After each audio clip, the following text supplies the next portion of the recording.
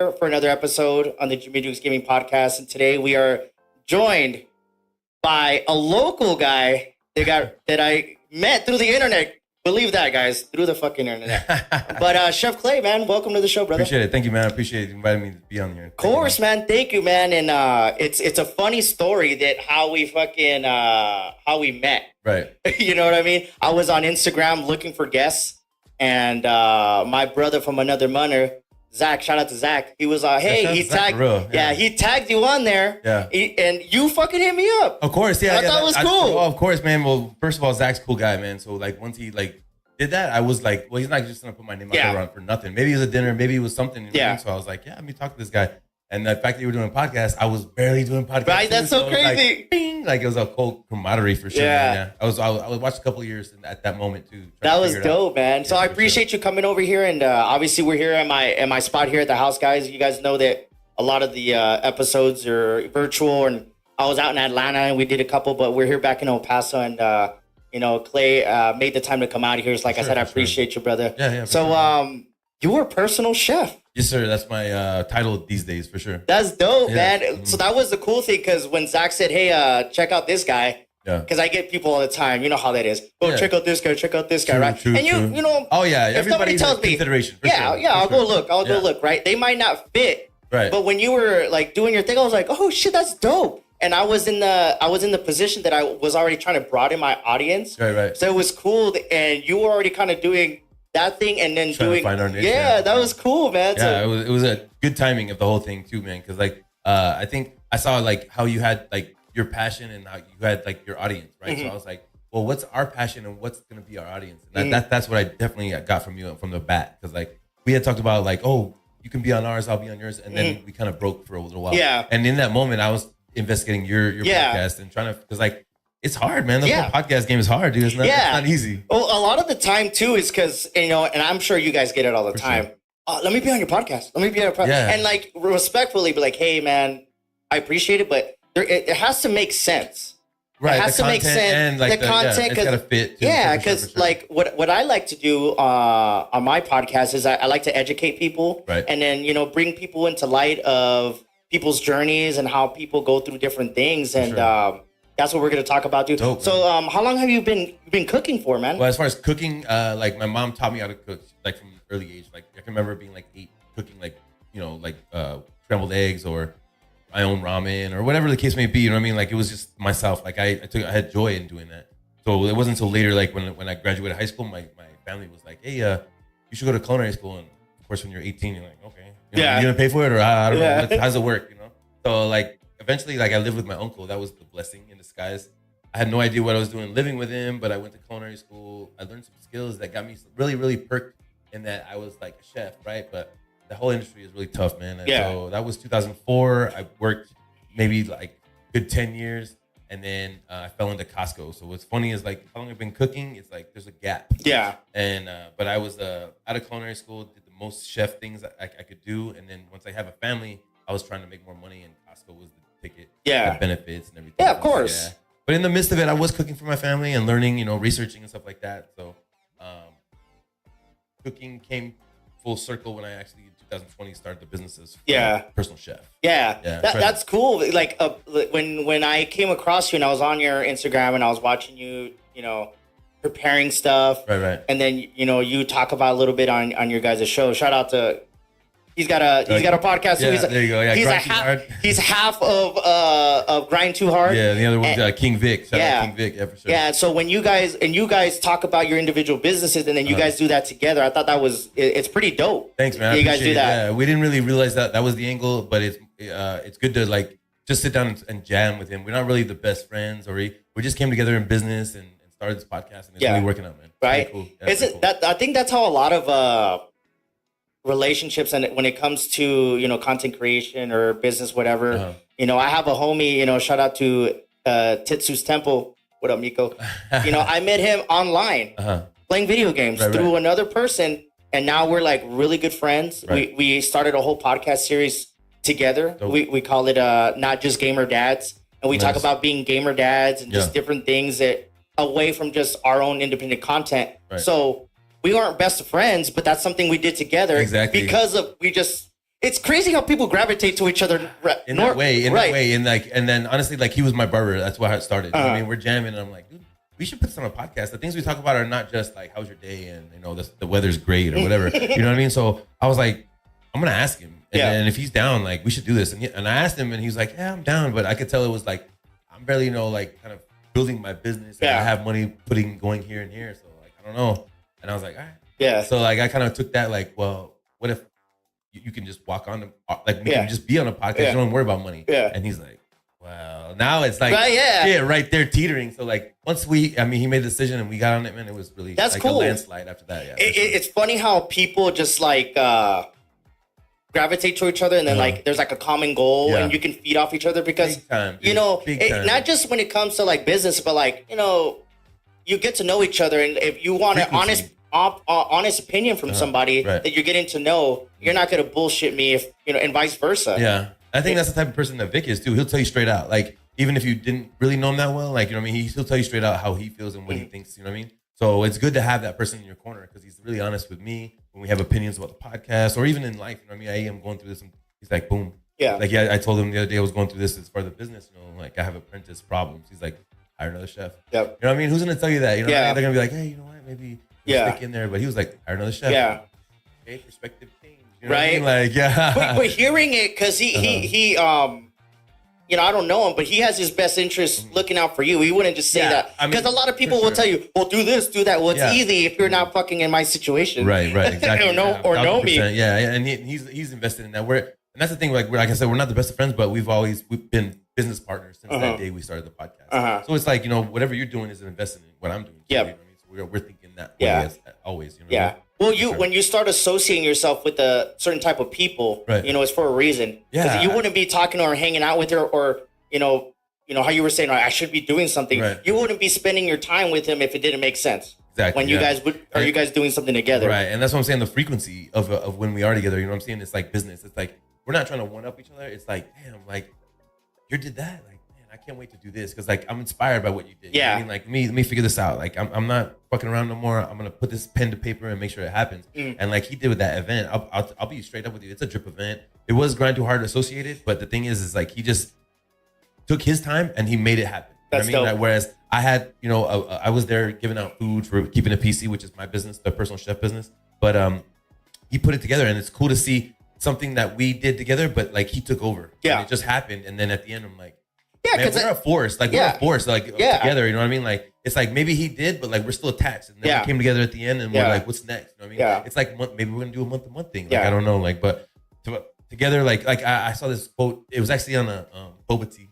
Said, by yourself, you'll go fast, but together you'll go far. Nice. Yeah, right? Isn't it so simple? Yeah, that makes fucking sense. I like that. And I kept reading my kids, what's your stay? What is your stay? Yeah. Mine's the best. We do. Right. let me try to get some inspiration out of this shit. For real. That's dope, man. So you were talking about the, you know, you were working, you know, on and off as a chef, cooking. And then when did you like start doing the personal chef thing? When was that like, you know what? I can start doing this, and I feel confident myself to put myself out there like that. Because not to make it a long story, but like I'll tell you the very beginnings of like me going out there and putting myself out there. Like my family would ask me, like my Aunt Annette was like, hey, you know what? We're having a backyard party. We're with the family. What can you do? I was like, oh, let me do some fajitas, right? Make some rice and stuff like that. And you think you've done it in your house. You're a badass. You can do it for yourself and 10 people, no problem. This was for like 40. So I'm like, I was just not ready for that, dude. And to serve food like that as a chef, you're just like, dude, I'm not a caterer. I'm never gonna do that again, period. And especially for family, like I feel like I still owe them in a way, you know what I mean? Like, because the rice was not very good. And then it took me forever to get each plate out. You know what I mean? It was really bad. But I mean, it did taste good. You know what I mean? I'll tell you that for sure. I'm still, you know, like I'm a heart. You know what I mean? But you know what I mean? I learned from that. And I held it in my pocket for a long time. And I was not going to put myself out there again until I was ready. Yeah. So I built up the confidence to do it. Unfortunately, me and my wife at the time, we were splitting. You know what I mean? And it kind of had to do with me starting a business, but it really didn't. You know what I mean? But I'll let you know that at that crux is when I started my business and I didn't look back. Yeah. I'm an entrepreneur. I'm going to start this business. And I'm not looking back. I remember being in Costco and I would be doing dishes next to. I always tell the story too, and it's the God honest truth. And his name was Daniel. We were doing dishes together, and I'm like, yo, man, I want to come to your house. I'm gonna bring my own equipment and tools. I'm gonna cook you a gourmet meal in your home with, you know, you can wear your slippers. And he's like, what are you talking about, bro? Keep doing dishes and shut up. And I'm like, I'm serious, bro. I'm serious. And like day after day, like I'll be telling people and they're like, he's gonna be a chef. Like he won't be here. You know what I mean? Like I can hear like the echoes, and I'm like, dude, one day somebody's, you know what I mean? Right. Like, and that one Daniel, I don't know. I think really what happened was we had a camaraderie. He has a brand called Knox Did It, and shout out, you know, Daniel, because this man actually keeps doing it and keeps putting it out there and trying to make a brand, and he's doing it. So I kept buying his stuff. You know what I mean? And I wasn't thinking like, oh, he's gonna do me the favor if I do him the favor. I was just like supporting him. Supporting you know a what I homie, mean? yeah. Like, yeah, an entrepreneur at that. So eventually he was like, yo, yeah, come over to my house, man. I got this thing going on and cook for my lady. What are you gonna cook? I was like, I'm gonna make a beef Wellington. What's that? And then he Googled, he's like, yeah, okay, come through, man. Let me make it happen. This man is like the day one for me, because like basically like those pictures from that dinner, my confidence just jumped at that point. You know what I mean? I knew I could do it. I was inside somebody's house. I bought enough equipment. I produced what I wanted to produce. The pictures are starting to stream. You know what I mean? Like I'm not as much as like normal, but like boom, the pictures are out there. People are asking questions about what I want to do. And I'm like, I can do this. You know what I'm saying? And like, it took a lot of sacrifice at that point. It was just like, yeah, I have a full-time job, but I'm going to do this at night. And I'm going to do this on the weekend. Yeah. I'm going to make something happen. Yeah. Man, it was rough, dude. Yeah. Well, that's the thing. And we were kind of just, you know, bullshitting a little bit before we started, is like you taking that leap, taking that like, oh shit. Like, cause like, oh, I'm going from being okay and X amount of money, and then like I'm gonna do this. Yeah. But you've been doing well, right? Thanks. I appreciate it. Yeah, that's dope, man. Though, man. Like the thing is, like you gotta do marketing for yourself. You can't just be like, oh, you know, if I make it, they'll come. That's true, man. But you have to make content. You have to make connections, networking. You have to make a lot of things, not just your product or just what your passion is. You know what I mean? Like if I'm an artist in the garage, how are people gonna see it? You know what I mean? You gotta get out there in a gallery. You have to, you know, show it on social media. I don't know, man. So like, it's just a lot of work, period. You know what I mean? Like, and I was willing to put in the work. I knew it's like you see the light of the tunnel, but it's more like I figured out like one of the questions I asked on my podcast is, do you believe in destiny or do you believe in or fate? You believe you can control your own fate? And I just at that point was like, I can control my own fate. Like there's a light at the end of the tunnel, but I see a future self that I want to meet, and I'm just like gonna run toward it. You know what I mean? I'm just gonna run toward it. I mean, I sacrificed a lot, but like, thank God, like. My dream was to hear like, hey chef, what's for dinner tonight? Right. And I fucking hear it. That's dope. You know what I mean? And you make some like nice meals. It's not like you're just making fajitas. Yeah, man. That's the thing. Like I outdo myself every night. I'm like, well, I've made beef Wellington for these family like 3 weeks, you know, last month. Let me figure it out. What am I gonna do differently? You know what I mean? So I made that last plate was a deconstructed beef Wellington, and I liked that plate a lot. And unfortunately, the family actually went out to dinner that night. I only served the 2 kids, and I'm like, here you go, guys. What the fuck? They're like on the video, like, what? Oh, it's ready? All right, cool, whatever. Yeah, it's ready. All right. So I'm like, bye, guys. Right? I gave it over. There on the table, but I did my best. Yeah. I did my best. To the gods. Like, right?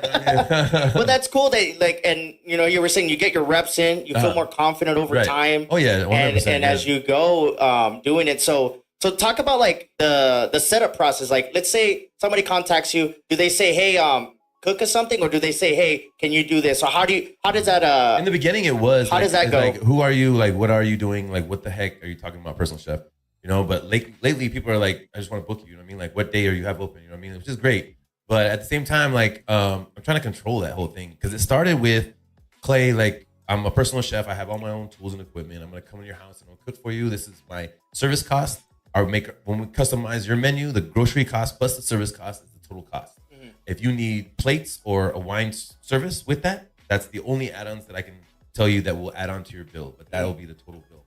And at that point, you know what I mean? It's more of creating the menu. Once we create the menu between me and you, like it could be 2 of my samples where I have a simple pasta chicken type of menu with appetizer and dessert, or I could be surf and turf where I make, you know, pan-seared steak, ribeye, prime, and then I have like a stuffed lobster on the menu and stuff like that. And you know what I mean? Like, once we create the menu, then you're like, okay, what date is it for? Okay, we'll create the date, and then I'll send you an invoice. You pay the actual grocery cost. That's the down payment. And then service cost is paid after I, you know, fulfill your dinner. Right. And hopefully you have a great experience. You know what I mean? And that's my aim is for you to have a good food experience inside your home. Yeah. Yeah, for sure. That's dope, man. Because I mean, I've seen TV and people like, and, you know, I follow, you know, sports athletes, and, you know, they talk about nutrition and having their own personal chefs. Right. But, you know, the time that I've seen that people go into the preparation and the quality and the ingredients. Right. You're not, I'm sure you're not just getting fucking, No, in fact, fucking. the main client I have for Monday through Friday at nights, they get from Allen Brothers. I don't know if you're familiar, but it's basically like really high quality meat, like lamb from Australia and things like that. So it's a freezer full of meats, and I just gotta create a menu. You know That's dope. Yeah, it really is, man. I'm blessed. Like I swear to God, I walk into these houses and stuff like that, and it's up to me. I have carte blanche to just serve something for them. You know what I mean? And but I created it. You know what I mean? I'm very proud of that. I'm not like in awe of it anymore. I'm more of feel responsibility toward it. You know what I'm saying? So like my menus are really great, and like you said, I really appreciate their high quality and gourmet. But I always try to outdo myself. I'm like, what's better? What could make it prettier? You know what I mean? Because I actually like when you put down a plate and they're like, "Wow, this is so pretty. I don't need it." You know what I mean? Yeah. Like it's cliche, but I really like that compliment. No, you of know course. what I mean? Like, I think anybody when they get that little pat on the back, like this is dope. It's when people are like, "Hey, man," you can tell as a chef, you can tell when it's sincere and when it's not. You know what I mean? It's just like, hey, this looks amazing. Yeah, and some people you're like, that's what I was aiming for. Honestly, exactly. I'm not just out here just slapping it on the as a table. personal chef, I actually like at the end, and I had 2 weekends ago this dinner where everybody was like, "Man, that's insane! Like I've never had an experience like that. Like that's crazy. Like you know what I mean? Like cheers. Let's have a drink. You know what I mean? Like they're really like because it's never had. I mean, in El Paso, like you go out to restaurants, you eat. Maybe you have family over, you have a family meal and stuff like that. This is different where a chef comes in and cooks for you and serves you, not just cooks for you and you come make a plate. It's like I serve you. I'll pick up your plate. You know what I mean? I'll bring you an extra napkin. I'll make sure you drop that fork and I'll get you another fork. It's like fine dining in your home. You know what I mean? So it's a different experience, and that's what I like the most. You know what I mean? So let me tell you this. Now that you're talking about the experience, like when was the first time you went to a client's house that you did not know? Why you bring questions like that? Right? Like what did he say? Say didn't know? Like let's say for example, somebody just heard of you and just, hey, I've heard of you. Can you come to our house? And you did not know them at all. Oh yeah, mostly. That's most of my clients. So what was the first time? Because you're walking in somebody's house and you're like, what the fuck? I don't know if I can rewind that part, but I can tell you like one experience I had is in San Eli. I got a couple of dinners. I had done already like a couple of dinners, and like I was like, wow, these pictures are pretty good. Somebody called me out of the blue. Come to San Eli. I want you to cook for like 10 people. Do your personal chef thing. I saw this. Shout out David Hernandez. Over at Costco because he's the one who put the pictures out and connected me with this person. Basically, they give me an address and I drive up with all my equipment and I'm like wait, this is a fucking restaurant. Like what the hell? So I open the door and it's a brand new restaurant, like brand new equipment, brand new stainless steel tables. And then Isela, her name is Isela, and she comes in and she's like, "Hi, Chef Clay, how you doing? This is the kitchen we're gonna use for our restaurant, Pistoleros del Adobo." I'm like, "Damn, okay." And she's like, "Yeah, you're going to cook for us in this kitchen. You're going to be the first one to use it." I'm like, "Oh, that's so crazy." Yeah, and I just barely met her, just barely walked in this kitchen. And I'm like, okay. And then, I mean, it was brand new. Me and her husband had to try to like start the the starter and get the flame going on the oven and stuff like that. It was brand new. So like, tell me like about brand new experiences. That was really, really like a really like icebreaker, crazy experience. But one of my best clients at that year. Right. You know what I mean, that first year. Yeah, it's cool because you're like, oh shit, and then you went in and then you did your thing, right? Obviously, like I can tell you. I mean, I'm really looking for that experience where I was like nervous, and I rock climb, and I know when I'm nervous. You know what I mean? My hands are sweat, and I never get nervous as being a personal chef. Honestly, like even if it's like Michael Jordan, like I just want to do my thing, and then when I meet you, I'll fucking start sweating. You know what I mean? It's more of like I love cooking, man, and I can't. You talked about it recently when you were playing you were talking about your computer, like with getting paid for the things that you love. Like, it's insane, dude. You know what I mean? So I want to show out. I don't want to be like, oh, this is a thing I do on the side. You know what I mean? My passion. You know what I mean? Like, let me show you first, and then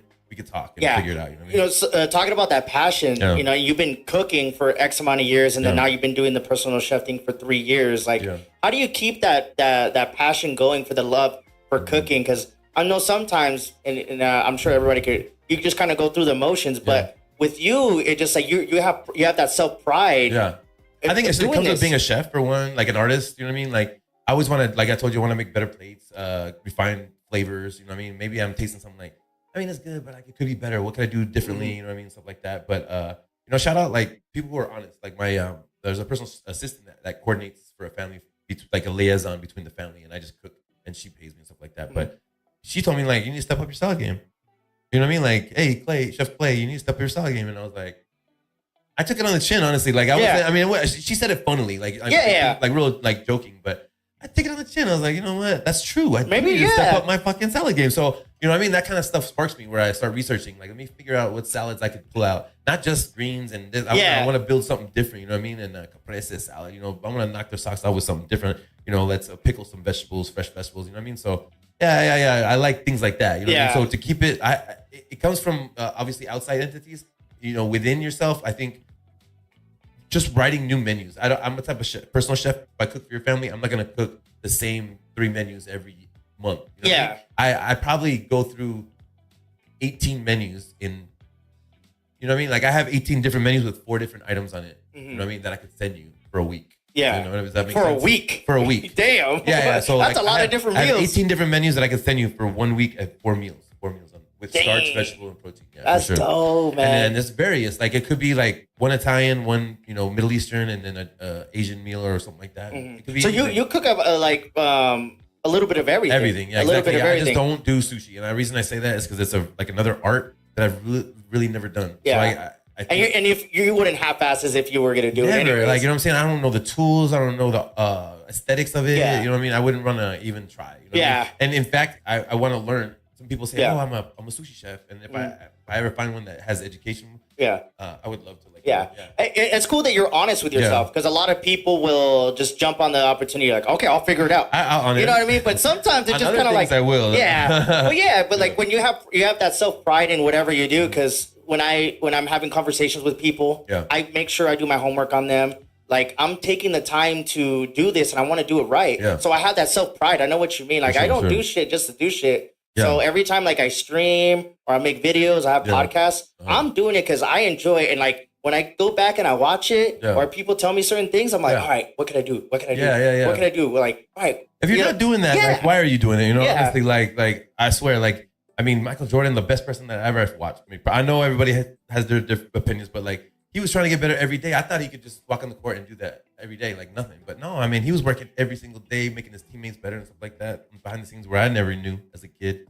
Now I understand. You know what I mean? Now I understand. Yeah. So having that self-pride and everything, man. So you have that personal chef thing and, you know, you took that leap away from that full-time job. Right. And isn't it crazy? Like you were talking about like, damn, I said I was going to do it and people gave me or were saying shit and now I'm doing it. Like, it's like kind of like, wow. Like I set a goal and I attained it. Well, I'll tell you when I had to kind of feel that and really be honest with myself about that, because like you can be like, you know what I mean, like even that first year when Missy Sella was calling me probably every weekend almost, like she would be like, hey, let's do this party, can you make a menu for me, and da-da-da. I felt really good, man, and that was great, but it was it had to be like, honestly, like say the question again so I can tell you the right moment, like just having that moment, like, wow, I said I was going to do this and now I'm successfully doing this. Yeah. Like, it's because I had to change my price. There was a point where I was like $50 an hour as a personal chef when I first started, right? And I was like double my salary at Causal. And I was like, okay. And then I felt like I needed to up. So I went to $60 an hour. And to me, that was like, holy shit, right? Well, I got influenced to go up to $75 an hour. And I was like, damn, okay, I made it, bro. That's just where I come from, though. I'm a humble person in general. Somebody told me that I had to go to $100 an hour. And I'm like, who the fuck am I to be? You know what I mean? I'm nobody. And in that moment, I saw somebody look at me and say, Clay, you're not anybody. Yeah. You are somebody that has skills, that comes in and cooks and has an aesthetic, and really people trust your cooking. And shout out Caleb, because I mean, he's actually just I don't want to say random person. He's an acquaintance through somebody I know. And sitting at that table, I don't really see him anymore. But that I needed to hear, because I really felt at that moment, I was like, I did it, man. Like I could do 150 right now. I could do $200 right now, but it's a matter of controlling my value. It's my value that I earned. You know what I mean? Before 3 years ago, I couldn't do that. Yeah. I couldn't tell you, hey, I'm going to go to your house and cook, and it's $100 an hour. They'd be like, what? Yeah, fuck no. What? There's no credentials. You know what I'm saying? Now I've built my 5-star Google rating. I've built my Facebook and Instagram and things like that. The pictures speak for themselves. Yeah. And if you don't believe me, I'll actually cover costs like I do. Like I told you, you pay for the groceries. And then if you don't think the service is what I say it is, then honestly, like you don't have to pay the rest of the invoice. It'll sit there in my. But you can say that because you're confident. That, I'm really confident, yeah. honestly. Like I love making menus custom to what you want, and then I produce it. Mm-hmm. Like I want to make sure it's like that little crust on the bottom. You know what I mean? Like every single detail, so that you can't be like, how do I not pay this guy? Yeah. You know what I'm saying? Like, yeah. Isn't it crazy having that knowing that your self-worth? It takes time because you're right. Because a lot of people are like, what? Like you charge this much? Like you shouldn't have to argue a price point when you're providing a service. Like, hey, this is what I charge, and if you're not, then I'm not going to bargain with you. I don't need your money. I know my self-worth. Right. There's different industries are like that, and I can understand. But I think as an artist, though, you have to just set your price, and then when the customer comes, it's not a haggle. No, it's not a haggle. It's more like, this is what I charge for my art. You know what I mean? And then you just produce it. If there's later like controversy, you know what I mean? I wonder, look inward first, but like, obviously, like, I'm confident in my product. I do the best from front to back, and if you're telling me honest opinion, I could change. Sure, absolutely. I'm willing to take that criticism, but I really try my best every single dinner. You know what I mean? And that's the fun part, is the dinners. Personal chefing is rewarding, and that's what I built the business on. But doing those 4-course dinners is the funnest thing ever. That's dope, man. It really is fun. Yeah, it's fun. And the way you're saying it, I can see that you do enjoy it. Yeah, I do. Because really do. a lot of people, like, when they think of cooking, they're like, oh, fucking over there slaving and fucking doing all this. You're like, I'm doing this willingly, and I'm enjoying making this crazy ass food, and people telling me like, this is fucking dope. That's badass. And then I've built the business to where I'm in you're like, you know what? Is it okay if we're in the kitchen watching you? I'm like, that's what I am. Like, come and ask questions, like elbow me. I'm the opposite of Gordon Ramsay. You know what I'm saying? Like, I'm not gonna yell at nobody. I'm actually gonna, take a step aside to see what I'm doing. I'll teach you. In fact, take my number down if you want to call me and you're cooking something you want me to help you. I'll do that. No problem. You know what I'm saying? I want to be your personal chef. You know what I'm saying? Like, when you talk about me, I'm your personal chef. That's dope. Yeah. So, you're talking about the passion, and I could see your eyes light up. You're like, dude, this is dope. So what is like your favorite meal to prepare? Like, what's like I've your been favorite saying meal? a lot. Like, it's the beef Wellington. Like, you know what I mean? Yeah. It's a layered. Tell me what you've said it like 4 times, and I'm like, I talk about it a lot. You know what I mean? If I hit them all, beef Wellington. I don't know what the fuck that is. Yeah, I hope it's like one of those like 5-star type menu. It's a London dish that's served like in Christmas time. What it is like a pan-seared filet mignon, and you can use the Chateaubriand, which is the basic best part of the filet mignon piece beef, and then you sear that all around, and then you set that to the side. You actually make a mushroom duxelle, which is like a lot of flavor, just the moisture cooked out of the mushrooms, and then you lay prosciutto, the mushrooms, and then you put the filet, roll that up, and then you lay out some puff pastry dough, which is like croissant dough, and then you roll that up, the whole thing. So it's layered. It's got it's got the croissant dough, the prosciutto, mushrooms, and the filet mignon cooked mid-rare. You bake it, and then it's got that hard crust, like a croissant, basically. What the fuck? Dude, as you were talking, I was like, my mouth is all watery. I was like, holy shit. Because I like filet mignon already just by itself. You know what I mean? So that's crazy. I didn't even know what that is. Now I have to look online after we're done talking just to see what it is, man. Definitely. And then there's different ways to do it. Like, if you make it traditional, you can put like, I think walnuts into the mushroom duxelle to give it that flavor. It has a more fragrant smell to it. And then at the end, I either put a red wine reduction on top of it, or like a demi glaze, like a brown demi glaze or something like that. But it's a really great dish. I made that the first time out of the gates. I wanted to shoot high, and it's a really, really nice dish when you have it. It's you can talk about it like, I've had beef Wellington. So I didn't ever like fucking have that in my life, man. Good, you should try it. Man. If you're in Vegas, go to Gordon Ramsay's restaurant. Try it. But or I cook for you guys one day. We'll be talking about that soon for sure, man. My wife likes all types of food, man. Yeah. We be watching cooking shows all the time. Yeah. So that's like your favorite dish. So now that you got all this going on and you feel confident and you're moving, forward in your business and stuff, like, and you talk about the service, like in your personal opinion, like what's the perfect service where like, for like a chef, like talk about customer service or like a service as a chef. Like what should you expect from a personal chef when they come to your house? Oh, for one, like walking, like I try to be like concise. So I walk in the door with like maybe 3 trips. Like I have equipment, and then I have my tools, my backpack with my knives, and then some dishes, like towels and a sanitation bucket. So I'm bringing the kitchen to your house, you know what I'm saying, without using yours, you know what I'm saying? So that's the part where it becomes a value. You know what I mean? Like I don't have to open your cabinet door. You know what I mean? I don't have to use your tools. I might have to use your utensils, but it's more of I come in, I have everything ready. I have the proteins. I use your tabletops to cut, prepare, cook, and then serve, right? And so you're sitting down. As soon as you sit down with your drinks, I can serve that first course. And then if it's a wine service, I make sure to serve the wine first, serve the plate, pick up the plate, serve the next wine. You know what I mean? Like make sure it's a rotation. During the steak course, I'll give them a knife, like a steak knife out of a box. You know what I mean? Just a certain experience that you would get at a steakhouse. You know what I mean? And I'll pick up their plates, and then at the end, pick up the actual placemat. Make sure that's just a clean service so that you can talk to your guests. So when I leave, it's like you're at a restaurant. You know what I mean? You brought everything, you take everything. Yeah, and I'm like, oh, and here's the invoice. You know, invoice is in your email. You pay me whenever, and I'm out. Nice. Peace out. That's cool. That's what I want to do, is add value and time. Yeah. And then when you're at your home, so indulge whatever you need to have a great time. Right. Like that. That's cool that you say that, because you're right. You're like, I like how you said that. Look, I bring all my stuff. The only thing we'll need is like maybe your plates and forks and your top. I'm bringing all the tools. Yeah. I'm bringing all the groceries. Yeah. I do everything. I clean it, and then I leave. Right. So it's like you eating at a restaurant, but at home. Exactly. You know what I mean? Exactly. And shit like that. That's cool, man. And that was like the thing I was more interested about is the process and things like that. Obviously, your skill and stuff like that. But when you talk about somebody coming to your house, and you're like, I'm not just cooking and leaving. You know what I mean? I'm providing X, Y, Z. Yeah. I think and the experience. I'm glad you said it's an experience. Yeah. And I think that's what got me the rapport, and people call me back is like, yeah, I'm a chef with the chef code. Like, oh, okay, but that chef is actually serving, picking up plates, doing dishes, cleaning the kitchen, picking up his equipment and taking off. You know what I mean? So there's a whole like respect, I think, because like my guests respect me. I'm like, why do you respect me like I respect you? It should be a different, right? No, it's like we're on the same level, and I like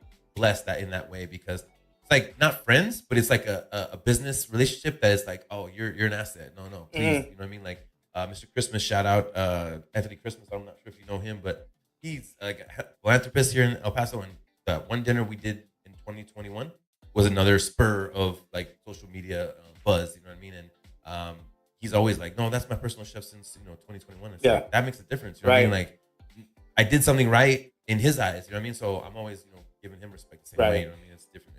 It's. I like the business world. I like the entrepreneurship. I like the respect and passion. Camaraderie and stuff like that. So. Well, that's the thing too. Is like when I start talking to people when it comes to content creation, for example, a lot of people can't relate to it because they're in their own lane. But we can agree on like passion. Oh yeah. The process, the respect, the assets. Having the right type of people in your circle, in your inner circle. Because you start talking to people like that, we might not be best of friends. Right, but it makes sense. If any comes to anything, when it comes to cooking or personal chef world, I can be like, I know a guy that I personally have sat and talked to, and he's got a great rapport. Then I can say, hey, check this guy out, because I know him. Dude, and that's all it is. For me, and like that's what I respect the most in business, though. Like for somebody to say, like, we've met in business, and then you could be like, yeah, Chef Clay, you can give him a call. Yep. And that makes a big difference, man. It really does. Like, you got to come through for that. Like if you fall off on that one, you're really setting a big chain of bad events for yourself. It's like I called that guy, and he was shitty, and then that fucking just you lose two and one from that. You know what I mean? So it's like, no, take that on really, really seriously, because you might gain that one, and then when he hears that how good it was, like, man, I miss Chef Clay. Let me get him on again. You know what I mean?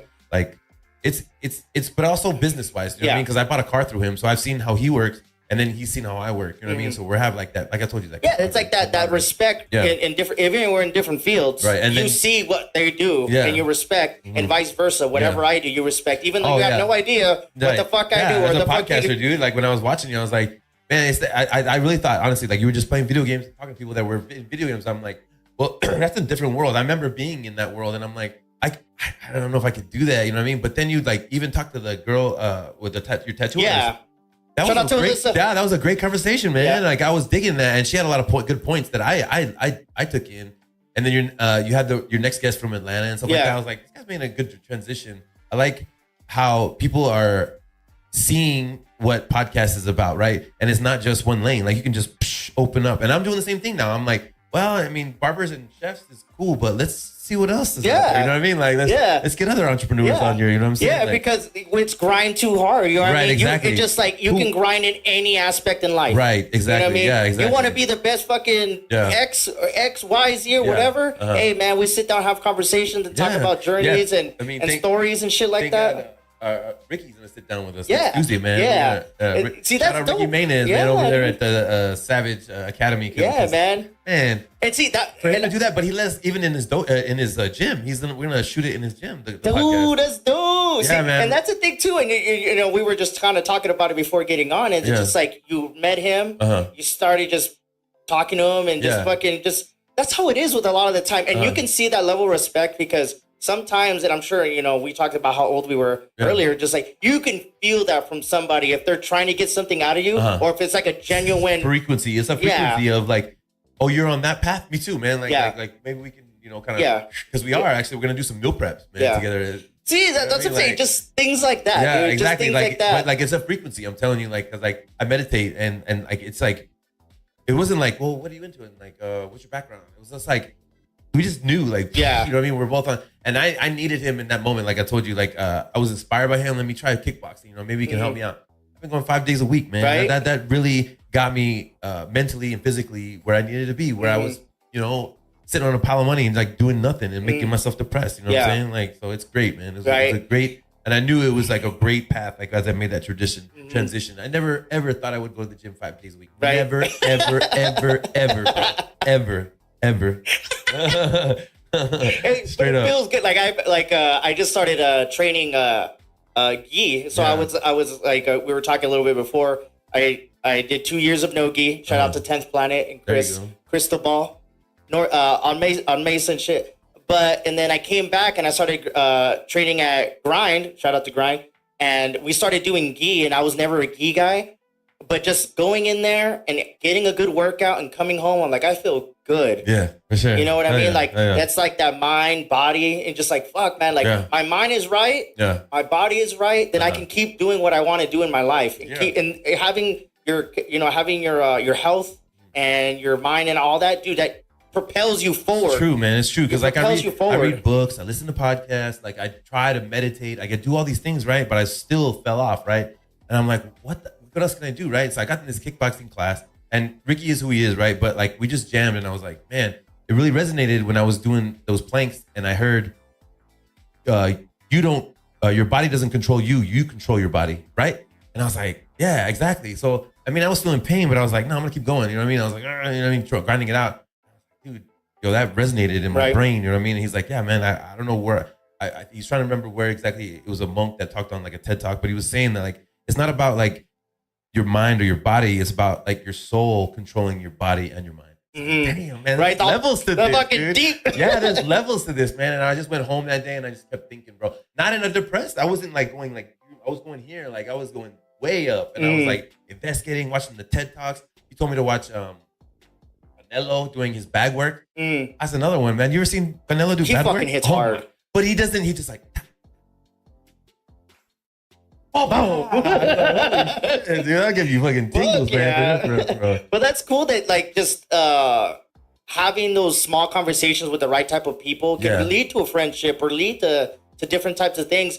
But like you'll meet people who, how you're saying, like the frequency. But your mind too, like you're going to skew, and it's like, oh, it's like, I mean, I don't know if it's like what it is, aura like wise. You're just like, okay, there's other people out there. Okay, I'm not crazy. Yeah. You know what I mean? Like, okay, this will grind his face out too. Like, yeah. Okay. Right. When it goes back to what we were saying, you respect somebody in a different field that they're grinding in a different way than you are, but you could see that. And I say that all the time with people with content creation. I was like, I might not be in everybody's stream. I might not be up on your shit all the time. But I see people and I respect them, and they feel the love from afar and vice versa. Exactly. I don't need people to be telling me how great I am every day. You know what I mean? I know how great I am, what I'm doing. But when you get that from far away, hey, Clay, I haven't seen you, dogs. Hey, when you get that from people, that fucking builds you. It builds you up, man. Sure. So, like, for example, when I went to Atlanta and I went to that content creation meetup, you know, you get in, I'm in a fucking conference thing with over 100 people who are all pursuing this in different ways. Nice. When I went, I just like fucking grabbing energy from everybody, bro. We have small conversations with people, and it fulfills you, dude. It's so crazy. I'm in awe of you, or I'm jealous of you in a way, because like I went to an entrepreneur event recently called The Moment, and I couldn't engage, bro. I don't know what it is, but I'm confident in myself. Like we talk about value and stuff like that, but I'm just not that type to engage with people. I get like a little bit intimidated, maybe by the unknowing, like how successful somebody is. You know what I mean? Like I feel like I was in the room of millionaires, right? So I was like, oh well, I learned something. Let me go home. You know what I mean? And I'm like going home, like, damn, I should have talked. I mean, I had a couple conversations. I don't know why I didn't. So I'm saying, like, what kind of advice could you give me to next time if I was in a room like that? Dude, like, well, the frequency, because like you can tell when somebody is like wants you around or wants to have a conversation with you. Because there are some people that I'm like, I get in conversations and then maybe it's not my vibe, and then I'll go off, or people come talk to me and I'll shoot the shit. It just having that confidence of you can hold the conversation without having to know anything. A lot of the time that the right type of people you talk to, they're not trying to see what you know, or like they're trying to talk to you. It depends. You can feel that. If I feel like they're trying to get something out of me, or they're trying to put me down, at a networking, man, I just walk out. I'm just like, I have no reason to talk to you. If I'm not getting anything from you, you're not getting anything from him, there's nothing there, we can respectfully walk away, and it's okay. Like the fact is that you'll have a million conversations, and one or two will be worth it. Yeah. Like, let me tell you the situation. Like, for me, like, I go where there's not I go sit where there's like a bunch of spaces, right? That's just who I am. So I sit, right? But then, of course, like at an entrepreneur event like that, they're like, hey, stand up, get to know somebody next to you, right? So I stand up and I like reach my hand to go meet somebody, and this like woman, like it was like almost like I was gonna say hi to her and him, and I said hi to him only. She felt, I guess, a certain way and kind of never came back. Right. You should have been. And then for me, right, in that moment, I'm more stuck. Like, I want to get to know this person and say the right thing. You know what I mean? So I get stuck in that. You know what I mean? Where I'm trying to, I guess, portray. I guess I don't know what the fuck I'm trying to portray. I wish I was more loose and talking like this. You know what I mean? But I'm not, and I'm like. And then I just walk out, you know what I mean? And I don't know why I'm like that. I think a lot of the time, and with for me, like me growing up, I was always like the funny guy. I could always I was a class clown. Yeah, and I was always friendly. Yeah. And I had no problem just striking conversation with people. And then I was talking about how I used to travel.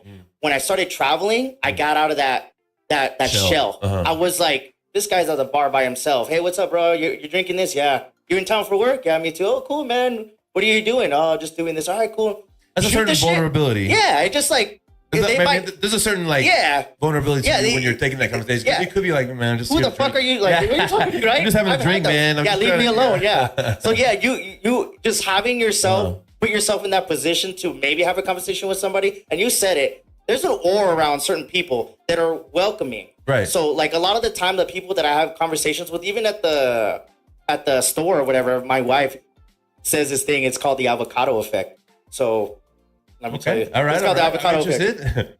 So when you go to Subway, avocado's extra, right? Yeah. You go to Chipotle, avocado's extra, right? Everywhere I go, I get something free. So my wife calls it the avocado effect. She's like, they never charge you full price for everything. You always get free things. Why? And I was like, just showing up to somebody. Hey, how you doing? Everything good? Yeah, everything's cool, man. Just strike a conversation. I come back next time. I got you, dog. Just striking conversation with people. And That's true. That's absolutely true. I'm not going to deny that. Yeah, I've gotten better just having a conversation with people, even if it's a small conversation. How are you doing? What's up, bro? I probably will never see them again. Yeah. But I'm such a friendly guy. I'm so welcoming. So I'm fortunate when people want to talk to me. And I'm fortunate to have good friends and good people, because I'm willing just to talk. It might not lead to anything. I'm just kind of fucking bullshit. What's up, man? Nice. Everything good? Cool, man. That's nice, man. Because this whole entrepreneur thing, I mean, it actually started 2020, and I actually was influenced by Gary Vee. You watch Gary Vee? Oh. So he talks about, I love it because he fucking cusses all the time. Yeah, right? He's like, fuck that. Not holding back either. Yeah, dude, like that. So he's like, but he actually was like way high energy like that. And I was like, dude, that's not my thing. You know what I mean? Like, whoa.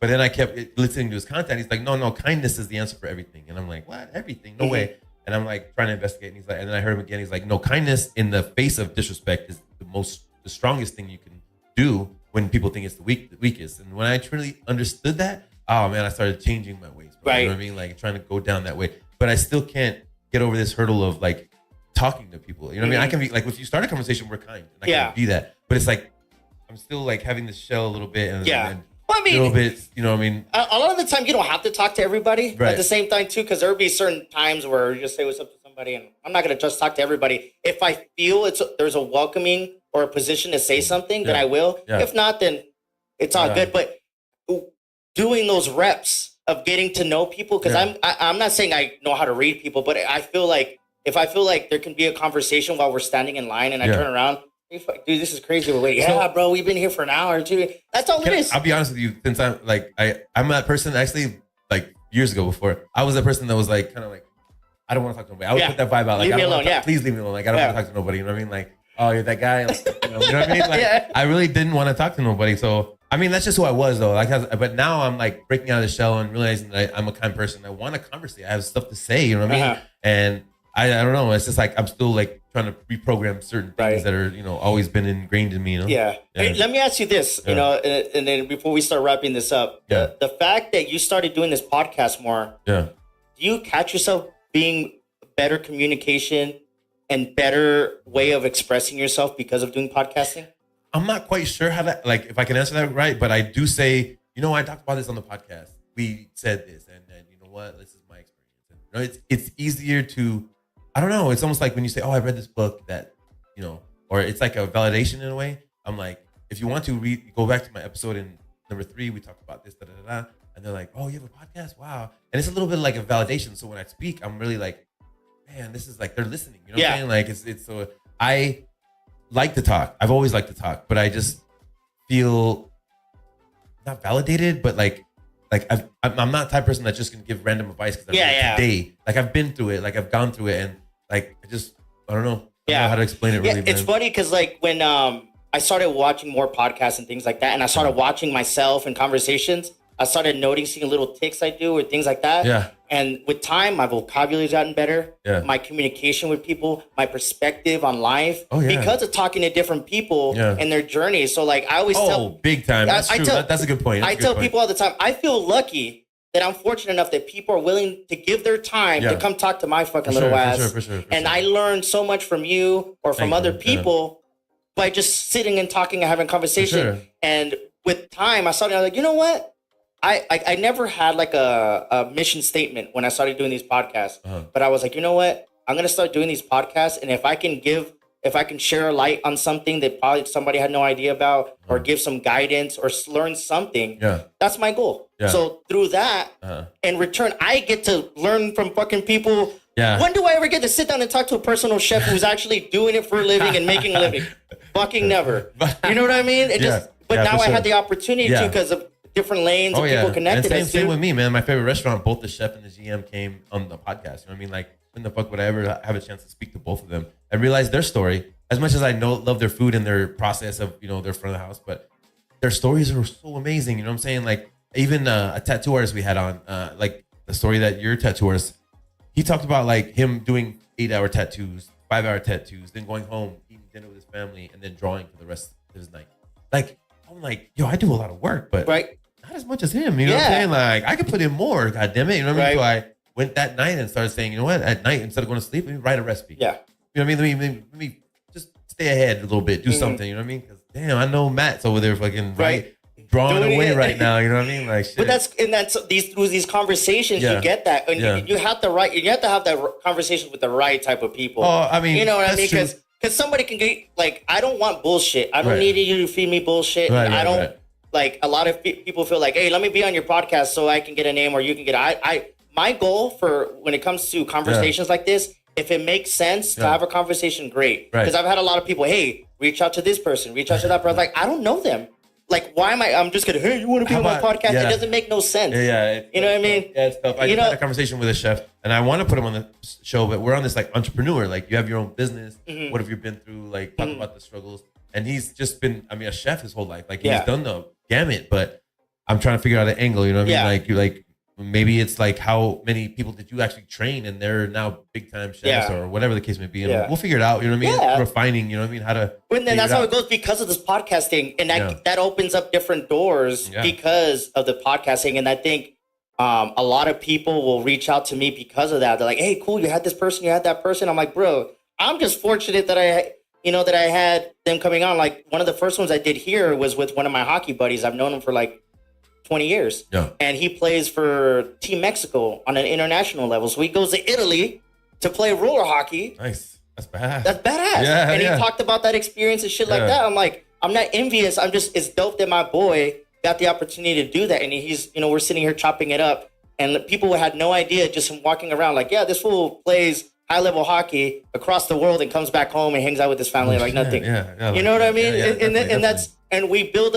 you know, you have those conversations and like, you know, the journey and the struggle. And but like 5 years ago, if I told you, hey man, you're gonna set up a little podcast area in your garage and you're gonna be interviewing people, and I would fucking no way, you'd bro. be like, what? You're crazy. No My wife way. would never let that happen. Dude, just doing like playing video games on the internet. Right. Like that people, that's true, yeah. Like I was always amazed that people would watch people. I was like, who cares about me? Like, why would anybody watch me? But after doing it about a year and a half, when I felt comfortable and confident of knowing who I was and what I was putting out there, people were like, dude, you were playing Warzone, you crashed a helicopter. That was fucking hilarious. I was like, good. That's exactly what I wanted to do. Feedback, right? You know, it's just like, I'm having fun and people see that. And then you start building a community and, you know, making relationships and, you know, things like that, man. So For sure. But before letting you go, man, if anybody's out there that's in the position, like they've been cooking and then want to go into being a personal chef or having a business, like what are some of the tips that, not that you would change anything or regret anything you went and like, what are some things like do's and don'ts that you would tell somebody who might want to like leave the kitchen to start their own business as a personal chef? Like the jump is hard, right? It's so like if you're a chef and you're like a badass chef, you can do grill, fry, saute, you can expo like nobody's business. You can run the line. Like you got it. You have recipes in your pocket. You are confident. But the thing is you need a full spectrum of front of the house. You need to know how to serve. You need to know how to make drinks, bartending. You need to know like aesthetics, like where to serve, you know, pick up, serve on the right, pick up on the left, you know, how the setup of the table. You know what I mean? There's so many things that you need to do to learn before you're like, oh, I can cook your face off. I mean, your socks off or whatever. So I would say make sure that you know the 360 of a restaurant. And if you're confident in doing all aspects of a restaurant, buy your own equipment, whether it be just a nice bag and some pans, and say, I'm going to cook for you. Those pictures that you take of cooking for your mom or cooking for your aunt is going to spur something. So just try it and go out there and just put it out there. You don't need to spend many hours doing it. You just one time, one dinner, see what feedback you get, see how much you like it. You know what I mean? And then go from there. You know what I mean? Yeah, because I tell people when they tell me like, hey, I want to start a podcast. I'm like, all right, go for it. They're like, well, what do you mean? I'm like, dude, jump in. But I was like, knowing it, you got to think about this. You got to think about that. You got to think about this. So I always tell people like, it's not, and I'm not trying to deter people. I'm just being honest. Like if you want to start getting into this space or doing something like that, I'm going to give you the things that you should. If you're not going to do all that, you're going to probably not be successful. But also like, I would say jump in that you're going to have hard knocks. But like, I guess I would be also extending a hand. Like I'll help you. You know what I mean? If you want to be a personal chef, either you can work for me and learn, or, you know what I mean? Like from a distance, let me know what you're going through, man. I'll help you. You know what I'm saying? But it's not going to be easy. You know what I mean? But I would say just go out there and do it. You know what I mean? Figure it out. Like when you cook with just a pan and your knife bag, you're like, I wish I had a cutting board. Yeah. Or, you know, wait, I wish I had, you know, croutons. I'm gonna bring bread next time. Every time I come, so I'm ready for whatever happens, you know? Or toreados, you know what I mean? I always have jalapenos and bread with me, by the way. So like, because do you have bread? Yeah, I got bread. I got you. Or do you have tortillas? I'm ready. I got you. You know what I'm saying? Not tortillas, but I have bread. Yeah. Throw a little baguette here. Yeah, there you go. Yeah, exactly. But that's cool, man. Like, I mean, for anybody who's out there, and I appreciate you taking the time to come over here and talk about your life, and I look forward to see what you got going on and all your videos on Instagram and shit like that. And of course, the podcast that you guys got going on. That is check that out. That is dope too, man. On YouTube, Spotify. Yeah, man. Plug yourself real quick. Let everybody know what's up. Let everybody know your handle on Instagram and all the shit you got going on, brother. Thanks, man. I appreciate it. Well, thank you first of all. I mean, it just I'm in awe of anybody inviting me to their home, especially to do something like this. So thank you very much. What I do is I have a podcast called Grind Too Hard. It's Grind 2, the number 2, and then Hard. It's on YouTube, Spotify, and a couple other platforms. But it's all about entrepreneurship and motivation. Just check it out. If you have anything, give us some feedback. We're looking for more subscribers on YouTube. But my business is keeping it PC. That's personal chef service. I do serve El Paso, Las Cruces. I can travel if you need. But I'm here to bring gourmet food to your home, and you don't have to leave nowhere. I have all my own tools and equipment, so check it out. Other than that, I'm gonna start a meal prep business. Nice. Yeah, exactly. So me and Ricky Menez, we're gonna start up some here probably in the next 2 weeks. We'll get something. Let's go. Yeah, That's dope, man. That's the next endeavor. So we're gonna hit that hard. And then my podcast co-host Vic, he's doing that. Well, we're doing it. It's a drip fest, a drip event. We're gonna do again every month. So cool, man. Look out for that. So that's I appreciate dope, you, man. man. Thanks. Fuck yeah, man. And everything, guys, you'll see it down in the description, man. Like I said, man, thank you so much for your time, man. Absolutely, man. Getting to know you, man. And maybe we'll be hiring you for some event sometime in the near future. Let me know, man. Let me know. We're gonna have you. We'll probably have you on our podcast, man. Hey, man. If it makes sense, Jimmy great, Dukes man. the podcaster, bro. Hey, you know what I mean? I don't know about that. Some little assholes. Just I'll show up. Ins and outs of podcasting and what? How do you start it, bro? You know what I mean? We're gonna hear just your do story.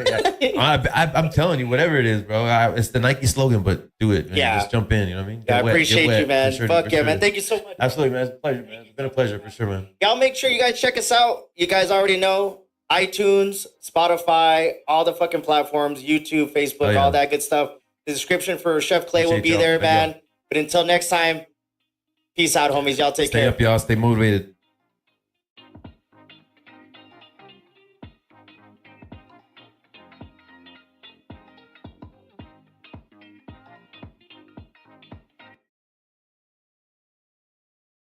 What up, y'all? It's your boy, Jimmy Dukes, here for another episode on the Jimmy Dukes Gaming podcast channel. We've been mowing some episodes down, but we're down with another content creator here that I've been looking forward to speaking to. What up, man? It's good, man. How you feeling, man? The Do-Rag King.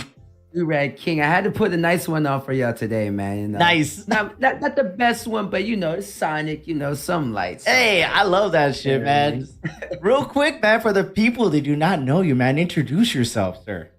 What to do, everybody? It's your boy, Kale TV, aka the Do-Rag King. I don't wear the same do-rag twice. You feel me? Damn. Man, just a full-time content creator on all the platforms, man. Mainly on Kick at the moment. And I just like turning up, man, chilling with the crew, man. That's what we like to do. Majority play Apex at the moment, but the current state, I'm a variety streamer. Yeah, man. I think a lot of people can relate to that, man. So yeah, I met you the year before at the. I mean, I've always known of you. You know what I mean? I've always known of you and seen you doing your thing, and then I got to see the other homies that you run with.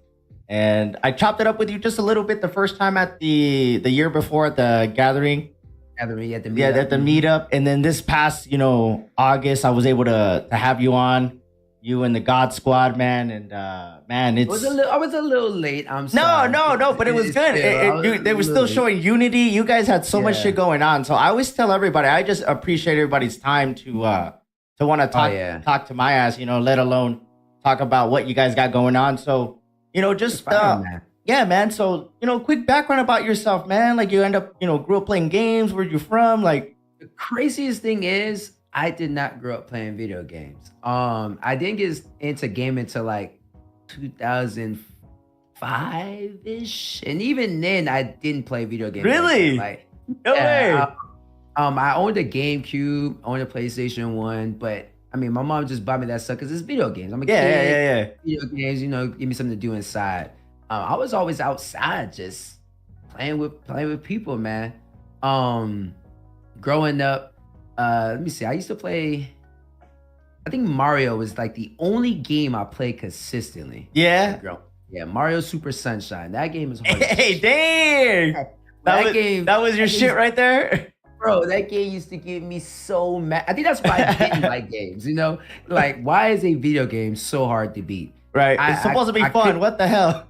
Right, exactly. So I played that forever. And then, man, fast forward, honestly, that really got me to like gaming, Call of Duty, man. Yeah. Shout out to my brother too, man, because he got me into gaming and streaming. So like I wouldn't even be here without him. He's my stepbrother, but he's my brother. Yeah. I know what you mean about that. Yeah. So he got me into Call of Duty. I want to say what's the one after 3? Not World at War. Whichever one is after the World at War. Black Ops? Was it Black Ops? I think it's Black Ops, yes. Yeah. I think it's Black Ops. He got me into that. I'm like, man, this game is fun. I'm like, what this game is called? He's like, it's called Call of Duty. I'm like, Call of Duty. Like I didn't know what it was. Yeah. You know, I'm like, oh, this game is dope. I'm playing it and stuff. And then I got into Halo and took off from there. That's dope, man. That's dope. Man. So I mean, obviously, with your name, Kale TV, how'd you get that name? You talked about him leading you to gaming and streaming, but how did you get your name? Was that a childhood name, or was it just like my uncle, man? I love my uncle dearly. I miss him to this day. He's not gone. I just don't know where he's at. You know what I mean?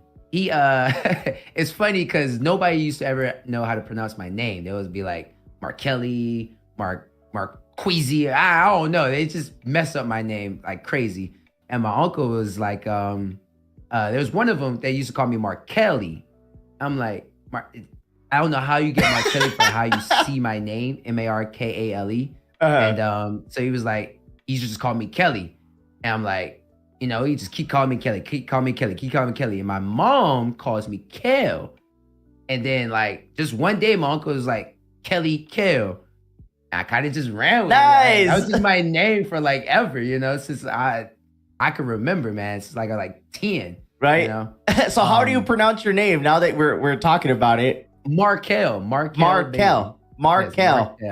How, okay then. So Markel, and then from there, I went through a lot of streaming names, man. I was Kelly Kale. First, Kelly Kale TV is actually my last streaming name. Like, okay, well, let's go into that a little bit. First one was Super Supremus, which is crazy because I think that's Mark's name. But that used to be like my OG Xbox name. Super Supreme. You know how they give you like the free one? Yeah. I never changed. I didn't know you could change it.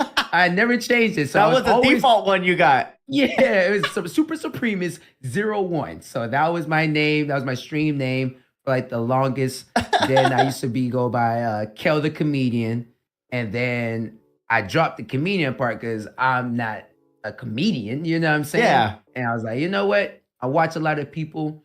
And one thing I have in common where I watch a lot of people is their name is their name. So I was like, you know what? Let me brand my stream and my content myself for my name. Like it's me. You know what I'm saying? So I was like, you know, I'm gonna drop everything. I'm gonna just call it Kelly Kel. I'm just put a TV because I'm live. You know what I'm saying? Yeah. I kind of want to drop the TV part, but I ain't there yet. No, I know what you mean. I'm like that with the JimmyDukesGaming. Everybody, why don't you just drop the gaming? I'm like, maybe we'll see down the road. I don't know. I'm just known as that. You know what I mean? But yeah, same thing. Yeah. So yeah, I think a lot of people can relate to like, you know, kind of going through like branding or changing names. They don't know how to figure out. But I was the same way. Like when I first started, I was just like Jimmy Dukes. What? Jimmy Dukes Gaming. Fuck it. I saw gaming on a lot of people's pages. I saw TV. Jimmy Dukes TV. Jimmy Dukes Gaming. I was like, I'll just do the gaming. You know what I mean? So yeah, it's easy. It's easy. Yeah. So you know, you talked about you know starting late when it came to video games, and then you mentioned your brother got you into the streaming. So how did your life lead to like the content creation? Man, I think we were playing. What Call of Duty was it? I want to say it was Black Ops 3. We were playing, and we were just doing our regular 10-man party. Kicking the shits, 2 a.m. And I don't know where my brother's like, bro, you should like stream, bro. You're a really funny dude and you can entertain a group of people, just playing the game. I'm like, I'm like, you talking about like how we watch, like the Cash Nasties or the other people that's streaming at the time, like Tfue and them. He's like, yeah. I'm like, oh no. And then I think like a couple of months went by. I go grab a Mac because I was at community college at the time. So I go grab a Mac and I just tried to boot up one time. I played The Walking Dead and I was like, okay, maybe I'm getting a little couple people. I'm like, maybe I could do this. You know what I'm saying? What was the first platform you did? First platform, Twitch. Okay. I mean, I was streaming from the console. Yeah. No, I think a lot of people. Yeah, Mixer. Xbox. Yeah. You know what's funny? I tried Mixer, but I didn't know how to work it. Yeah. You know what I mean? So I was like, you know what? Let me just go back to Twitch. I already know what I know right here. Let me just stay here, right? You're right. I'm off the console. It was easy. But yeah, he was just the crazy thing is he don't watch my streams often, but he knows what I do on my streams, which is weird. You know what I'm saying? Like, you don't know what I do on my streams, but every time I see him, he knows what I do on my stream. I don't know if he goes back and watch, or whatnot. So shout out to him, man.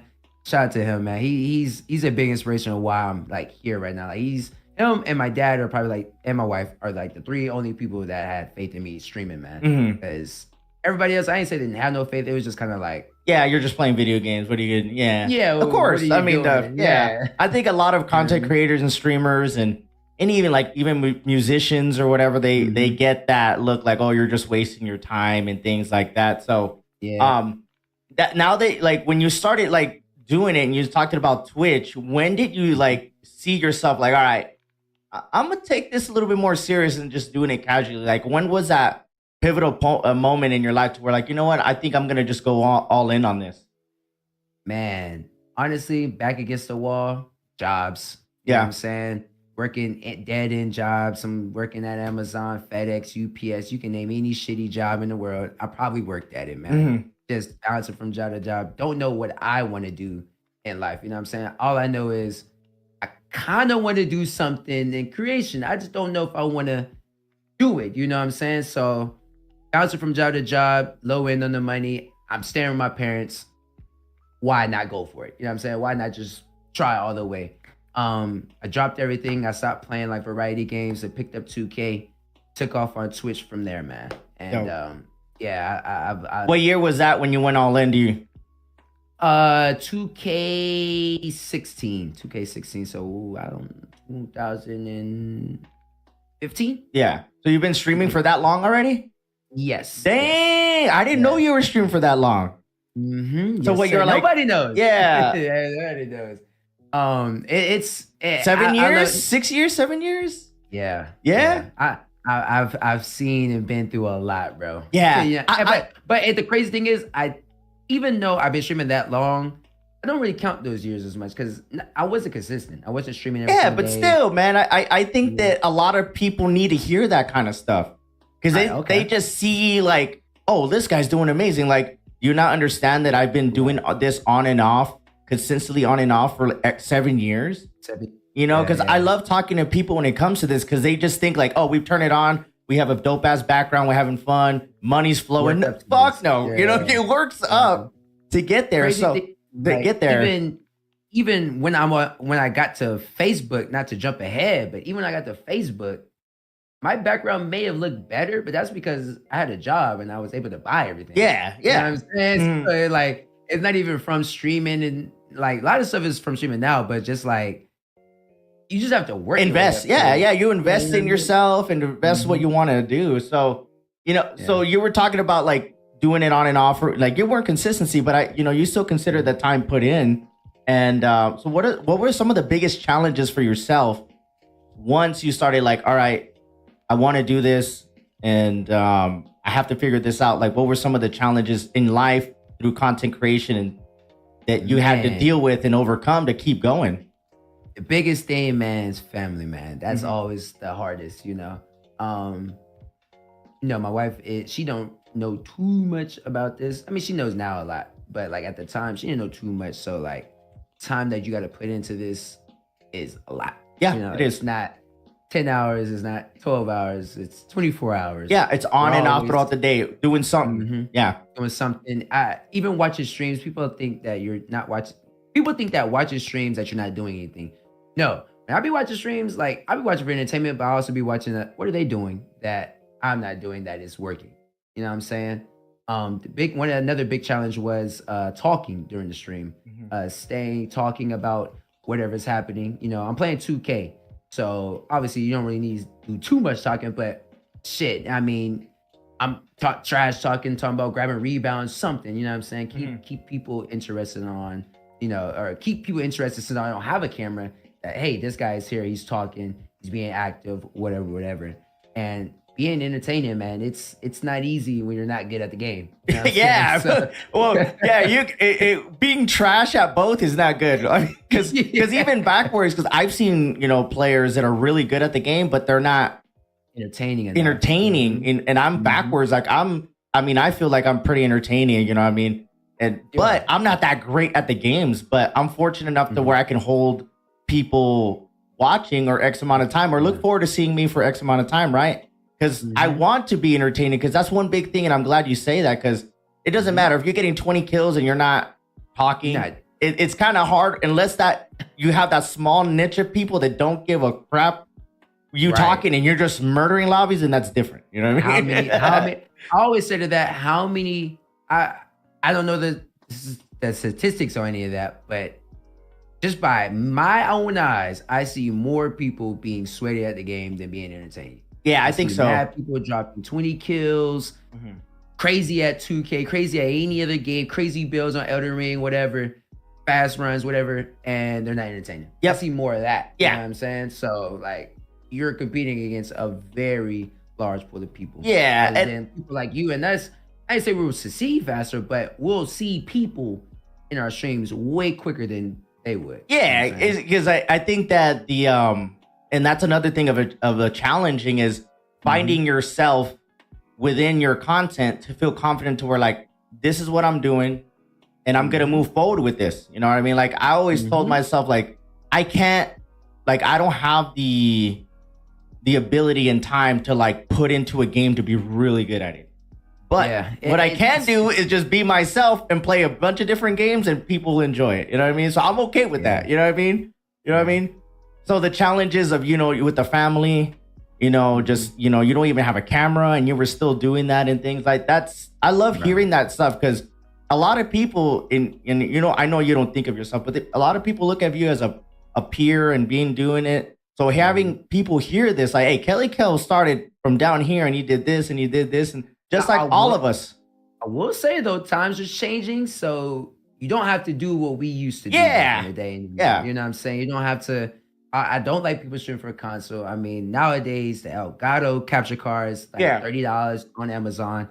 Go grab one. Webcam is $10. Best Buy, Amazon. Like you got mad outlets to go, but we didn't have that. You know what I'm saying? Yeah, we had to. Webcams was like $100 back in those days. You know what I'm saying? Now they're just $20. $20 you a little USB camera. What's it called? You feel me? Yeah. The little thing you plug in the back. Yeah, it's quick and simple, man. But you know, you don't have to spend money, not that much money to get started, you know. And I don't like people getting my bad, me and myself. I don't like people getting in this field that bad. I don't like people getting in this field that don't take it seriously. Yeah. You know, like that's why I always talk shit to like other streamers that, man, I talk shit to other streamers, especially on Apex. Yeah. You know what I'm saying? Like, y'all do this, y'all do that, but complain that you're not seeing nobody. Yeah. You know what I'm saying? You complain about not subs or you're not putting the work into it. I don't care if you lose, I don't care if you win a lot. Like, don't lie to yourself. You say you're putting in work where you're not. Yeah, everybody knows. I do that a lot. So don't do that. You know what I'm saying? Everybody knows. Yeah, everybody. I think that you get to a certain point when you start doing this for enough time, you can clearly see who's doing what. You know what I mean? Without having to talk to them. You know, and you can just see from afar, like, damn, that guy's putting in work. He's doing this, he's doing this, or she's doing this, she's doing that. So, you'll see it. Yeah, you know, because you get the nods. Like, I get random people hitting me up, like, damn, I see you doing your thing. Hey, man, I appreciate it. Thank you. You know what I mean? We definitely do. You know what I mean? So, you know, when you're talking about all those different challenges, I know that you brought up the family thing. I think a lot of content creators, like, see that. I know even, like, for my wife, you know, like, the first year of me going in, she's like, what the fuck? You're just in that room all the time. And you're, you know, just like, but you know, like my parents, my friends, they don't know what the hell. I'm just turn on the camera. You're trying to be fucking Dr. Dish, or you're trying to be Ninja or whatever. But you know what I mean? They just see like the 0.1% that are doing it on a great scale and doing great. But like having to explain that is a big challenge for a lot of people because a lot of people don't know, and they'll just judge. And then, you know, it's kind of hard to sit there to defend yourself when it comes to that. Yeah, that's what I said. Yeah, it is. I would say, too, like, it's hard to tell, you know, other people. I bet my kid is crying. No, you're good, man. You're good. It's hard to, like, for me. You're good. I was saying, though, it's hard to explain what I do to, like, friends and family, you know? Like, even to this day, I struggle to explain to my friends like what do I do.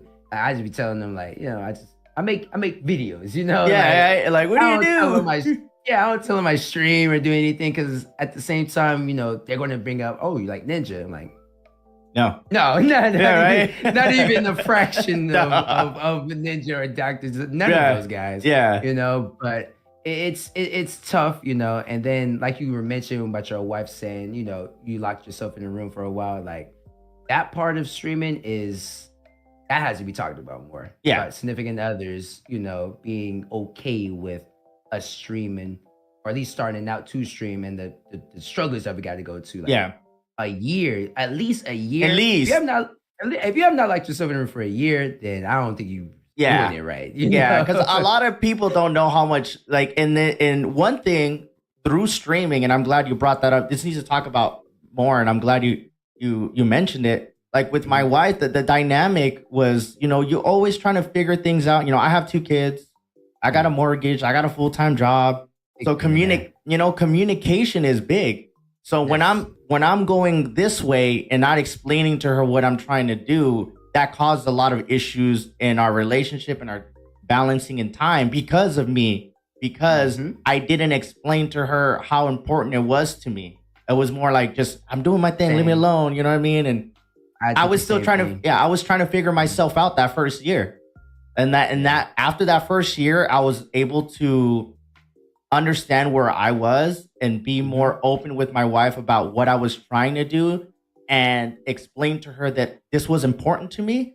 So she understood. Scary, right? Yeah, because you had to like explain to her. Yeah, because you're like, hey, as much as you don't understand, I see myself doing this, and at the same time, you have to understand. Like, I know you're a parent and you got stuff going on and family and friends, so you have to balance all that shit kind of in too, because you don't want to just lock the door and just you go all in over here. Then you're the rest of your life falling apart. I don't know how many streamers or content creators and musicians where they can't find that balance and they lose a lot of things because they're striving towards something, and it's kind of hard to find that balance. Yeah, but I say it's tough to find that balance, especially when you have those highs, because those highs, especially as being in our field, those highs are high. You know what I'm saying? So you really want to try to lock yourself away from the outer world, which may not be the greatest thing, but we tend to do that a lot. So it's definitely hard to balance some highs, and when them lows are low, you still try to do the same thing when the highs are high. So it's just balance, man. This is this whole content creation thing. I've always said it, and I've said it a couple times in streams and in podcasts. It's like I've learned so much about myself going through this. I'm like, whoa, I would just like, I didn't realize like a lot of things. Like I've gotten better at talking, my punctuation, my grammar, how I carry myself, because I'm on camera and I don't want to be just some fucking idiot. Oh, look at that guy. He just dumped shit on the camera, and that there's his kids and there's his wife. What a fucking idiot. I hold myself to a different value. I never thought about little things like that. And over that first year and the year and a half, I was like trying to find myself, and I finally did. And I was like, now I am who I am now. I'm comfortable in my life. Everything's balanced, and I know what my goal is. But it takes time to get there. And a lot of people just want that instant success. The greatest thing is when you first start out streaming, and what a lot of people got to realize, the biggest thing is not gaming. It's not time. It's you got to find who you are when you stream. You know what I'm saying? You got to find out what makes you when you stream. You don't have to be good. You don't have to be entertaining. What is you? Find if you self in the stream and stuff, everything else, I swear to God, will come out so easy. I think a lot of people have that hard time of being on camera and talking and doing this because it's. I'm not saying you might not feel like you need to do that, but at the same time, like, just understand that your path to success or what you might be falling is not going to be that good compared to how you could be if you don't do all those small things to get better yourself. You know what I mean? Yourself. That's it. I always tell people, find somebody that you like and then watch other people that kind of do same things and try to find something that you can do. Don't try to be somebody else. Whatever you how you want to go about it. Just know that, hey, you can do it however you want, and just understand that it might not be, you know what I mean? But it might, your road to success. So it's amazing seeing that, they're so like, I'm myself, and people watch me play Skyrim Just all the we time, have room for everybody. Yeah, that's what I'm saying. Exactly. It might not be 1 million people that like you, but there probably be a solid 100 people that like you. You know what I mean? So just be honest with yourself. So we're talking about all the different challenges and balancing, talk about that journey to Facebook partner. Like when you started going in and like, all right, I'm moving from Twitch, I'm going to Facebook, and the partner program started coming in, you're like, all right, man, let's lock in. Let's talk about that journey. I want to say that's still number one craziest journey I've ever had, man. Leaving Twitch, I lost everything. I'm talking about no community, nothing. I took like 2-3 months off in the summer, man. I'm like, man, am I going to get a job, or am I going to take this content creator streaming seriously? And I seen Ricky live on Facebook. I'm like, you know what? F it. I'm just gonna go ahead and try it, man. But my dumb self, not doing the research on Facebook gaming, was doing the same things on Twitch on Facebook at the time before everything happened. So like, I'm getting copyrighted. You can't play music on there. There's certain things you couldn't do. Yeah. You know what I'm saying? So like, I'm learning as I go, and then just, man, I start implementing new things. I've always done this on Twitch. It just never was really shown to anybody bigger. You know what I'm saying? So like, I'm doing these things. I'm doing the Taco Tuesday. I'm a big theme person. I like doing themes. I know, you're so entertaining. I love it. Oh, man, I love it so goddamn much, man. Like, bringing that type of energy, man, it makes me feel like I'm doing something positive and helping somebody out in the morning or whatever throughout the day. You know what I'm saying? But back to the journey part. Man, yeah, that Facebook journey, bro. Man, that 2020 to 2021 was probably the craziest. I know it's COVID. Yeah. But still, man, regardless, you still put in the time to get there and to get recognized like that. A lot of people will say, well, it was during this time. It doesn't fucking matter. There was 1 million people doing the same damn thing. So you're still right. Had to fit in somehow. You know what I mean? Right. To be recognized, so I don't like, I know you're just kind of like downplaying it, but still, man, just like, hey, everybody's at home. 1 million people are streaming, but people still wanted to see you. You're right. Because in the summer of 2020, so I'm streaming and stuff, 2019 to 2020. I'm still getting it. My mom still has it. I had said I wanted 100 followers in December of 2019. I got 200. Like, oh man, great. You know what I'm saying? 200 followers. Let's go. You know what I'm saying? And I was like, all right, by January, I want, at 220. Yeah, so by January, I was like, all right, I want 400. By January, I had 1,000. I'm like, oh, well, I think we're doing something good or great. You know what I'm saying? The followers are coming in. And then, man, throughout those months, I'm talking about, I was getting like thousands, 100,000 followers a day. You know what I'm saying? Just streaming Apex, being myself. You know what I'm saying? And then come, I want to say July 2020, I got my sub button. And I think that's where like everything started. That's when I started knowing about the Facebook stats. That's when I started learning about the bigger streamers and stuff like that. Like that's where it just started to take off. You know what I'm saying? And then Trav, actually, Black Light Gamers got partnered, I want to say that summer. He got partnered that summer. And because that we already had linked up. Mm-hmm. So we know he talking to us like, yo, y'all next. Me and Trav, he's like, yo, y'all next. Sure enough, by December, we were next. We were in the next. First, we got partnered, and then we got into the Black Creator Program. Yeah. But yeah, sure enough, we got partnered in December, man, and it was, man, that was just that run, man. It felt good. You were like doing what, 5 days a week, 6 days a week? Man, I was doing 7 days. Damn. I've always done 7 days. Yeah. Always, since Facebook, I've always done 7 days. Even had a job, I always did 7. I was doing 7 days though, at least 14-hour streams. Damn. Easily. Yeah, easily. I would do the Apex in the morning, and I'll do the scary games at night. So nice. I played probably that's probably why I don't play them now. I played every game. So like I play all those games at night, man. And it just felt so good, man. Being recognized for your content, man. It's always a good It's cool, feeling. right? It's just like something that you put in your time and your craft. And when you get acknowledged for it, or like, hey man, I enjoy this, it makes you feel good, like how you said it earlier, like I'm doing something good. You know, I think it just shouts out to Facebook Gaming. I know I'm no longer there streaming, but they've helped out so much in this my content creating life and just my personal life of, you know, contracts and stuff like that, man. And I always want to take the time to say, like, if you are a content creator and you're getting subs and stars, upgrade your equipment, but use it to invest in your life. You know what I'm saying? Everything is up and down. Everything is sporadic in this field. Yeah. You have your great months, and then you have your worst months. Yep.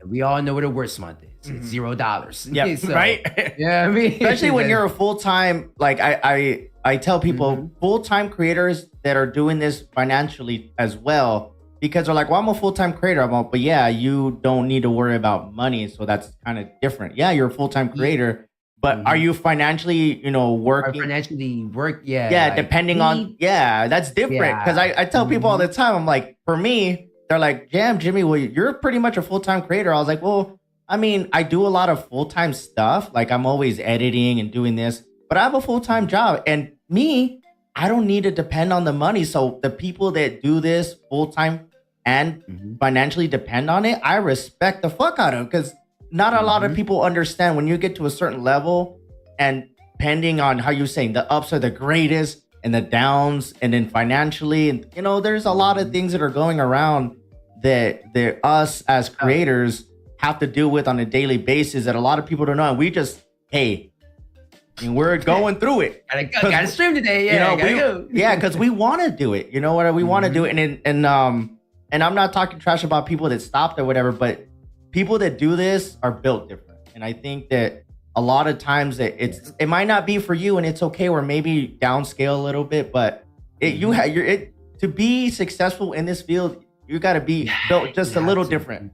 And your skin's got to be a little thicker, and you got to do this, and you got to do that. You got to be willing to change. And I think a lot of people too, when you change, you lose people, you know? I would say my content and my stream has changed, but it's changed for the better. Yeah, like you're evolving. You're getting better. Like I can't do the same Taco Tuesday. Like certain things I just can't do the same anymore. One, it gets outdated and old. Nobody wants to see the same thing. And I'm growing as a person too. I'm getting older. You know what I'm saying? So like, I want to implement new things, but the only way I can do it is I have to change. You know what I'm saying? So like, a lot of people are scared to do that and scared to start over, man. You know, it's not easy starting over as a full-time creator that's dependent on subs, stars, financially. Yeah, exactly. Yeah, so it's a struggle, but it's a struggle that, you know, I'm willing to take on, and have. So for X amount of time. So that leads me to the perfect next segue for the question is like, do you feel pressure to be successful? Do you feel like if I don't do this, I'm fucked, or like this is like my plan A and I don't have a plan B? Like I feel the pressure and I'm okay with the pressure. I'm pressured, but I will say my plan B is perfect. You know, I've done what I needed to do with my money financially, got myself out of debt, paid off student loans, no collections, nothing. You know what I'm saying? Adulting, baby. Hell yeah. Adulting, baby. I mean, like I tell the story all the time. I'm not afraid to say it. I had 3 fantastic months, and you want to know by fantastic, $10,000 months in 2020, paid off student loans, left with $0.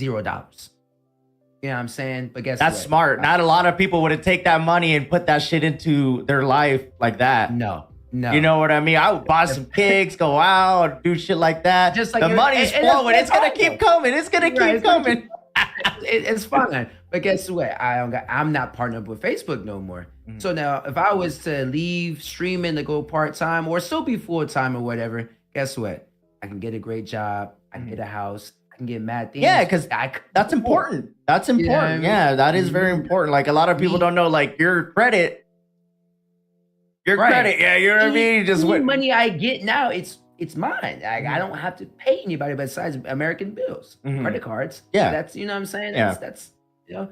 So always teach that, but Yeah, it's I always feel pressure, man. Every day, I have to stay on top of the trends. I gotta be trendy. I gotta watch streams. I've been watching streams more. Watching streams like watching film. You know what I'm saying? Yeah. So like, I'm watching to see what they doing. I'm trying to implement new things on me. I'm trying to switch at the times. You know, so it is a lot of pressure. And starting over, I don't want to see myself fail, and I know I won't. But at the same time, gotta have a plan B. Yeah, you're making sure that you're doing everything not to be successful. You know what I mean? But that leads me to the next, like, with all the pressure that you got going on, like, how do you keep that motivation to keep going and that discipline to keep going? Honestly, man, faith in myself. I will be openly and say, like, I think, when I got the news about Facebook, I think I lost a lot of I lost a lot of, how can I put it, faith in me and my content. I'm thinking that, dang, my content's not that good enough, or maybe I was doing the same thing, or what was it? You know what I'm saying? So I lost a little bit of that, having faith in my content. It's starting to come back now, a lot now. So yeah, I just have to believe that whatever I'm putting out is the best product that it can be. You know what I'm saying? I don't want to put out nothing trash. I don't want to put out something half-assed like I used to. I want to put out something that is great for me and my community, that it showcases me and my personality, so. Well said. I like how you said, because a lot of people will just do things just to do things, and that's fine. But having that pride in yourself to say, hey, man, like, this is me, and I feel confident in what I put out.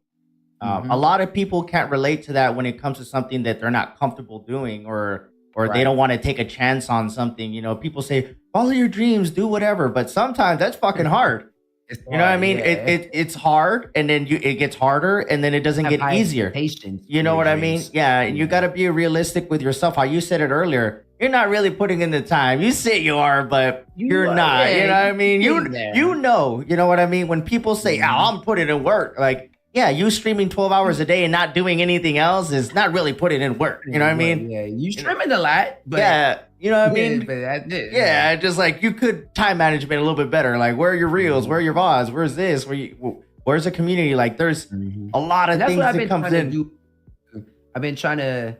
I'm a big streamer like that.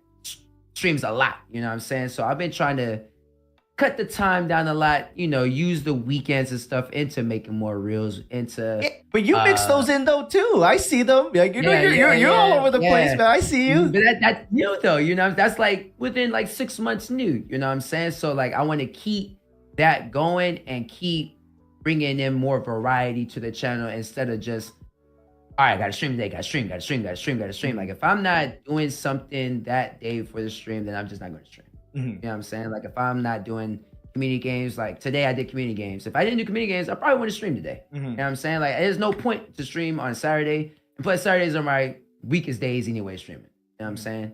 So like, I technically won't lose anything if I don't stream today. Yeah, because your community, like, hey, my Monday through Fridays are money. My Saturdays are a little, like, if I do it, it's just more for people to hang out. A little, hang out. If something happens, cool. Yeah. You know what I'm saying? I'm not really looking for it. Like you said, weekdays is where I put in most of the work. So. Yeah. So that leads me to my next question as well. Like, with the full time, the motivation, keeping your discipline and everything, like, how do you balance, I know you're a father, you got your girl and stuff like that. How do you balance all that? I know you play kickball. Like, how do you balance all that? Because people don't understand that balancing and the juggling. There's a lot of shit going on. Yeah, and my kid, she just turned 1, so she's very active. Yeah, I know. So it's hard, man. I try to stay on a very strict schedule. I'm very OCD about scheduling and stuff like that. So obviously, I stream from like 9 to 2 in the mornings. After that, slide to the gym for about at least an hour. Come back, rest of the time editing reels, play with the kid. You know what I'm saying? If I'm good, and I've been trying to switch that up for the weekends to do the reels and the videos, so then I can go to the gym, come back, play with the kids till my night stream. Yeah. You know what I'm saying? Or work around the house, play with wifey, chill, or do whatever I need to do. It's just trying to find that schedule. I'm trying to find what works. The time management. It's always like, it's always on a weekly basis, sometimes daily. You kind of have like a core of what you got going on and what you want to do. But yeah, like I say it all the time, like, and it changes. Yeah, so of course. It's not always the same. Yeah. But it's just having that balance, and obviously the communication with your partner, and you make you know, hey, I got to be around my kid too. Like, I can't just be locked up in here doing all this shit all the time. You know what I mean? Because you got to keep yourself sane with and human, and touch grass. I don't like to be so into streaming and forget what's outside. You know. Well said. Yeah, I don't go outside often, but I know what goes on outside. I just choose not to, you know what I'm saying? So like, I gotta keep that. I gotta keep that outside balance in. Yeah, that's cool, man. With all this you got going on, like, do you feel like being respected or taken serious by like your friends and family, or just like other content creators, like important to you, or are you kind of just like, I'm myself, and the people that know me kind of thing? No, I don't look for anything in anybody, man. I feel like if you like me or my content, you just like it. Yeah. I don't feel like I need to prove anything to anybody that doesn't know what I do or know me. Yeah, well said. I don't know if that's a good thing or a bad thing. Yeah, no, I think I ask everybody the different questions. I've had people like, I don't give a fuck if people don't care or I have other people like, I want to be known for being the man at this, or being the girl at this, and there's nothing wrong with that. I like to see how people, carry themselves, or do they even care? Because I've seen people like, they don't give a fuck about anybody that comes in their stream. They're just, I'm here to do my thing and screw you. You know what I mean? And vice versa. Some people care too much. Like, they don't like me. They don't want to play with me. Why this and why? Yeah, it's just kind of like, all right, you gotta kind of find what makes you okay. Creation, we gotta have a thick skin. So caring too much always, I feel like, is a red flag. Like, you can block out the troll, but like, you care too much, it can overtake, you know what I'm saying, your stream and stuff. But me, I would say, like, there's a lot of people, I wouldn't say like change up on if they came to the stream or anything like that, but like, I do try to respect majority of people, what they like. I'm gonna still be me, but like, I'm gonna let you know, hey, like, I think Respawn came in the other day, and at the chair company at the Apex, they came in and they were just on some friendly tip, because I'm in the little thing or whatnot. And I'd let them know, like, hey, I like to smoke and drink on stream. I drink out the bottle, and I do crazy things. Just letting them know that I'm not the traditional. Yeah, like, this is me. This is me, and like, I'm not gonna shy away from being myself, kind of thing. Yeah. So I like to let people know what I am and what I'm doing before they see it. Yeah, you know what I'm saying? They won't be like throwing away. So when they see it and they leave, at least I told you. Yeah. I feel better in myself that I told you what I am and what I do, rather than you find it out. Oh, wow. Like, what the fuck? We're working with this guy. He's doing all this fucking crazy shit. He's dressed up in the poncho, man. Right? What the fuck, dude? Appropriating, man. Right? Where's all these do-rags coming from? What is he always always? What's going on over here? But no, I like that, because like with me, like I'm in the middle. Like I'm not trying to have everybody like me. And if you don't like me, I'm like, whoa. Like I'm not trying to say I'm everybody's best friend, but if you don't like me, that's your reason. I can care less. Unless you really got my number, or I've ever had a direct conversation with you, I can care less what you think of me. I'm not trying to make everybody happy. And I like how you said, hey, this is me. I might not be your cup of tea, or I might not, be your content creator, and somebody else is. And you might like, fuck Jimmy. He thinks he's doing all this or whatever. Hey, man, if that's how you feel. So it is what it is. You know what I mean? I could care less. I'm sure that a lot of people that have gone through life have done a million things that are great at, and then people will still say one bad thing about them. So, I mean, you get so caught up. Yeah, you get so caught up with people like, oh, that streamer talked shit about me, or this community, and they went over there and talked shit. I'm just like, if you get caught up in that kind of stuff, I'm like, bro, I'm already fucking too old to be dealing with this shit, man. Never will. None of that streamer stuff ever. I think it's childish, man. Honestly. Yeah, I'm just like, hey, that fool was talking shit about you. Oh well. What do we do about it? Right? Oh, where? I'm gonna go to his stream. Let's go. All of us are going over there. Like, oh god. I can't. Yeah, bro. I don't got. Yeah. So now that talk about, we talked about the Facebook thing and being the partner, and you said you lost, like, the contract ending, you lost a little faith in yourself. Like, now talk about moving to a new platform and having that faith, like, hey, I'm gonna be okay and I'm gonna keep doing my thing. Because I know when we were on the God Squad that late night when it was 3 of you guys were all like, we're all going to kick, and you've been doing well. I mean, you talked about the subathon recently, and you feel confident. 3 days, man. We did 3 days of the subathon, first ever, sleeping on stream, doing, and what I liked about the subathon too. I'm glad you brought it up because I might as well talk about it. We played minimum games. Yeah, you just hang. I think that the time you said the times are changing, bro. I feel like that the gaming is not as important as much as you as a creator. Yeah, just like it's okay to hang out. It's okay to talk. It's not okay to always play the newest games and do all this. It just depends how you carry yourself and what your community is and why they show up. And I made a tweet the other day. I was like, I don't know how, no hate to anybody.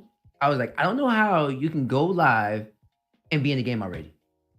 I know. I've seen people like they start their stream, they're already in the middle of the game. I'm like, I honestly can't fathom myself doing that. Yeah, you know what I'm saying? I like everybody starts to stream different, right? Yeah, like, but more power to them. That's that's what you do. Like, more power to you guys. Yeah, it's an observation that that we don't like to do that, but okay, I don't. It's crazy to me too. They're like, they're in the middle of the game. They're like, all right, go. I'm like, didn't the stream just fucking start or whatever? Mid game, you started film. Like, I need music. I need some water. Right. I need to make sure my things is right. And I know people do say they make sure all those things are done before. I still need to make sure I'm ready to play this game because I may not be able to play this game right now. Like, I'm glad you say that because you said it earlier. You watch people. I've always, I watched you. I watch other, bigger creators, smaller creators. I'm always learning and seeing what different things. But one thing I did get from Rasta, when Rasta would go live, he'd just be chilling.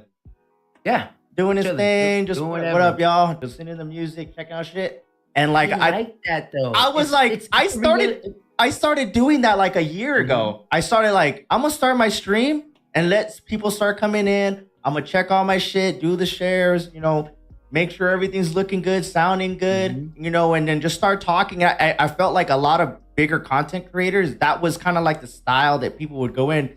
But I love the way Rasta at that time, he had that camera that was like, yeah.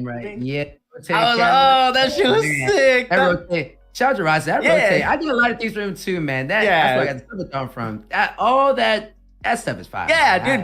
Dude, but you taking the time to go look how other people are carrying themselves or whatever, everybody finds their niche or how they want to do. But starting a stream in the middle of a fucking game.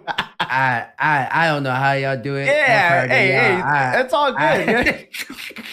Or some people, one thing that drives me nuts talking about that when they have the starting screen for like 5 minutes. Oh yeah, oh my god, that's annoying. Oh man, bro, at least when I started, like you see me at least, like you get like I'm there. You know what I mean? Like I got this the stadium that I got done a while back. I play that, but now like I used to play that. I ain't gonna lie, I used to play that for like a minute. I would play it like 30 seconds, and I'm going right to me because I watch a lot of people. They don't really have the intro screen too much. If it's not intro graphic, have you ever seen T-Pain streams? Yeah. You ever seen his intro? If it's not like that, they ain't gonna watch it. You know what I'm saying? It's got to be a little entertaining. They're like, this is gonna be on for a little bit, and it's gonna get right into into it. Yeah. You ain't got no graphic or anything like that. Like that 5 minute. I ain't gonna lie. Or the countdown. Minute. The countdown. Like 5 minutes. Don't tell me about the countdown. I'm like, bro. I honestly, dude, 2 minutes. Honestly, it should take you 30 seconds. Yeah. 30 seconds to a minute when you hit the live button, man. I've been doing I learned like after time, like I noticed like the first minute of your Facebook stream is your thumbnail. Thumbnail, yes. Yeah, so what I do is like I have a thumbnail and I have it up. And right when that minute hits, I switch over to me or just off to this camera right here. They at least see me. Hey, what's up, y'all? I'm doing some shit done. Music's on, you know what I mean? like the polls up, you know, the pin comments up, you know what I mean? Everything's going, but yeah, like the countdown for 5 minutes, but nobody there and just like counting down. Hey, what's up? All those people say what's up and leave. Right. I usually use, my bad, get off topic. I'll get right back on. But I usually use like the first to like fifth person come in the chat, and then I'm like, all right, I'm switching the screen. If the first person come in like 30 seconds or 10 seconds, I'm hitting the screen. You know what I'm saying? Yeah. You know, it kind of depends on how fast. Because sometimes when you go live, you know, the latency or something might not. You might not be live yet. You know what I'm saying? Technically, so. But and what was the question again? No. We were just talking about just we got off talking about the starting of this, the respect from other content creators and your families. Yeah. We both said, "Hey, Ross is a shit." That's what we said. Yeah, there you go. Yeah. But like, you know, you're talking about being full time and then, you know, going to Kick now, you know, being there full time. Yeah, you know, being there. Like for you as a full-time content creator financially, you're like, oh damn, I'm gonna be jumping platforms and I'm going in over here. So talk about how that transition's been and for yourself and everything. Still a little scary, you know what I'm saying? Kick is a brand new platform that I'm banking on at the moment, you know, hoping for the success, hoping to be a Kick partner and stuff like that. It's fun though, man. I like this new me. I like this new journey. I like this new chapter, right? New chapter, yeah. Chapter, new everything, you know. I still post on Facebook, you know, to tell people I'm here. I'll probably stop soon. I don't know when. I don't want to say now.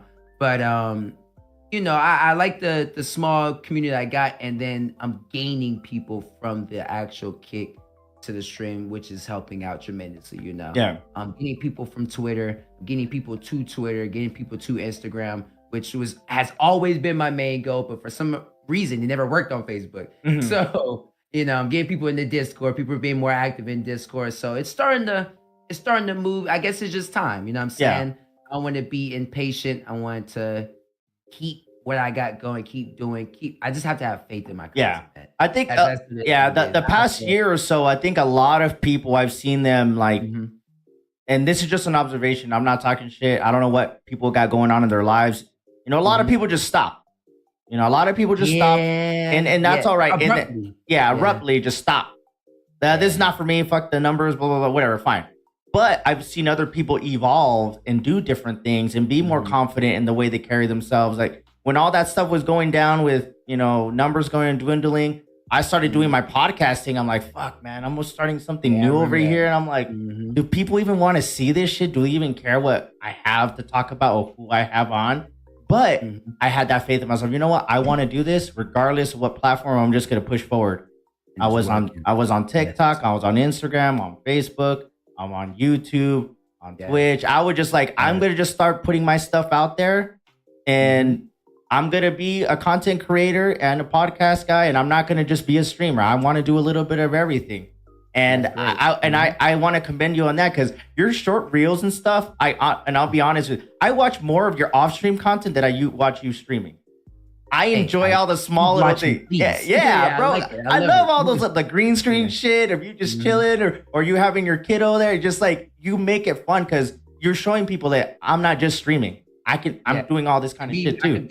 And that's why I like to tell people too, because a lot of my friends think I'm just like maybe like a nerd or something in streaming. I'm like, kind of am, but I don't know that much about video games. So unless you talk to me or not, I would tell you I don't know that much. So I like to show people that, hey, I like playing games, but I'm not all about games. I'm not all about games. IRL stuff is me. And that's why I started the vlog channel as well. Still trying to get up the confidence to do some other vlogs and stuff, but after doing the subathon, going live on the phone, gained a lot more confidence in holding a camera in public. Yeah, that's one weird thing. I bought myself a badass camera, and I feel weird just holding it, just talking. It just that you have to get over that, and that's things that we all have to do as content creators or musicians. Like, they playing in front of two people, but they're out there rocking out or rapping their ass off, or comedians. getting heckled and shit like that. Like, But yeah, that's a fear. that's a fear for us too. Like, hey, we look like idiots, or nobody shows up, or nobody cares, but we still fucking do it. We're doing it all the time. It's crazy. Why? Is something wrong with it? Right? I don't know.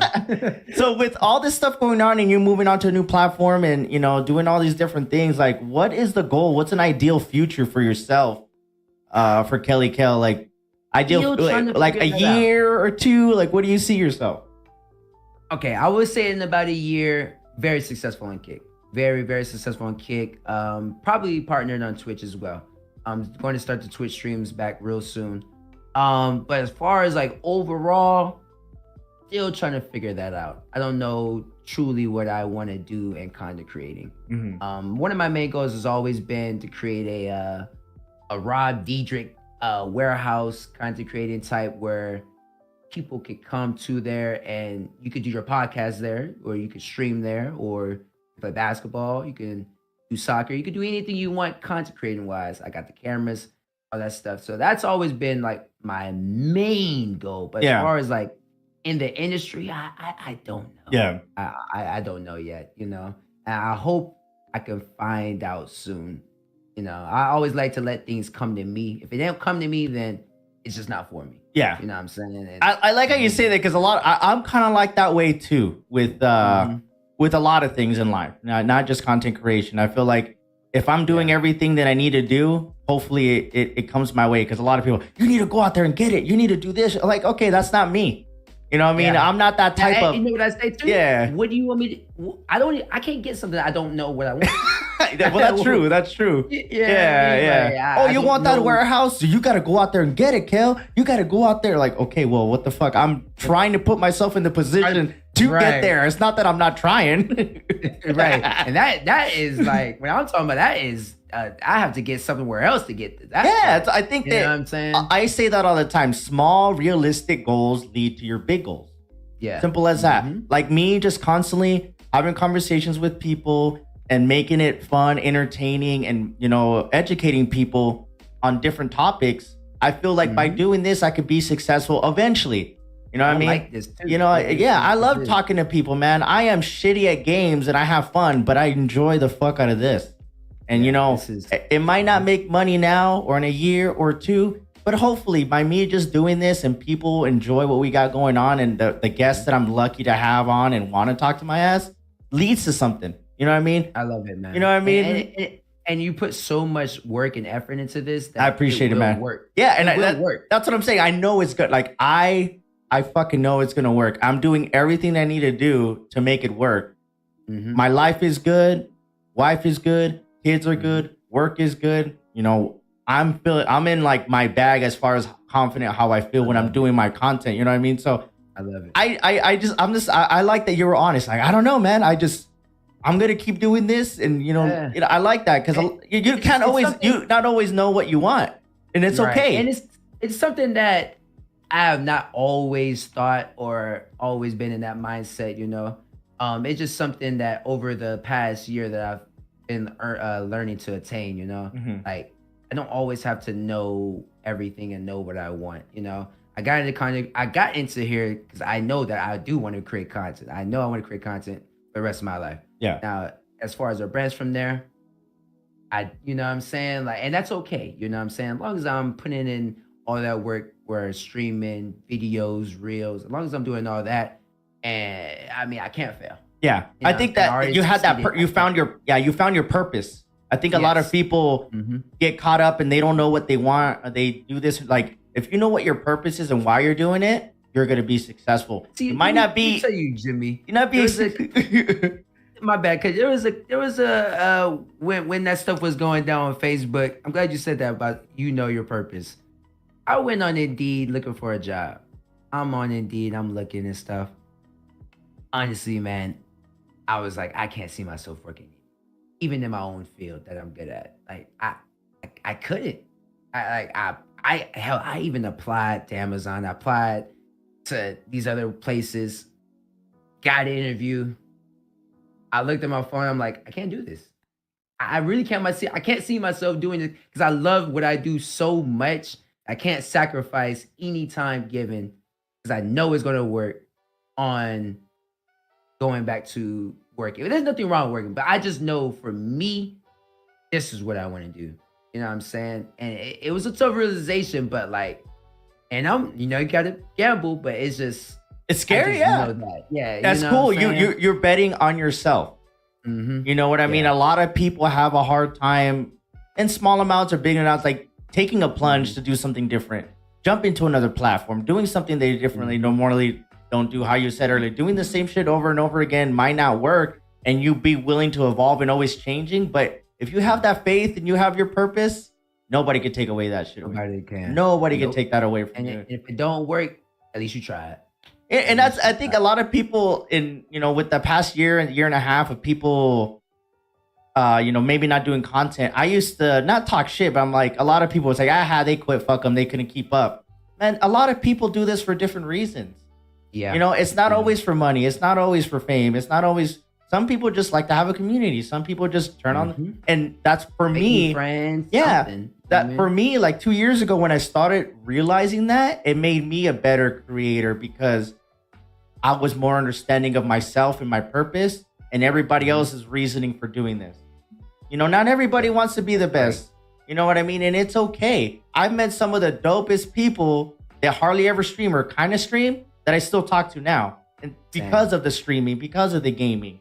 You know what I mean? I got to know them. They're just as happy they were streaming as where they are now. Exactly. Yeah. And I think when it comes to this, it's tough and we're tough on ourselves and there are a lot of things are going on. And for yourself, the numbers matters, the ups are the ups and the downs are the downs. And you have to take them when it comes and goes, man. So with that being said, like, what are some tips and some advice that you, not that you change anything, now that when you started, like, what are some of the things that you can tell, hey, if you're getting into the space now, I'd recommend to do this, don't do this, or, I would recommend to get a template. I would recommend, just like I said earlier on the pod, watching streamers is like watching film. And anybody that plays sports know this. It's entertaining enough to watch Kai and them, but if you want to get in this space, pick a streamer that you relate to the most. Not saying copy what they do, just watch what they do. How are they interacting with the community? And what are they saying? What are they doing? What is their content like? Get a template. Use that template to your personal self, or even if you don't know yourself yet, get that template, place it, and then try to find yourself while using that template. Well said. And don't stop watching other creators. Don't stop implementing new ideas. Like I said, you don't have to be sweaty at the game, but if you want to be sweaty at the game, go look at the sweatiest people that stream. You know what I'm saying? Well said. Watch what they do. You know what I'm saying? If you want to be entertaining, watch the most entertaining people that stream. Watch what they just find somebody that you can relate to streaming wise and use it for you. Because at the end of the day, people say they don't like people copying each other. We all copy each other. If you don't copy somebody, then I ain't gonna lie. Because they copied somebody else. It's you got to make it your own. You know what I mean? I tell people that their blueprint is there. Yeah, it's there. It's right there. The blueprint's there. Like, I heard Stone Mountain a while back, and this was even 2 years ago. He's like, man. The blueprint. Yeah, he's like, dude, I didn't really get anything until 8 years in. I was putting videos on YouTube and doing this. I didn't, you know what I mean? You guys see all of this right now, but I've been doing it for 10 years. So when I hear things like that, I'm like, I'm only 3.5 years in.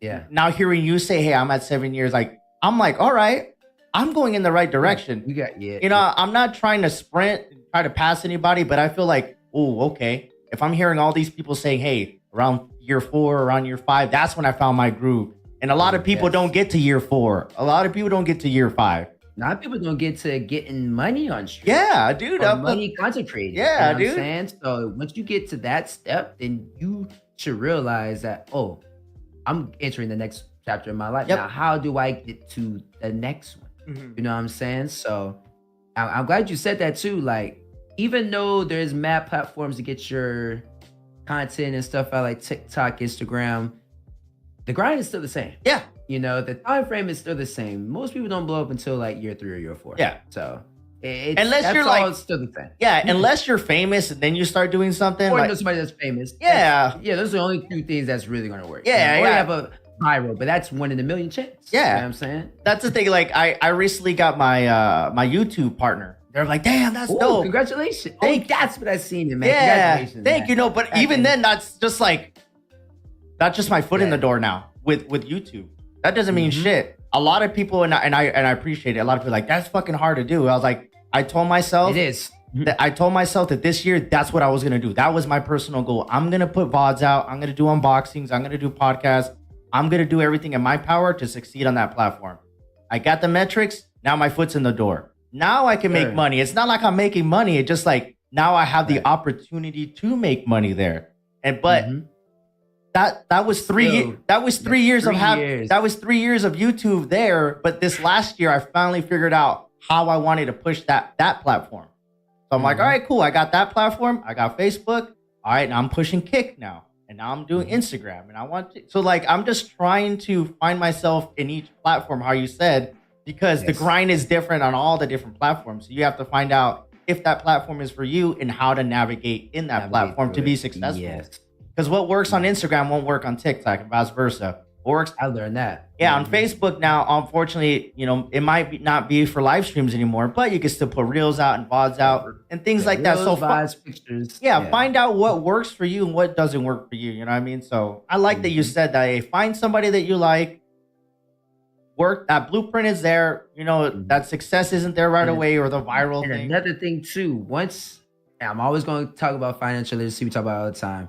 Once you start getting some money, use it correctly, man. Don't gotta be like Aiden, buy cars, watches, man. Use it to put yourself ahead, whether it's pay off bills, get ahead in bills, pay off debt, whatever it is. Just use it for your benefit financially. Yeah. Because this is an up and down industry. Yeah. You're not gonna make this. Yeah, you're not gonna make the same that you made in May and June and July, or you may will. But you're going to have a low month, just like everybody else. You know what I'm saying? So always prepare for that, and always prepare for, the fall off as well, because that could happen as well. It happens to a lot of creators. That's just the way it goes. Yeah, it's tough. Like I like that you say that and you're realistic, because people don't realize that, if you make X amount of money now, it might not be there. You should put some aside, or maybe take care of some bills, or you said, put yourself ahead to where you don't have to worry about. And if you have it's not a storm. It's not even a rain. It's just, okay, I'm gonna change what I do, but I'm not hurting financially. You know what I'm saying? I'm good. You know what I'm saying? I'm just gonna figure that out. Yeah. I'm glad you said that, because it's cool that you said that, because for me, like I say it all the time, I don't need to depend on this money. So the people that do, you have to keep up with trends. You have to keep up with things and make it entertaining, and people look forward to seeing you, because that discipline and that motivation, like if you don't do it, people don't see it, they're not gonna want, you know what I mean? Yeah. Kel's just going live just to go live. This fool doesn't even care right now. And you know what I mean? That's what I don't like. I don't want nobody to say I'm just going live to be like, no, I'm coming live for a reason. You know what I'm saying? I'm live for a reason. It's an event today. Something's going on. I don't know what, but something is happening. We're having fun. We're doing this. Now. People look forward to the content. So I'm glad you say that, because I mean, you said earlier, I go live a lot, but it's not always the same stream every damn time. Yeah, exactly. You know what I mean? Exactly. So, but if you're playing the same damn thing and it's the same, not changing it up and everything. I always say, man, I'd be changing my background. I'd be changing my overlays, alerts, little events. Now I'll be changing my camera angle. You see how I change my camera angle? I'll be changing the camera angle. Yeah. You said the alerts and shit. Like, you just have to. It's fun. It is, for yourself too. Just like, people look forward to being there and hanging out and things like that. With that being said, man, plug yourself. Let everybody know what your schedule looks like. Where can we find you? All the different things. You can find me on Kick every single day at 9 a.m. Eastern, kick.com/KaleTV. I am still a Facebook gaming partner. On Facebook, you can find me there. But my Instagram reels, Instagram is taking off. You guys don't want to miss the content. Kale TV on Instagram. I post vlogs as well on YouTube. Kale IRL on YouTube. Or you can go to my gaming channel as well, Kale TV. It's really Kale TV everywhere. I like that you said it. You got that locked in everywhere. And all that be down in the description, guys, man. So, man, it's everywhere, man. Man, I'm glad every single day. Yeah, and I'm glad. It's good seeing you being honest and say, hey, things aren't going on. I'm doing this, I'm doing that. And it's cool because a lot of people might not hear that kind of stuff from people in your community will hear you talk about it but other creators that might not be around. and they get to know you a little bit more, and they get to see the struggles and the ups and downs. Real. Yeah, man. To be real and realistic and let people know that not every streamer, even what you want to call us the biggest ones, is, up there. Like, I'm struggling just like everybody else. Mm-hmm. Like, I'm trying to find my way just like everybody else. Nice. It's hard, so but I'm here for y'all. And if y'all got advice, I'm always here. Yeah, dude, I'm glad you said that, man. We're all trying to do this, and I'm glad I've gotten to know you. You know what I mean? And full transparent, man. We might not be boys and shit like that, but I see what you're doing, and it's always been cordial every time we've been around each other, and I appreciate you, brother.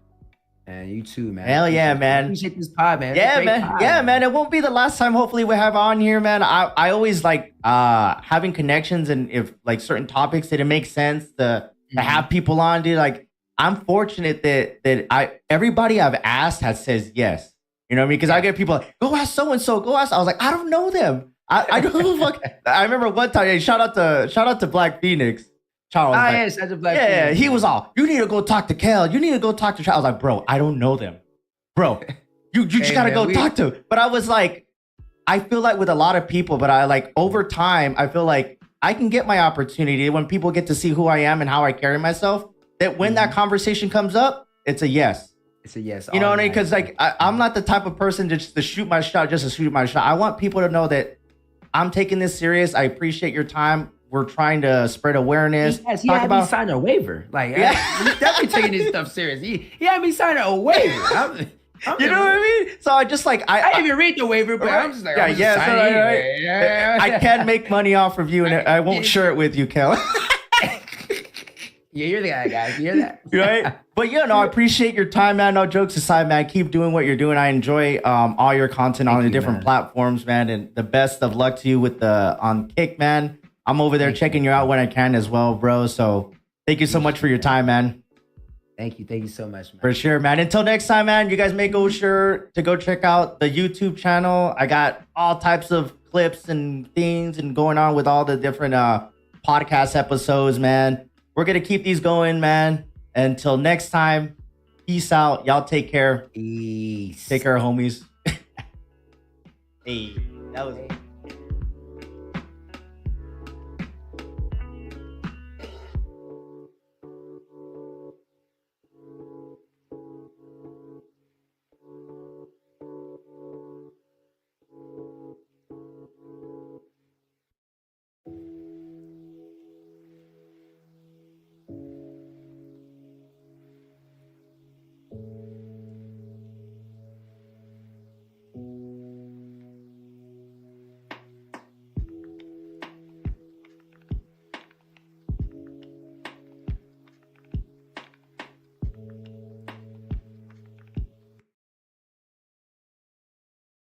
What up, y'all? Welcome back to another episode here on the JDG Podcast. And I got some wonderful looking gentlemen here, man. What up, y'all? What up? Look at that. Look at that. Look at man, Kevin looking solid with that beard, though. I like that. I like that beard look, right? And we got the spaghetti over here. You know what I mean? Then we got Hobo with growing out his hair.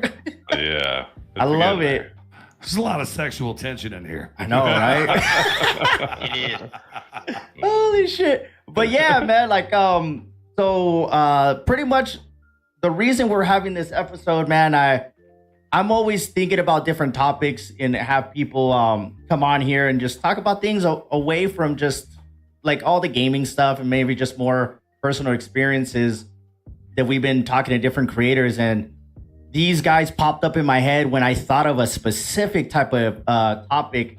And, over the past year, we've seen a lot of people come and go, and some people just draw back as far as when it comes to content. But mainly what I wanted to talk about these guys is that they've all pulled back in their own type of way. And I just want to talk to them about what their personal opinions are as far as like, hey, I was doing this and now I'm doing this and I'm happy. Because all of them in their own way are happy in their own way.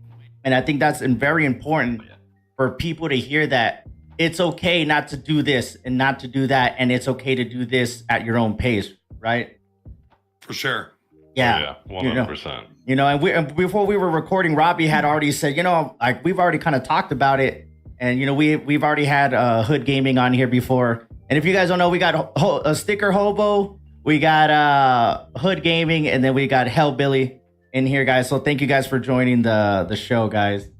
Yeah, appreciate you. Of course. Yeah, Thank you for having us. Yeah, for sure, man. So one of my first things that I wanted to hit, and when I first asked you guys this, and I'm transparent, you know, I've gotten to know you guys, and I feel like as we're, you know, building our friendship and still getting to know each other, you know, it wasn't like a knock when I asked you guys this.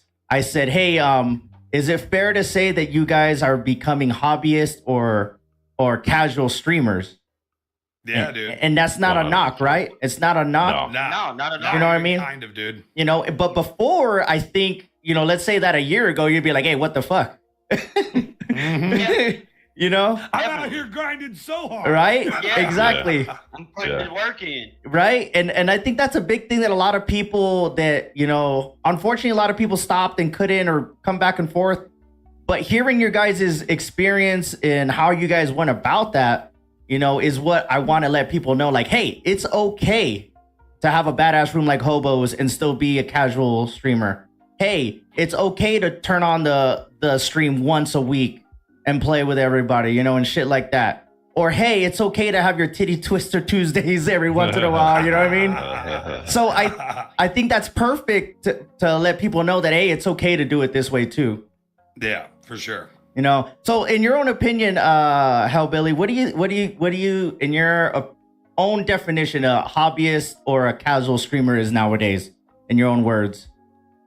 I look at it as somebody that's, you know, doing it more for the fun of it, or like me, I enjoy trying to put a smile on somebody's face. You know, I know how dark the world can get. So if I can make somebody forget about their problems and have a good time for a few minutes, that's my goal. And I'm not here to do it for the money, or I'm not spending 8 hours a day, 6-7 days a week streaming.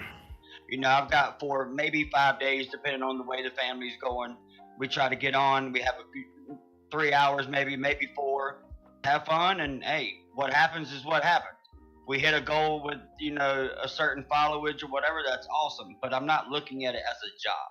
Right. And I know you were saying that before we started recording. You're like, it felt like a job before, and like the pressure, you know what I mean? Because you guys all three were going in. Yeah, I was streaming 6-7 days a week, bro. at least 4 to 6 hours a day. And I mean, it just got to be too much. Mm-hmm.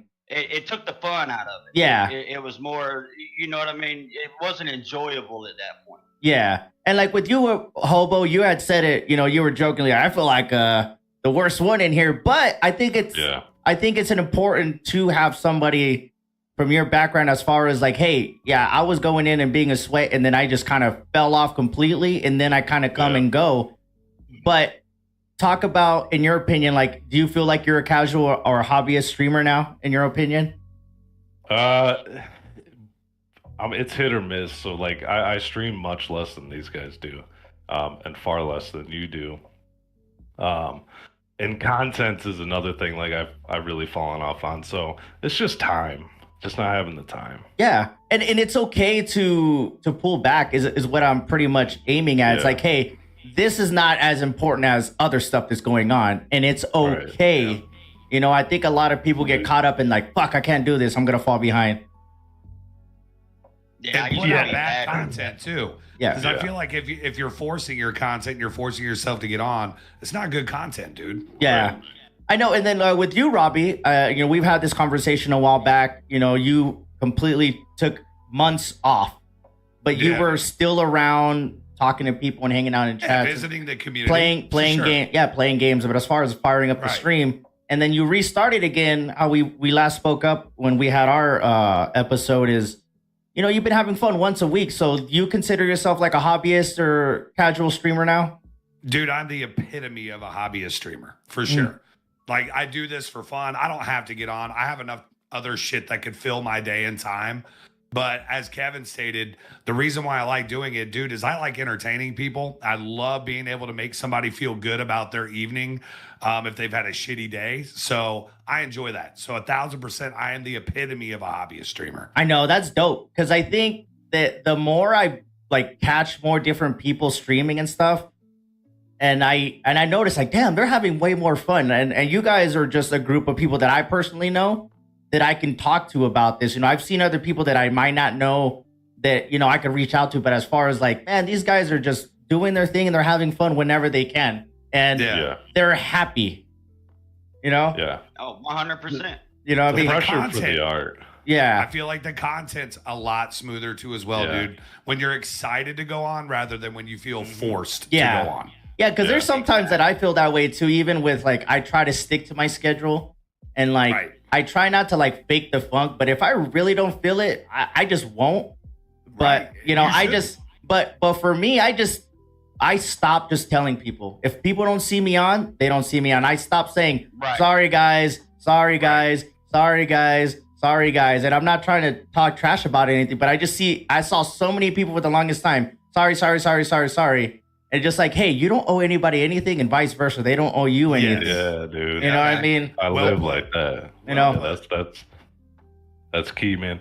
And you know, it's like to add to that, to piggyback to it, as far as the pressure and the feeling like you have to. The trends to me are the hardest thing and the biggest pressure behind all of it. Like, what are people doing? That doesn't set you aside. That doesn't set you apart. And it's easy to get into that trap, you know? So that's a big dividing factor. Yeah. For sure. When did you feel like, all right, I'm a chill? Because I know that when we were playing Rebirth Island, y'all were hard in, and I know Hobo is it too. You were getting at least, what, 3 or 4 times a week, you know, good 2-hour sessions, right? On a regular basis, Hobo. And then when did you personally were like, hey, something happened in your life or whatever, or you just felt like, hey, let me just, I'm okay with stepping back. Like, how did that feel? Because I know it bothered you to a certain extent. It had to, you know what I mean? It did because, you know, the reason personally why I mainly stepped back is because a lot of my peers in real life were the ones that were going, you dude, you need to stream. You're really good at this game. And I was at a point. And then life had taken over with my 2 kids and my wife and my own inner dialogue that I'm working with still. And I became less good at the game, which resulted in that being the only content I knew how to push out. And eventually it was like, I don't know what other, you know, people would say, oh, your voice is this. And I just couldn't wrap my head to create content around that. So essentially I lapsed with my ambition, and I had slowly kind of departed away from that process. So I would say it was a culture of things. Yeah. And that I'm primarily being good. Yeah, but I'm glad that you say that, you brought it up. Like, damn, like I'm being told XYZ, but my own ambition, and you're honest with yourself. And that's why I want to kind of talk about this kind of stuff, because I'm sure a lot of people can relate. Like, damn, as much as I want to do it, I just don't want it. You know what I mean? As much as everybody tells me, like, I don't want it. Like, when you ever see kids, I'm sure, like, damn, you're so good at this sport, and they can care less. You know? Right. You know what I mean? They don't, there's no drive for them to want. So when you hit that and you're like, all right, my priorities have changed, then how long did it take you, like, realistically to swallow it and be okay with, all right, well, fucking streaming's not a priority or not even an option right now. Let me just take care of life. That was the biggest pill I've ever swallowed. It took a lot longer for me to recognize, like, oh, this shit, it just ain't working. It wasn't working 2 months ago, but I'm still thinking about it. No shit. So I would say, it was because I think the biggest motivator wasn't the delivery of the content that I wanted to do. It was the people that I had met and that had constructed this relationship with and created this internet gaming foundation, which I never had as a child. And for me, that was like, I don't want to let that go. And I know creating content's like the biggest thing. And then eventually it was like, oh shit, well, I could just what do I do every day? I just message people offline. And that's kind of when I came to realize, I would say it was a couple months, man, before I was like, I got to hang the phone up, Right. At least for a little while. Right. And see where I'm going to establish my feed before I move them. Yeah, that's cool, man. That's cool. I like that, and I appreciate you being honest with, with us and letting everybody know, like, hey, man, I fucking thought I wanted it. And even then, after 2 months, I was still thought I wanted it. And it just took me that long time to be like, hey, it's not there. With that being said, and Robbie went through the whole thing too. He was just like, fuck, this, I'm grinding, I'm out here doing this and all that. And I just felt empty, as much as I wanted it. For sure, dude.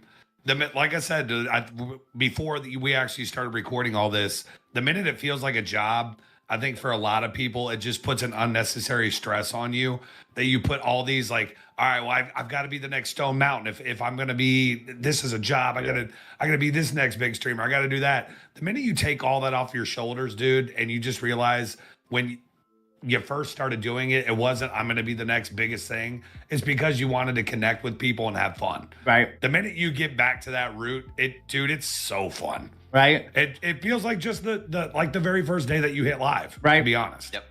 And sometimes it takes a while, right? Nerve-wracking. Yeah, but fun. Yeah, like eager, you know what I mean, to do that. And you had said it earlier too, before we were chopping it up too, Hellbilly. You had said like, damn, I was treating, even though you still have a good schedule, you said, damn, I felt like this was a job without ever really being financially a job. You know what I mean?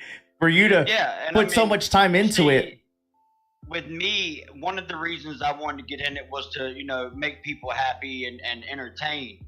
But another reason I got into streaming is because I've had to stop working because of a nerve disease.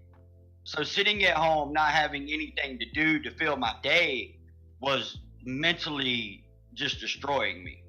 So, streaming gave me something to do that I enjoy doing anyway, just playing games with the boys and just having fun with the games. So streaming kind of filled two spots there. But when I got into it, it was like, okay, well, I've got to hit this goal first. We got to, get to 100 followers. I want to do it just as fast as I can, get to this, get to that. And at a certain point, it just got to where it's like, there's no fun in it anymore. It's literally like he was talking about, we all deal with mental stuff, or, we have days we don't feel like going live or whatever. And you're literally almost forcing yourself to do it just because you feel like you owe it to your followers, or if you don't, you're going to lose the algorithm, or you're not going to, get this part of it. And it starts to become too stressful to where when you are live, it's not fun anymore. You're literally thinking about, well, I shouldn't be live. I'm not putting out the best content, but if I don't, I'm losing out. Right. Yep. It's like a lose-lose. Lose. Yep. Facebook's going to punish me. Right. Yeah. And I think, with that, with all the numbers plummeting and everything, and, shout out to my boy Tetsu's Temple, he used to be the unfortunate one. When everything was happening on Facebook and numbers were crashing, he called it the reckoning, because you got to see like, damn, your stream's not getting pushed anymore. Like, what are you going to do that's going to make you stand out or have people come by? Like, the notifications aren't doing... And, we've talked about this XYZ, and we can blame the platforms. But at that time, I think a lot of people started realizing that they got babied to push to a certain status. Because I seen giants fall, giant. Like, I was like, what the dude, there's fuck? a lot of partners that have left and dropped out of the platform and shit. It's been crazy, bro. Right? The blue platform has been a nutty thing to watch the last 4 months. Right? So with all that, with all the numbers plummeting and stuff, then you got to see who was really doing it because they wanted to do it. Not so much. Dude. Yeah, not so much. Yeah, not so much because of the money. And I know that's a big thing because, like, for me, like, I'm pretty hardcore into it. I stream as much as I can. I've been doing these podcasts. I'm putting shit out daily, but I don't have to worry about the money. I've said that so many times. Like me, I could easily say I don't care about the numbers, but to somebody who's full-time and financially worried about this, it is your job. So you have to care. So for me, it's easy to say, well, I don't care about the numbers. Well, I don't need supporters, like that, because it's easy for me to say that. I have a job. So it's easier for me to put my shit out there. But when people started realizing like, damn, I don't get these bonuses. I don't have this guaranteed money anymore. And this is not a full-time job anymore. Well, fuck this. I'm not going to do it anymore. And that's okay. I'm not saying that's a bad thing. But a lot of people, you saw that the people that stuck around and still did it, even if they were making X amount of money or nothing, you can see the people that were genuinely still wanting to do at whatever pace they could. Yes, correct. Yeah. I never, the money thing, I think, makes it boring almost, and it just constructs it so weird. I'm that kind of guy though, so that's personal. Like, you know, Right. to me, it's like a patch flat tire. Like, it comes and goes. It's very inconsistent. You might have to air it up one day. You might get 2 days out of that flat ass tire, or you might get a half hour type thing. And it's like, But if it's your full-time job, I get that. Yeah. You know what I'm saying? 100%. If I get needing to go to whatever platform you think is going to make you the most successful, but you're right. At least on Facebook gaming, you are starting to see the people that are doing this for fun and the people that are doing it as a business. Yeah. Because there's only so many partners right now that Facebook has up. Yeah. A lot of people have left. Yeah, so I got a little bit of insight, not too much information. I was able to talk to a lot of partners when I went to the ATL meetup. And then, you know, they were honest, like, hey, you know, we came in as the COVID streamers. We got the contracts that made sense. Right. And the platform said, yeah, we're done. You know, we're not gonna hold you guys anymore. We can't offer X amount of money. And then, you know, everybody started making their exits in their own different ways. Some people did stay, you know, and that's another conversation that I'm cooking up with some old partners, and I want to talk about, you know. That'll be a great podcast. Yeah, you had said That'll be a great podcast. You said it earlier, like, is the platform dying? You know, is it really worth staying here? And some people say, nah, you know, they're going somewhere else, which is fine. And I think it is. You know, I think it is. And some people have stayed in their own different way. For me, I just feel like, yeah, it's dying, but I feel like my core community. Yeah, my core community. Yeah, my core community is here. You know what I mean? If people come by, it's cool. You know what I mean? Like I said, I don't depend on the money. So I mean, the people that do financially support me, they know what's up, you know, and I appreciate them all the time. But with that being said, like, now that you have been doing it for so long, Robbie, like you've been on it, like 6 months, like 1 day a week, maybe twice, like you're like happy as shit. Right. Such a killer vibe, dude. Dude, but we've already touched on it though, Jimmy. Like, I have a full-time job. I've got a 6-person family. I love gaming. I love streaming, but I can't do it all the time. Mm-hmm. So I knew, as I told you on the last podcast, I treat it like a TV show.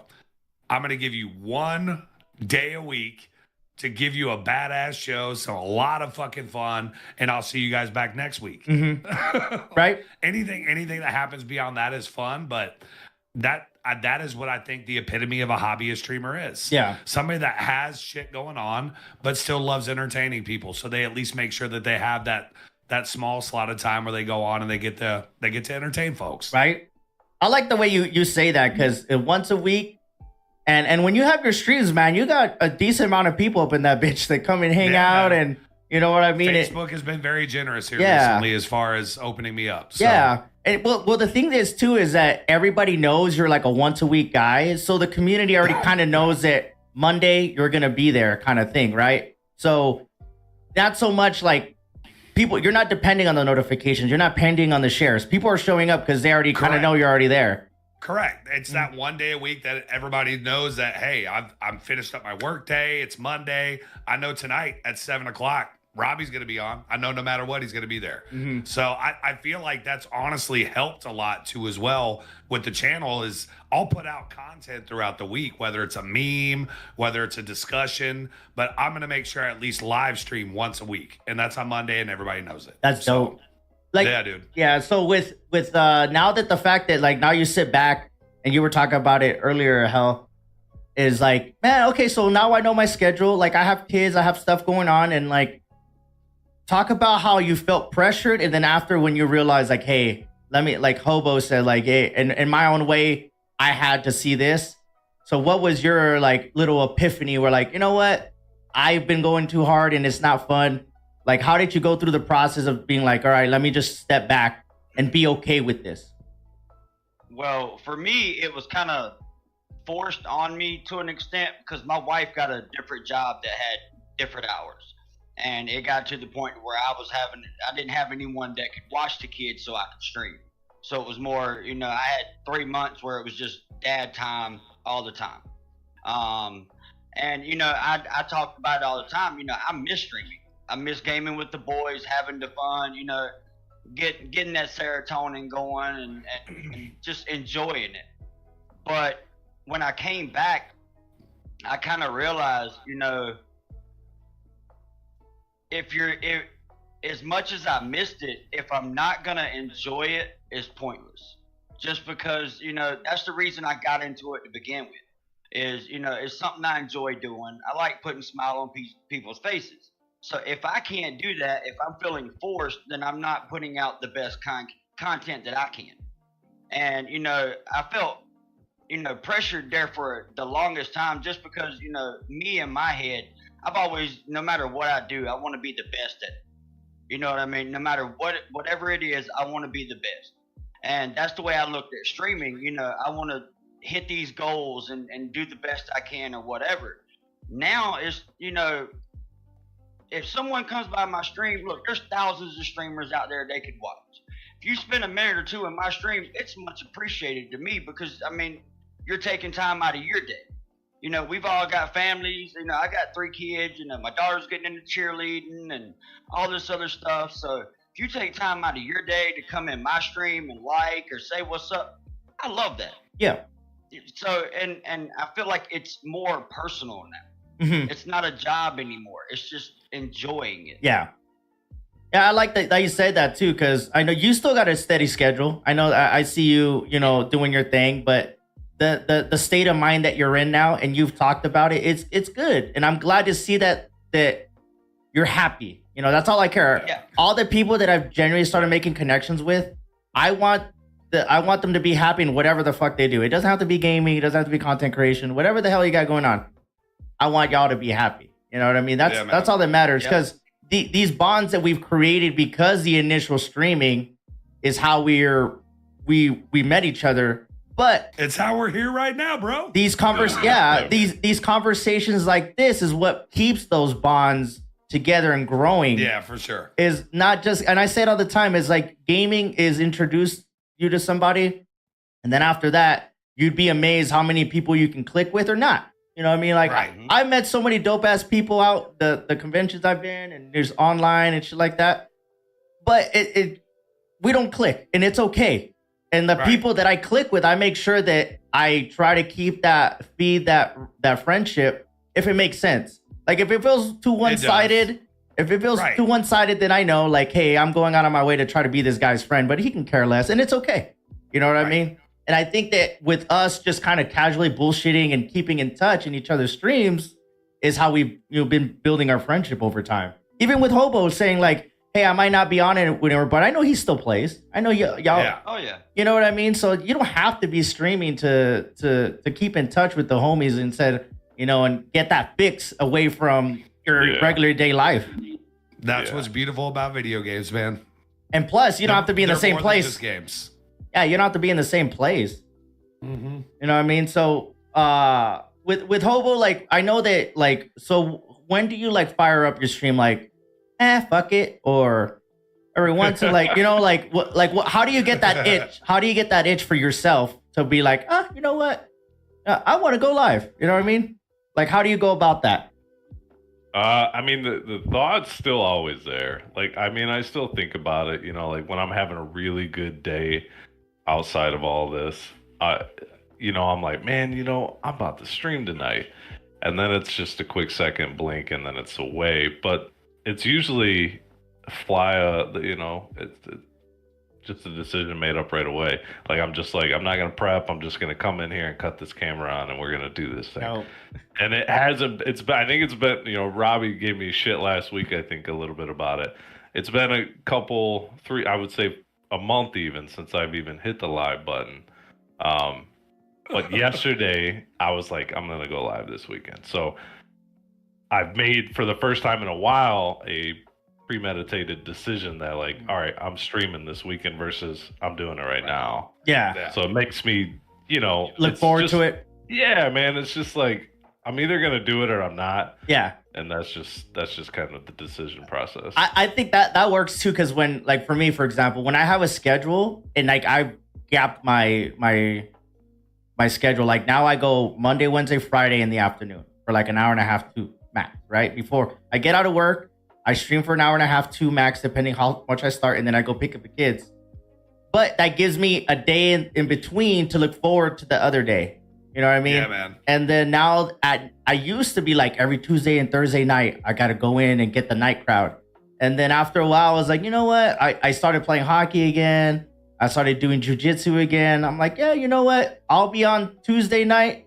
And yeah, I'll go to jujitsu. I get on late. It's 9 o'clock my time, 9:30, 11:30 East. So whoever shows up. And it took me a while to get there to be okay, because I felt like the FOMO, like, fuck, I'm missing everybody. You know, like I'm missing the crowd. I'm missing. I can't play with people. You know what I mean? I'm missing. Jimmy, how's jiu-jitsu, by the way? I gotta ask. I like wrestling guys. You know what I mean? I'm not gonna lie. No, but it's, bro. Is it good? I mean, I've always wanted to try it, bro. Yeah, I used to train like no gi, where just like without the gi on, and then I just started a school where it's like gi. So I've been 3 months now, and for me, mentally and physically, it's helped me. Because feel good? Yeah, because I'm more like how we were just saying this, like Kevin was saying for the job thing. Like, I don't treat this like a job, but I'm trying to point, like, everything I'm doing is going toward a goal, right? So I treat it as a goal, but knowing that I don't have to as much and I can go do this that I've been putting off, it helps me mentally and physically. It's a good thing. It's a good thing, man, because my ass needs to exercise. I need to get out and touch grass. Yeah. If not, I'll be in here fucking editing videos and trying to set podcasts up all fucking Driving day. Yourself yeah, crazy, exactly. Yeah. You are the definition, in my opinion, of a content creator. Yeah, and I appreciate that. For sure. That time aside is pretty remarkable. Yeah, but you know, having these talks like with you guys and Robbie, like managing my time and balancing everything. Like over the past year, I feel like I'm in my bag. Like I know when to push. That's a good place to be, bro. I know when to push the gas, and then I know when to pump. And I'm good with either one. You know, because I don't want to be a shitty father. I don't want to be a shitty husband. And I kind of have to keep up with work too. You know what I mean? So you know, it's just like you gotta pay the bills, bro. Right? It's just like, as much as I love and pursue this, and I do treat it as a job to a certain extent, but just being okay with not fucking full throttle all the time has helped me put out better content. You know what I mean? Yeah. I don't feel forced to do this. Like, I'm gonna do it on my own fucking way. I know this shit's gonna fucking work. I know. But exactly one day. And I'm okay with the process. It might take me 2 or 3 years, but I am okay. I am going forward in my own little fucking steps, and I don't need to fucking jump forward and like, I'm not FOMO anymore. I'm in my own lane. I'm not chasing shit. Hey, if it comes my way and I'm doing my thing, I'm having fun. Correct. That's a great place to be, baby. Yeah. I think naturally it's going to come your way. So to piggyback what Kev said with wanting to do everything so quickly, and you realizing that, you know, and he had realized that as well, but you realizing that I need to just slow down and do my shit and do it 100% at each step that I need to. People don't realize that none of these big idols that they have, none of these big streamers with 2 million subscribers rushed anything. It took them 10 years. It may have taken them 15 years. And that level of dedication over a long period of time. For sure. Is what's going to garnish that success, not what you rush in a short amount of time. It's like sports. I mean, if you bust your ass too hard and don't hydrate, you're going to faint. Right. But the guy who drinks a little bit over time, he's going to run the 100 yards, no problem. Right. I like that little analogy, because you're right. Because a lot of people feel like, even Kevin said how you were saying, like, I got to hit this, I got to hit this, I got to hit the returning view, I got to get the bonus stars, I got to, you know, just. Right. All that is piling on to shit that you didn't think was even an obstacle, but you made it an obstacle over time, and you get caught up on all that shit. And I know some people love that and they want to go through that, and that's cool. You know what I mean? But this is for the person that, hey, let's fucking have some fun. You know, let's bullshit. Yeah, let's play man. games. Whoever comes in, great. If you don't, it's all good. You watch it later. Just like, you know, I mean, I all of us have gone through that in our own different ways. Like, damn, I'm just happier. Like, goddamn, like the fucking year and a half ago and 2 that I was like, I wasn't working at the time. I felt like I had to do this. I see all these people doing it. Why not me? Why not me? Why can't I do this? Yeah. You know, just like, why me and why them? Like, all that shit I had to go through in my own different way to overcome that. But how Hobo was saying, I got to meet more experienced creators, and like, I've been doing this for 8 years and I'm barely getting my shit together. I'm like, whoa. You know, and then I look, but you know, but Hobo said it just like anything else. Like, you want to get into a job and start making $1 million right away. Like, what the, I mean, right. Hello. That's not how it works. Right? When I heard Stone Mountain one time said, man, he's like, I've had my YouTube channel for almost 8 years before it popped off.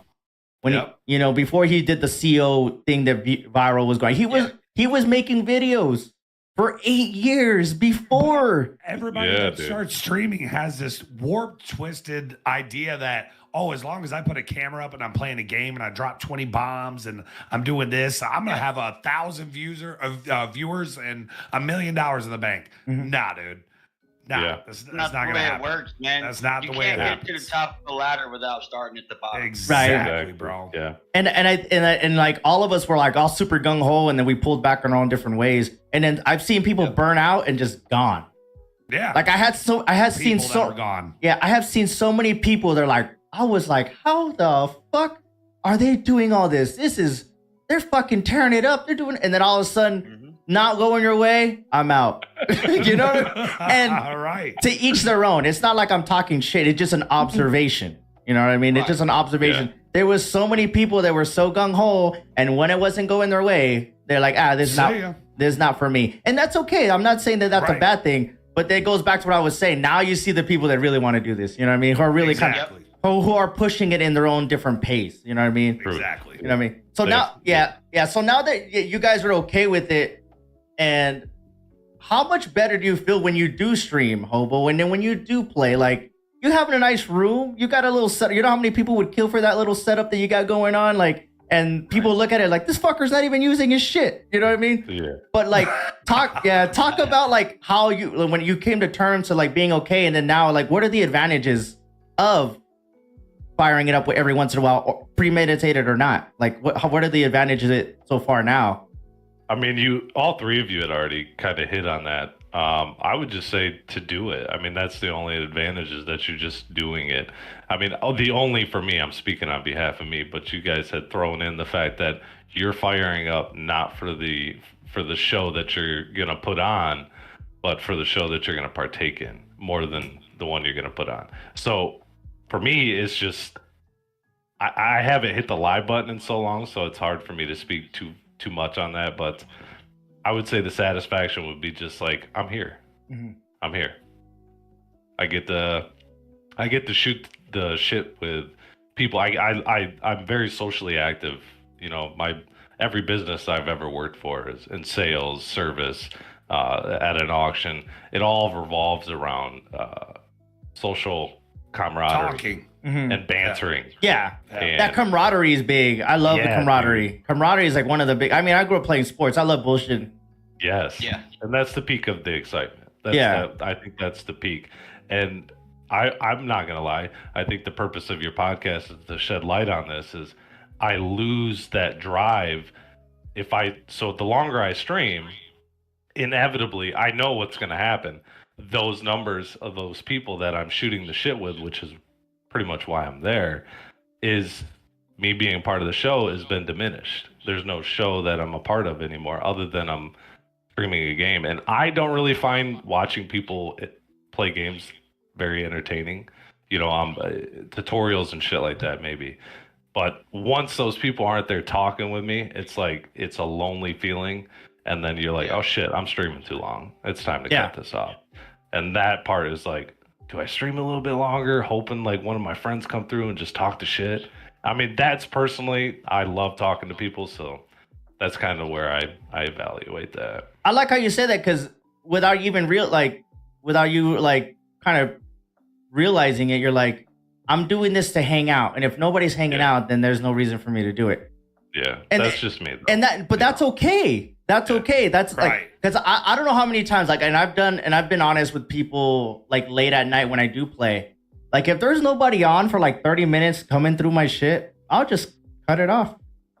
You know what I mean? I just nobody's in here. Hey, anybody here lurking, whatever?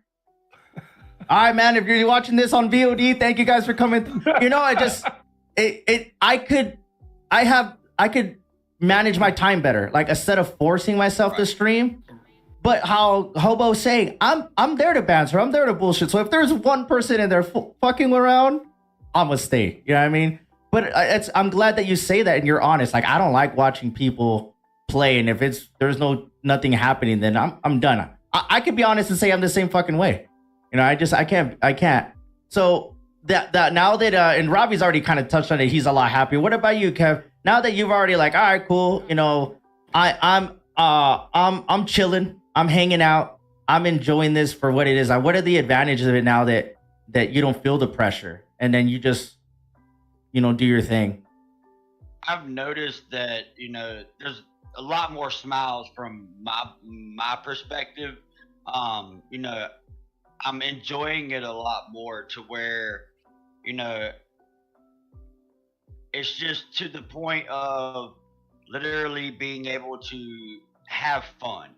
There's no other reason that I'm here but to have fun and try to help someone have a better day. Mm-hmm. You know, like I said, you know, it's all right to have goals. If you hit them, great. If not, it is what it is.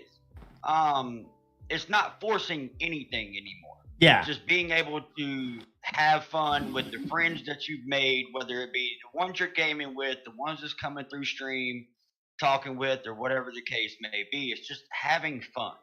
That's what I enjoy the most about being able to step back from treating it as a job. Right. It helps the mental so much. Yeah. You know, because you're not stressing about, I have to do this. Because, I mean, back before, I used to talk about, it's like Facebook would force you to play a certain game. I know. Or you wouldn't get pushed in the algorithm. Man, I hated that. If I play Fortnite on Tuesdays or something, I wouldn't get the push like I would playing Call of Duty or whatever. Now I could care less. I'll play whatever game I want to play and enjoy it. Hey, I got 2 viewers. I got 2 viewers. I got 9. I got 9. It is what it is. Nice. But I'm gonna enjoy it and have fun no matter what it is. Yeah. I love hearing that. I love it because I think people need to hear this kind of stuff. You know what I mean? Like, all of us have had different levels of success in our own different ways. And, you know, as far as skill level too, I mean, you guys are way better players than me when it comes to like Warzone and shit like that. So it's hard for me to hold a stream when I'm not crashing a helicopter. I can't get kills like y'all and shit like that. But I'm entertaining in that aspect. It's like I'm having fun. You know what I mean? And just being okay with what your lane is. Everybody's in a different lane. You know what I mean? And it's okay that everybody's in a different lane. We can still have the camaraderie. We can still have the banter. We can still bullshit. We can still support each other from afar. You know, I was saying the other day, It's like, if you come into my streams or don't come into my streams, or you like my Instagram or you like my all that support, I appreciate it. You know, right? With the whole streaming world, with it, just like nobody has time to sit and watch a 2-hour stream anymore. Right. Not I even wish. 30 minutes. Yeah. I wish. Right. It just like, even with me, like, I'm really active as far as like trying to hit up the homies, and I'm just like doing drive-bys 2-3 minutes at a time for like an hour, and I'm doing my best to letting everybody know what's up. But if I don't get the same return in love, I used to get upset, and now I don't, because the people that generally like support me, I could feel it from afar. And they're gonna come in at some point, anyways. Yeah. You know they will, because they're homies. Yeah. But before I would just like, well, man, I'm fucking doing all this, man. I'm doing all this. But it was me. You're not stopping by, right? And it was I was in my head. Yeah, it was always in my head, like, man, I'm helping you. You're not helping me. It just like that, like that mental state, how Kevin was saying, I'm just so getting wound up with all the shit that's like out of my control. Why am I so wound up? Toxic to your mental. Mm-hmm. And it's my own doing. It's my own doing. You know what I mean? It's not, I can't sit there and complain and shit like that. Like how Hobo was saying, man, like, oh man, I don't have the ambition, or like, it just like, or like taking that step back and like self-reflecting, like, damn, man, I'm over here getting caught up with stupid shit. What am I doing? What am I doing? You know what I mean? Yeah. And it takes a while. I think everybody hits that wall eventually, man. Like, I've seen so many streamer homies that just don't stream at all anymore, and they'll come in and say, what's up? And I still remember conversations that we had, and they're like, hey, that's dope. I was like, yeah, man. Like, I genuinely, like, love talking to people and bullshitting with people. Yeah. There'll be people that come into my stream, they're like, you remember that? I'm like, I try to do my best. If I have a small conversation with you that's something that sticks in my head, I want to make sure that, hey, you're not just a number, and I do appreciate your time. Remember that one time because of this and this and this and that? I forgot about that, man. I do. And that was an experience that I had with that person to be like, I'm building relationships and friendships. That's what I'm here for. I want to play with dope people. I want to make content with dope people. You know what I mean? And I'm not worried about like chasing the numbers or people trying to get clout or me trying to get clout. You know what I mean? Just like, I'm just doing my thing, man. And I felt like me taking that step back in my own way, you know, even though like I consider myself a casual streamer, but I consider myself a hardcore content creator. You know what I mean? Jimmy, that's why we all love you, though, dude. That's why we all love you, bro. You're a real one, dude. Yeah, I just like, we're all honest, man. I felt like man. a lot of people were shying away from having these kind of conversations or talking about how they felt. Like, look at fucking Hobo. I would watch him destroy lobbies, and this fool's like, dude. my heart's not in it as much as I want it. I don't fucking want it. You know what I mean? Yeah. Kevin's going in hard. Fucking damn, I have to now life. I have to do daddy duties, and as much as like this could be a job potentially, and me do, it just doesn't make sense. Robbie, same thing. Like, fuck, here I am turning it up, chasing this stupid fucking button, and at the top of my game, I'm like, fuck this, and back out. You know what I mean? Yeah. And all of us did it in our own way, but we needed to do it in our own way for our own life. You know, not just content and streaming, just like mentally. Like, it's not good getting caught up in all this bullshit all the time. It's not healthy. It isn't. It's not healthy. It's not. And everybody handles it a different way. And then it affects the rest of your life as well. Yeah, exactly. Mm-hmm. Yeah. Because I've seen people like post like, oh, my mental. And it's, you know, it's not like it's a bad thing, but at the same time, it just like some people just do it for attention, and other people like really like, damn, like genuinely mean it. Yeah. Genuinely mean it, because you know, it just when I started catching myself, and even Robbie said this before, when you were saying sorry all the time for not going live, you need to take a step back, because you you know what I mean? Like, I appreciate people coming by, but I don't feel like I owe anybody anything and they don't owe me anything. The time that I always felt like I was letting people down. Yeah. And the minute I was honest with myself, I'm like, dude, you can't be sorry for letting people down. Like, you're not good right now. Yeah. Stop that. Stop that shit. And I felt much better afterwards. Yeah, you're not good for yourself or for anybody else. Correct. So, like, not a good Robbie is not a good Robbie for everybody, kind of thing. Correct. Mm-hmm. Correct. And it sucks seeing that people I still people that are just going through it, and, you know, talking about it. And, you know, sometimes people are just afraid to take that step back because they're going to lose what they built, you know, and I see a lot of people, you know, that I don't personally know, but I've seen people openly talk about, man, if I don't do this, like, I might lose this and I might lose that. So I got to keep doing it. And I'm like, I hate. Oh, Jimmy, that's why this is a great topic to touch on, dude. People need to know that it's okay to take a break. It's okay. Yeah, exactly. Yeah. It's okay to chill. It's okay to take a step back. Mm-hmm. It's okay to reevaluate what's going on. Yeah. It's okay to step back and find out what is going to make you a happier you. 1000%. Yeah, because a happier you is going to be happier content. If that's your goal. 100%. If that's your goal, dude. If that's your goal, hey, great. But you just being pissed off and like, I hate seeing people struggle when it coming to something, and you guys all hit it when you're supposed to be having fun. Like, why did we all do this?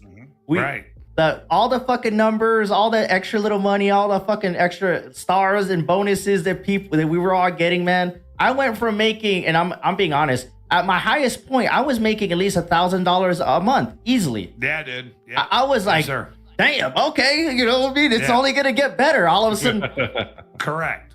$800. Okay, I'm about to fucking be $500. Yeah, dude. $200. $5. Yes, dude. Within like months, like within like 4 or 5 months, like I went from X amount of money to like, and it's because everybody started going to work. The bonuses started. things, numbers. COVID it just money was not there anymore. Dude, it was just like, oh fuck. And then and I could only imagine you as a full-time streamer at the top of COVID, as a partner, as a full-time creator, making $10,000 a month, making six figures, yeah, right? Six It's just figures. like, holy shit. And then no wonder people are pissed off. They're like, well, I'm not making that shit anymore. That's gonna fuck with your mental. Fuck 1,000%. yeah. Oh yeah. 1,000%. Fuck dude. yeah, man. If I go to work 8 hours a day, and if I was showing up 8 hours a day, and then 2 weeks I get a paycheck that's $100, like, fuck. Right. Holy Right, shit. right. I gotta Well, see, I reassess. think that's what put a lot of pressure on me is I came in after all the COVID. I Yeah. started back in 2022. So, I came in after all that and I was like, well, shit, you see these over here making this, so I've got to get up to here to get to this point or get to that point.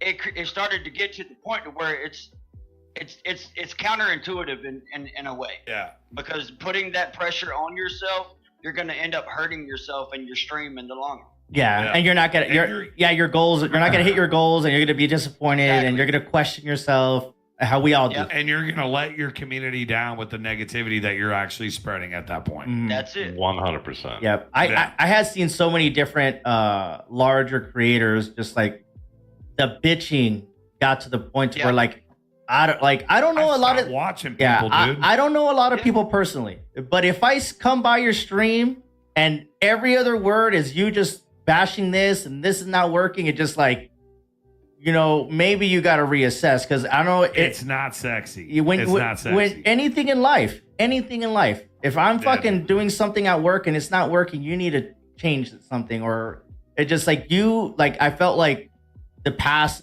and then we could talk about this too. The past 4 years of me creating content, I've learned so much about myself, more than I ever thought I would as I'm getting older, and life lessons and different experiences and being ambitious. And like, I've learned so much about myself the past 4 years, and I got to see a lot of people grow and not grow and fall apart, and take those as I'm watching. Like, God damn, imagine you making $10,000 a month and you're sitting there bitching every other day now that you're not, and you're not doing anything about it other than bitching.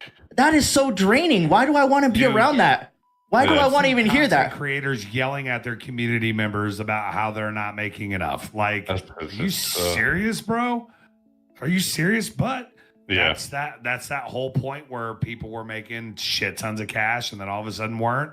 They put their living of life at a certain point, and all of a sudden it wasn't that way anymore. So I mean, that makes people feel a certain type of way, but it sucks. I don't want anybody to lose their job or lose their money, but if you're at work all the time, you can't bitch on your job. Exactly. I mean, you can't sit there and just bitch. If you're at work all the time and you're bitching every day, then you're the one who's working. Are you going to make a decision? Are you going to do something about it? Then if you're not, then shut the fuck up. It's kind of like that. I don't want to be. Just like if I was at work bitching every day about something, eventually it's going to get to management or whatever, right? So it's just like, they're going to let me go. But your self-contract is self-whatever. So you being negative all the time on you're in charge of what's going on. Exactly. Everybody comes by like, oh, there's Hobo bitching about fucking not getting numbers again. Oh, here's fucking Kevin not getting a titty twister Tuesday, and he's over here bitching about how he used to get 20 every other week. You know what I mean? It just like that's not what I'm tuning in for. You know what I mean? Like, I want to support you the way I can, and then financially when I can or whatever. But if you're sitting there bitching all the time, I'm not gonna. Yeah, man. Right, not to this. I've seen so many creators flip, and it sucks because like I thought they were so dope, and then once that money stopped, you just saw a lot of people's true colors, man. I'm not trying to talk trash, and it's not. I'm not trying to point people out. No, let's talk trash. Right? It's just an observation that all of us follow different types of creators, and we've all said the same thing. We used to like this person until this. We used to like this person until this. We saw this until this. And just like, I felt like I used to like follow like people like, damn, this is dope. He's doing all. And then with all the negativity, all of this and bitching and this and numbers started dwindling, I'm like, yeah, I'll see you later, man. You know what I mean? I'm just a number in your stream, and you don't know me personally, but like me looking forward to seeing you play or do whatever. And then you're sitting there bitching. This is what I'm looking to tune into. Yeah. And that's But how that's also a learning curve as well, or it gives us something to learn from as well. exactly. Because That's what I'm saying. You we watch see this people. and we know we don't want to see that. Mhm. So we know we have to take that into consideration with our own streams as well. Right. Yeah, I think, and then and that like with all the different things we hit is like, hey, we thought this. Hey, we're not that. Hey, we're okay where we're at. Yep. I think Yeah. every creator goes That's through where that. everybody should be. Yeah. Is And- you just need to be comfortable in your own skin. And this Yeah. could be relatable to anything in life. You know what I mean? Like not Yes. just streaming, not just gaming. Like, hey, Yep. I thought I wanted to do this. I like one of my like when I was younger, I was 21, 22. Like I grew up playing hockey from 11 and I got pretty good pretty quick because I used to play with adults. I'm a little fucker, but I would just fast. I got to make quick decisions. I was always getting really good. And then I wanted to try out for Team USA. And I tried out for Team USA 18 and under, didn't make it. I had one more chance. I made the alternative team for inline hockey. And then after that, like I went to go try out for the men's and I'm like, there's no way I'm going to keep up. I thought I was a shit. And like for me to swallow that pill to be like, I got to Yeah. get a job. I got to go to school. Like it just, as much as I wanted that, I felt your dream kind of leave. yeah, I just was like, Yeah. this is not realistic anymore. Let's pursue something else. You know what I mean? Yeah. And I think everybody with this, it could be something they touch on. I know streamer homies that went in on this for that year and a half, and they're like, it's cool. I They're got out. a dope ass setup, and I still play games.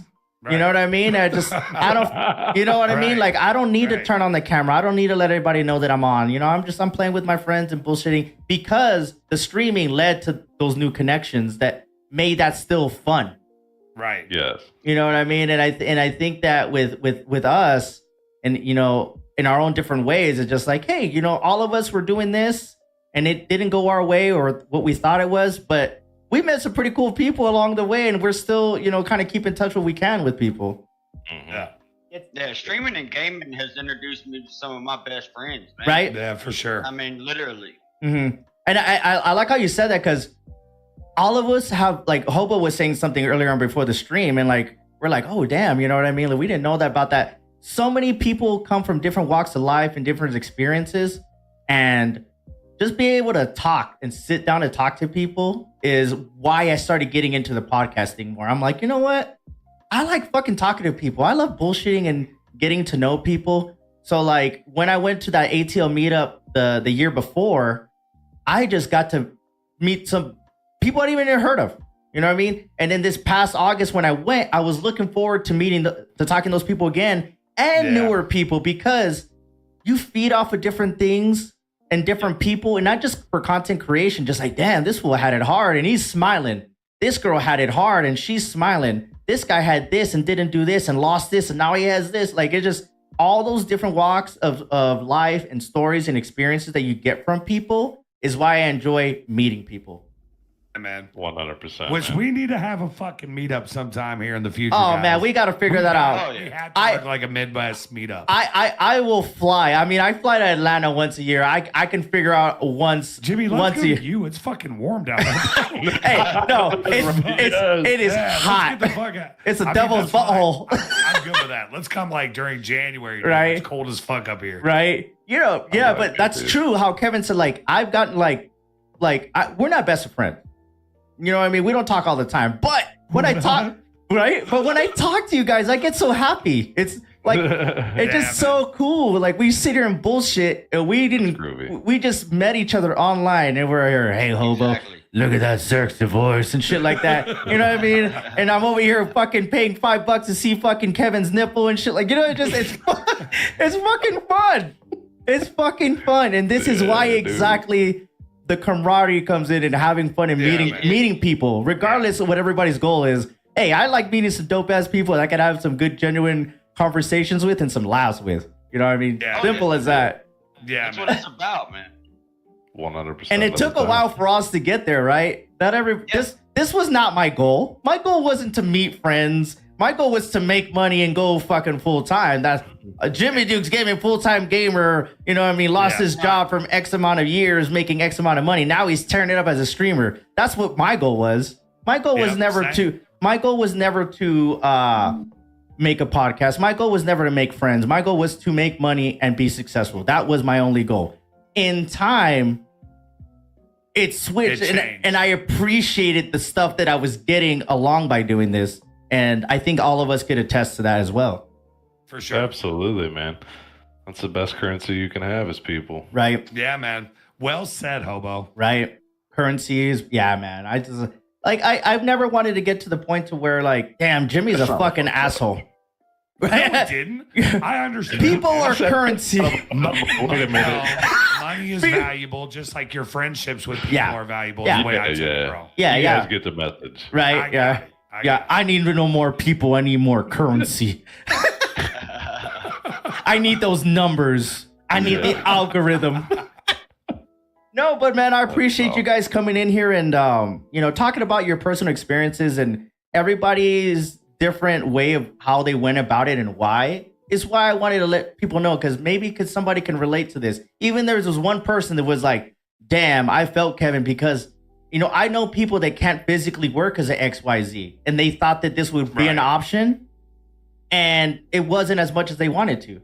And vice versa, like Hobo, fucking damn, I'm really good at this game and I can make you do something and make something. I don't want it as much as I wanted to. And then even with Hood too, like at the top of his game, he fucking just like bowed out because he wasn't having fun, and this is not for me. So I think everybody can relate to that. And then with me too, in my story, I'm like, I thought I was gonna go all in, and I thought I was a shit. You know what I mean? And when you're not the shit and you see other people doing their thing, it just kind of like humbles you and kind of makes you look at life a little bit different when it comes to this. Yeah, man. And it's okay. Like I always said, it's okay to do once a week, once a month, whatever you want to do.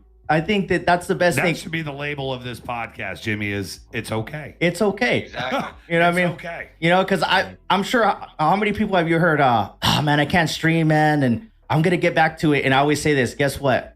The best thing about streaming, it's always there when you want to come back. Right. Exactly. It's always there. Whenever Hova wants to hit that button, premeditated or not, it'll be there. Yeah. Kevin wants to make sure he gets his 2 or 3 days a week. It's there. Robbie wants to get his 1 day a week, maybe squeeze in a third or a turd. It'll be there. You can squeeze out a turd. Yeah, man. But thank you guys so much for your time, man. I appreciate you guys, and anybody who's listening. If drop in the comments if you've ever related or can relate to this kind of stuff. You know what I mean? It's okay to talk about you having a dream and it not working, you being okay with this or not. You know what I mean? It's a good thing to have these conversations, and it's okay to not go your way, but being okay with it not going your way because of certain things, because of life and things like that. I think that it's very important to focus on the positive things. Friendship, games, things that you've experienced with the people while you were doing this or not is way more important than the popularity and the money that you thought you were going to get. Yeah, man. People are currency. Hashtag. Well, we just found something out. Yeah. Yeah, man. So thank you guys so much. And all the descriptions, guys, will be here, even if they might not be on or not. Everything's down in the description, man. Hood is on Mondays, usually on Facebook. Hellbilly on Facebook as well. And Hobo, you might just catch him with his sexy ass voice tearing up some Warzone lobbies, man. Maybe. Man. So thank you guys so much for your time, man. Yeah, thanks, Jimmy. And this, Thank you, Jimmy. yeah, man. And I'm sure this won't be the last time we have a conversation about something. But About something. But we do need to meet up somehow. We will. Yes. This is recorded right now that we will all take a picture together in one place and time. Hopefully in the near future, not too crazy, but you'll see all four of us in one picture together in IRL, man, with my little ass looking up to all these motherfuckers. All right, guys, make sure you guys go check out all the previous episodes, man. We're on Spotify, iTunes, YouTube. All the clips on Reels, TikTok, Instagram, fucking Twitter. I'm all over the place. I'm trying. And if you guys can support and check it out, what I got going on or what these guys got going on, we appreciate your guys' time, man.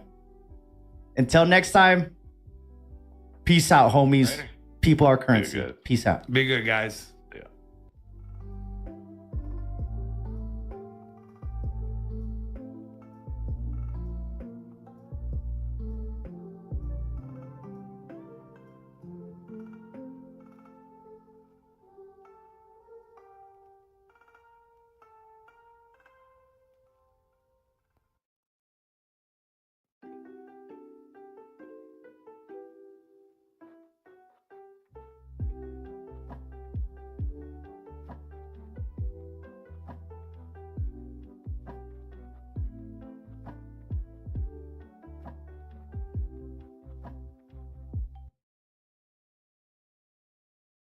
What up, y'all? Welcome back to another episode here on the Jimmy Dukes Gaming Podcast. We are joined by a good long buddy. I know, like, we ain't like the best of friends, but we've known each other for a minute, right? Yeah.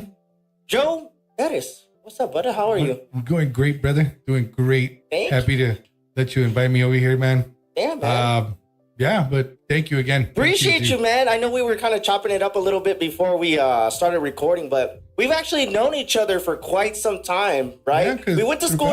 We went to school together. Yep. You know what I mean? We didn't really hang out, but we've known of each other for like the longest time. No, and the crazy story is when we got older in the age, like our circles were united as one with closer friends, other friends. Yeah, it was a hell of a team that came together. No shit, right? And you know what's cool too? Like we were saying as well is when I was starting to get into my streaming, I was like, I need like some photography. That's pictures. right. And I had reached out to you, and that's when you were kind of already moving along with that photography shit, bro. And we did my first professional shoot, I guess you would say, here at the house. And I still, by default, I use the one from the side. Oh, the side one, yeah. Yes, I still use that one as a default one for all my pages. That's still my favorite. That's still a good one, bro. That's still my favorite. That's a good one. I still have those pictures, man. But thanks for coming on, man. I know that you've been doing your thing. You're a photographer, right? Yes, sir. Been doing it. So yeah, photography. Damn, it's been a journey, but 6 years going on strong. I actually just recently did the count on that too, because I was thinking about it. I was like, how long have I been doing it? Because it's been coming up a lot. It's like, how long have you been doing photography? Yeah, 6 years. Dang. 6 years strong doing it professionally. Yeah. Professionally. That's what I was gonna say. So how long have you been taking pictures for, like on your own, like as a hobby? Like, I just like taking pictures. As a hobby, man, since I was a kid, I'll tell you a crazy story. I think you might know him too. He went to Parkland too. Eric Chavez. Okay. So when I was he's just lived a couple houses down from me, but he was in middle school. This was 90 between 98 and 99, where he was. Don't show your age now. I know, right? Shit. But yeah, no, he was. It was around that time. He was in middle school. I was just barely going into middle school, and this is when middle school was only 2 years. Not now where it's 3 years. Yeah. But 7th and 8th. Yeah, good old 7th. Right. So they were there's a film class that they had, and they rented out. They gave him some cameras, and he was making a short film. This is when Scream was popular. So he tried to do his own version of Scream, and I helped him out with a little bit of the clips. The intro, it was just a little VHS camera and a piece of paper where they drew out the Scream name and the title and a strobe light. Nice. After that, I got into it with him. We did a couple of scenes, and then we left it at that. We never even premiered or showed the movie ever again till daylight. After that, man, I was just picking up disposable cameras, taking photos, going to car shows, just random family photos with cartons and cartons of disposable cameras. And then I dropped it for a bit, then came back with another camera. And then that's when the big VHS tapes, the small digital ones came around. And then MySpace came around, and everyone in front of the mirror holding that picture. that was me holding that, but I was taking a picture for other people. I was never in front of it. And then, I just spun out from that, paused for a little bit of maybe a good 2.5 years, and then went right back at it. Came 2017, it hit. Mm-hmm. Just kept it going from there. I like that you've been doing that, because like I said, we were before you started recording, I was like, man, I respect the fact that you stuck with it. Yeah. You know, because a lot of when everybody's trying to pursue something that's like freelance or something that's not a normal paying job, or even if it's like a hobby thing, it could lead to potentially like a business or something like that. And I've been seeing you do that, man. And you get better with your editing. You're always posting videos, different type of content. And I respect the fuck out of that, man, because I love seeing that shit, especially somebody that I know. I'm like rooting for you from afar, bro. Appreciate you for doing that. Yeah, it's been a journey adapting to all the changes, because everything changes so fast. Yeah. So you gotta get the photo, then edits come down. The way edit, people look at edits, and then you have to find yourself. When you're a photographer, you have to find that one style that suits you, and then it separates you from the most. Yeah. And when you're in there, I mean, there's been times here and there like, I want to put the camera where just pawn it, but nah. I turned around and stuck to it. Yeah. So like in 2017, you said that's when it was like, all right, I'm gonna really start pursuing this. Yeah. Crazy story. I actually just paid off a truck that I purchased. It was a big Tahoe, and I was like, you know what? Let's do this. I stopped by a rent-a-center, And I was like, hey, you guys have that camera there? They're like, yeah. And I was like, we'll let it go for 500. I was like, in payments? Yeah. I was like, how much you guys want for it cash? I was like, no, we'll take it in payments. So I ended up, it was overpriced, but I took it out, and within the first year and a half, I paid it off right then and there. But that's how you had to start, right? Yeah, I had to start somewhere because I had no clue when it came to digital. I lost all sense of it, and I was like learning aperture, ISO, shutter speed. I'm barely learning about that kind of stuff, bro. The way it hit me, and I was like, damn. Like I had to rethink, and I'm sitting there going to YouTube college, looking at it, and then practicing, and bumped into other photographers walking around. And they're like, hey, what are you doing? I was like, taking some photos, man. It's like, oh, I'm a photographer too. And bump heads, we talk. And it was like, hey, try this. And little by little, and every single chance I had the ability to meet a photographer that's advanced or further than me, I'd be like, hey, how do you do this? Always asking those questions, and got ISO down, got shutter speed down, and then it was just a matter of just learning how to edit. Right. Well, that's the thing too. I'm glad you said that, because when, for me, when I run into other content creators or people that do podcasts, I always have conversations because we're always learning from each other. So it's cool that by you just doing your thing, you'd be amazed how many people will be willing to help you out when they see. Because like if I ever have anybody that starts talking about gaming or streaming or video or anything like that, if I know them, I'll be like, hey, like, do that. Well, when we first did the photo shoot, how we started talking about what's it called? Copyrights. Yeah. We get into a whole conversation about copyrights. So like figuring out what to play, where to find it. Mm-hmm.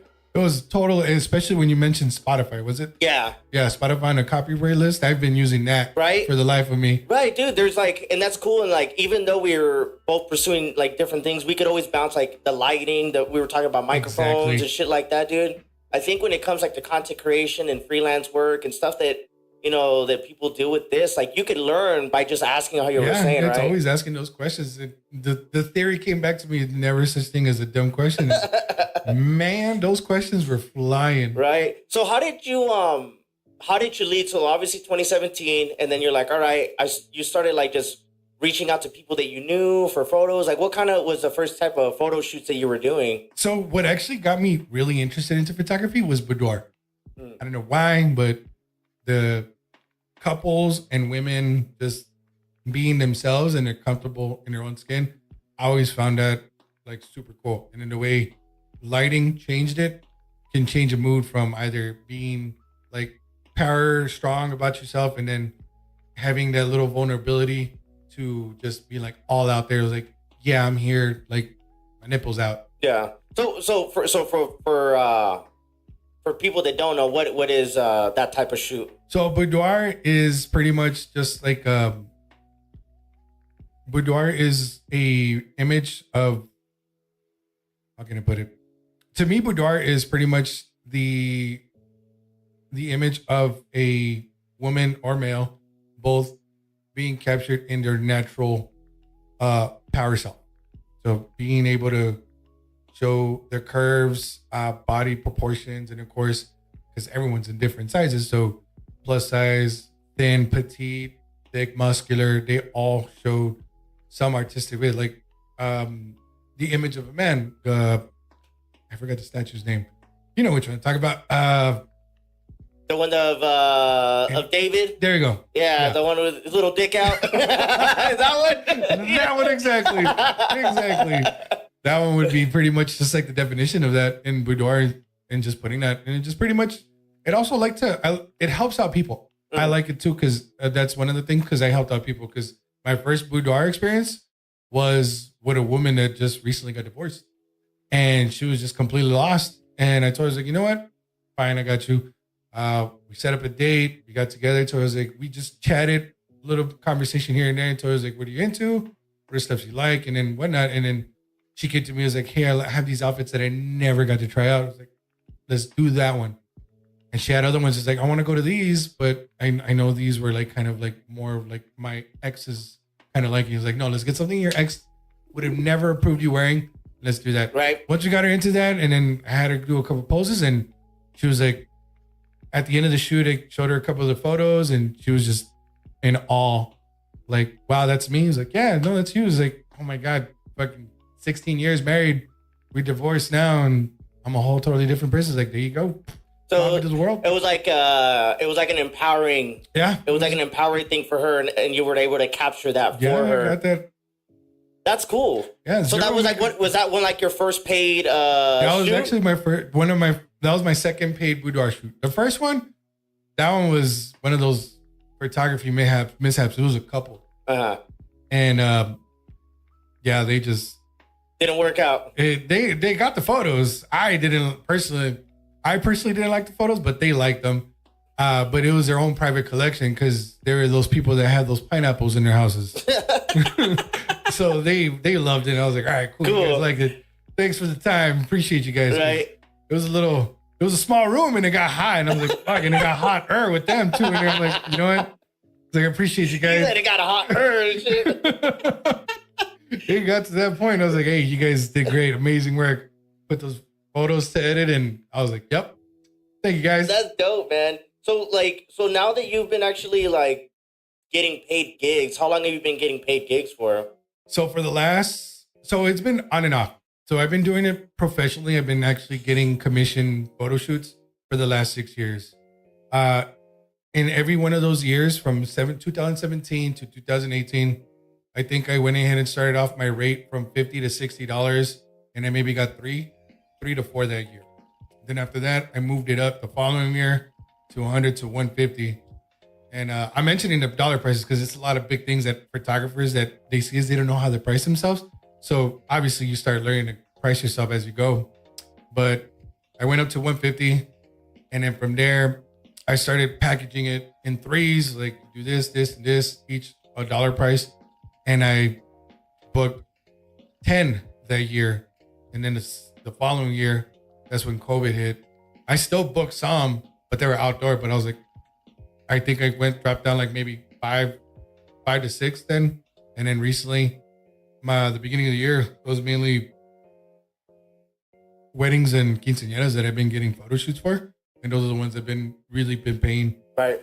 And getting me into that. Yeah, I like that you don't limit yourself to the certain type. I mean, obviously there's a lot of things that you like shooting and prefer. Yeah. But I like that you say, hey, I've done weddings, I've done this, I've done that, because you're only like getting better at your craft, right? Exactly. A lot of people don't, like, you can't just fucking do everything you want to do. You got to get better. Yeah. In anything. Test every single thing. Yeah. I just feel like anytime you're pursuing anything that's like content creation, photography, musician, comedy, like you have to put those reps in. You have to try different scenarios and different things. You know what I mean? I feel like with doing this, I've gotten better being a interviewer for people. Oh yeah. Because like I watch back stuff and I'm like, and I like catch myself like I should have asked this, I should have asked that. But by watching the film and the reps, I've gotten better. You've seen it. Yeah. You know, it's crazy to think that, but I'm glad that you say that. Like I'll do quinceañeras, I'll do photo shoots, I'll do boudoir. You talk about car shows and shit like that, man. Oh yeah. No, that's another project I'm working on right now because I just started my own publishing for a magazine. It's called Ill Society Magazine. So tell us about that real quick. So what is Ill Society Magazine? So the concept is for photographers by photographers. So obviously a magazine is published by photographers, but this one pretty much I'm wanting to test out photographers that think that they don't have it, but they do. Because of course, like when it comes to light manipulation, composition, photos, you test yourself. And not only you test yourself, but as well, you have a community behind you that you may feel that they're against you, but they're not. Photographers around the world love each other's work.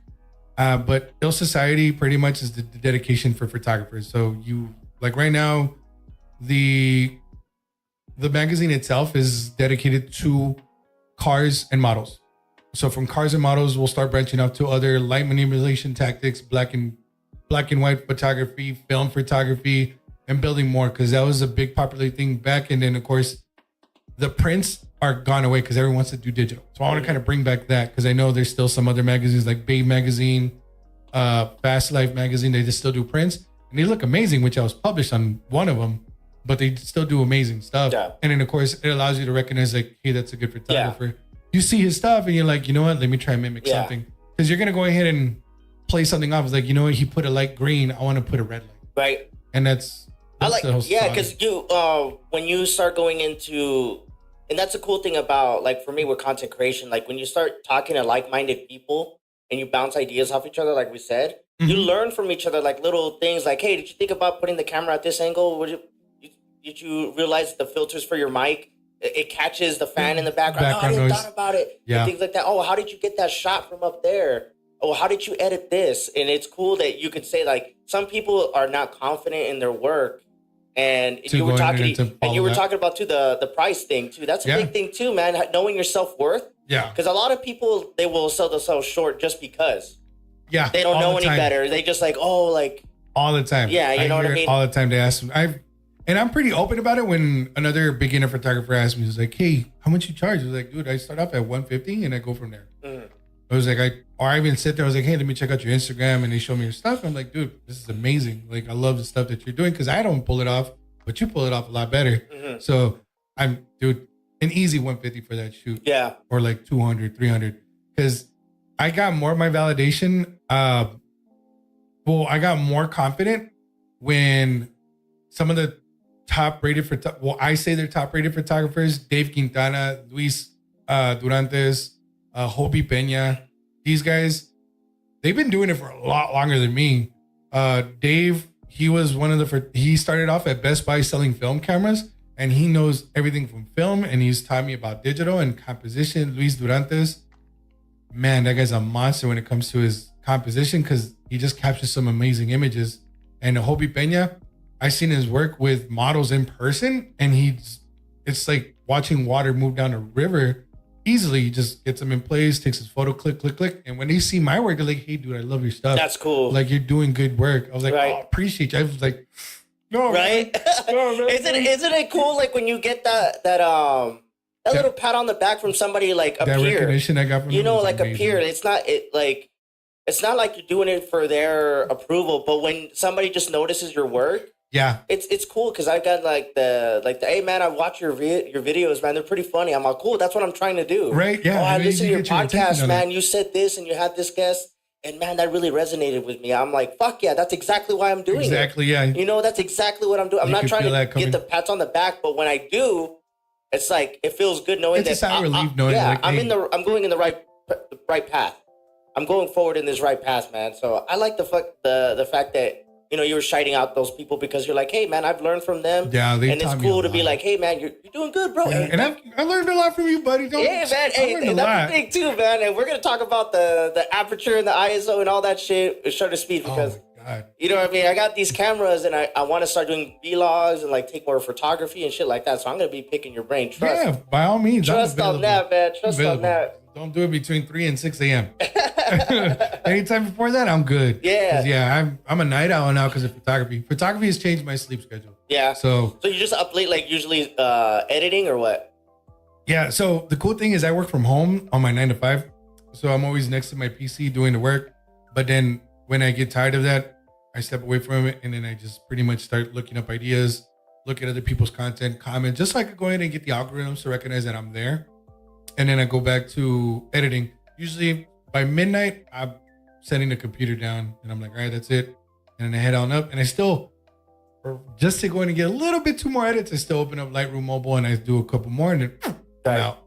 It's like, I like how you say that. It's like when you're, when content creation, photography or musician that I've talked to, it's like you're always doing something. Yeah. You're always, it's a 24/7 thing and it might not like you might be focusing on it. But sometimes, like, I have to, like, it's hard to stop my brain. Yeah, to turn it off, especially when it's coming down to winding down yourself. You're like, you need to get your rest. But right. You're like, I swear to God, I got this idea. I need to get this layer mask on this fucking person. I need to just put some more light on her face. Yeah. And then, bam, as soon as I get it, I was like, all right, good. Done for the night. I'll be doing that too. Like, man, God, that was a good reel today. No, I can knock out that reel real quick. And I've gotten I've gotten better with my editing skills because I can knock out like a decent amount of work in a small amount of time, but it's hard for me to stop because I know I could do it so quick. Yeah. All right, I did that one real quick. Let me just do one more. Yeah, let me go ahead and knock out another one. Let me do this one. Let me do this one. More. Yeah, it's always like that. So like when you're without like names or like situations, like what are some of like some of the stereotype questions or things that you have to answer on a daily basis when it comes to like people asking you about your work or on a shoot? All right, I'm a professional guy because I'm married, but I always get asked, do you get hit on by the models? Mm-hmm. It happens, but obviously you gotta be professional. And where do you find these models? These are a lot of the questions that I get. How much time do you need to edit? What are some of the things you don't like about editing? And then there's those things where like do you really have to get your hands dirty? I was like, no. Like, one, when it comes to the models, like I just shoot my shot. It's just like dating. Like, you shoot your shot, you get shot down. Now, all right. But yeah, those are usually the common things that come up. Where do you get the camera equipment from is another one. Like, what are some of your favorite settings? Honestly, when it's settings, dude, those wheels on those cameras, I'm surprised they're still on there because I'd be gyrating them, boom, boom, boom, left, right, just to go and get the perfect light I want. How much you spend on equipment? That's a very, very common question. I mean, if you're gonna go ahead and start photography, and your question is the cost of equipment, a lot, yeah, a lot. I got $30,000 in credit card debt. Right, no shit, right? So but there's a will, there's a way. Yeah, I like how you were talking about, and I'm glad you brought that up because I mean, you say you're talking about being in a relationship, and then you want to be taken serious for your work. Yeah. But I'm sure, like, I've had other friends that were like trying to be photographers or things like that, and it comes to situations they're being weird, making the people feel uncomfortable, especially with females. Like, I mean, I could only imagine like some female or even male art like model, they're trying to take themselves serious, and then you want to make sure that relationship is there without being weird and like that, because I think that it's a fine line. Yeah, it is a fine line. Yeah, because I'm sure there's a lot of creep photographers out there. A lot of them. You know what I mean? But like, so a lot of the time when you're gonna set up a shoot, it's like, is it you reaching out? Is it vice versa? Do you have like? So a lot of the times I reach out for collabs. So I usually tell them like, hey, I message like, hey, I have this idea for a concept that I want to try. It's like for like a test studio shoot. Like, I want to test out the studio. I'm going to start using it hopefully in the future. You want to come by so we could go ahead and check it out? They usually like, all right, cool. What idea do you have? Like, hey, they asked me the time. It was like time, date. And then I usually just kind of like, are you comfortable with lingerie? Are you comfortable with bodysuits? Or like, what are you comfortable with? And they usually give me like, oh, when they tell me I'm comfortable with whatever, I was like, all right, cool. So bring your favorite lingerie, or if you want, I have a set that's been sitting there for my last client. So if you want it, you can have it. Just tell me your size. And just pretty much that small communication, not going into like, hey, what's up, girl? Like, can I get your picture? Right. Can I get your picture? It usually comes down to just like being straight to it. Yeah. Like, hey, this is the idea I got. You want to try it out? Yeah. Or I just put it out to the universe on a story and be like, hey guys, I'm doing a casting call for this. Who's down? Usually get all the guys that comes by like, I'm down to do it, buddy. But every now and then I get one or two. It's like, yeah, I'm up for it. Yeah. Like, all right, cool. And then I have my go-to models. Yeah. So those go-to models are always there in my back pocket all the time. I was like, hey, we're gonna do this. It was like, yeah, I'm done. I'm available. Yeah. And that's cool that you say that, because it's very interesting that communication is the same thing how I go about. Like, I think of topics all the time, and I think of certain people, and then I reach out, you know what I mean, to fit in the topic, because with me, I'm trying to just broaden my audience, and my goal is always to try to educate people or share light on people's journeys and shit like that. Yeah. So once I start thinking of people, I'll reach out to them, and I always like, it's cool that you say that the guidelines and how you want to go about it. So this way it's established ahead of time. They know you're serious, you know they're serious, and then you move forward. Yeah, because I could only imagine, like, with photography, like, how many times that you have to make sure that you let them know that you know, it's more about the work and shit like that. 7 out of 10 times I usually get shot down. Yeah. But those 3 other occasions, they usually fall. Yeah. They're like, all right, cool, let's do it. That's cool. And I'm glad that you were honest like that. Hey, I shoot my shot with a lot of people and trying to reach out, and sometimes it doesn't work out, right? Even when I'm looking for paid clients or even for potential clients, I also do the same thing. Like, hey, you're asking for a cake smash photo shoot for your kid. Like, I'm available. This is my rate. This is what I could do. Here's my work. Here's my website. And sometimes it hooks in and they like it. Sometimes they're like, no, because of course, you know, Paso, I just have to fight well, not fight, but I do have to go ahead and stand out from other photographers that either have more availability than I do. Mm-hmm. Yeah, so you're that's one of the things that you have to do is it just as far as you have a 9 to 5, you have shit going on, and you can only limit it on time. Well, they're more of the actual. And I just dropped the word, but they're more of the manufacturer rate. So they constantly do that. That's their dedicated goal to do that. Yeah. Like they have a team behind them. They have an editor. They have someone that does the blogs for them. Yeah. Like those are the people that I would end up competing because I'm a freelancer / my own business, so self-proprietor, and I would handle that. I do the marketing. I do the cold calls. I do the emails. Yeah. Yeah, you're doing everything on your own. Yeah, that's so like talking about all the different kind of shoots. Is there like any like funny stories that you can share without sharing any names or odd situations where like I mean, you already mentioned the hot room. Yeah, you know what I mean. But like talk about like maybe like somebody showing up or somebody standing there. Like, do you like let guests come with guests? Yeah, when it comes to photography, I always add a +1. Like, feel free to do a +1. Yeah. So I recently did a birthday photo shoot. She's never done photos for herself. She's always taking photos for her and her family with her phone, but she's never took time for herself. So I was like, I got you. She brought her +1. She had a cake with her. So she didn't want to do a balloon. She had a cake. And so we were joking around because she's married and I was joking. I was like, hey, your husband's going to love these photos. Just pretty much hyping her up. She was loving it. She was into it. She was happy with it. And I told her, I was like, you know what? Let's go ahead and get a couple shots of you taking a bite of the cake since we're going to wrap it up after this. So just take a couple bites out of the cake. Just relax yourself. Don't go cross-eyed. Don't look into your finger and don't feel awkward. I got the shots and I told her, I was like, all right, cool. Let me just review everything. And I realized when I got those shots, I was like, fuck, she already bit into the cake. It's already ruined. I can't go ahead and edit that back together. So I look at the photos, dude, straight up cross-eyed, like chin tucked in, cake, nail, all in. I was like, oh my God. It's like everything else is perfect, but the facial expression she had at the moment was killer. And then I was a continuous shot, so I took like 4 shots at a time. So one eye was closed, the other one was open, finger was halfway, chin down. Another one, both eyes were closed, and then she had her whole finger in her mouth, and then she was just like tilted back, like it was like she just sucked on a lemon. And the last one was when she was just like looking away, and then she was taking her finger out of her mouth with the cake, and some of it on her lip, and it fell right just under her chin, and she went cross-eyed. And I was like, oh my God. I told her, I was like, there's like amazing photos, but right. I couldn't salvage those. Right. Well, you were saying earlier, you can never have enough footage. You can never have enough pictures because you just never know. You never know. Like every time I go to record, I record 3 or 4 times just to make sure the audio looks good. Because I'm so like, God, imagine if I just have a whole conversation with somebody and I don't fucking record. Exactly. I've had fucking... Dude, I've had dreams like, God damn it. And like, you can't recreate it again. No, it's already too late. It's like you were in the shot, like, in the moment.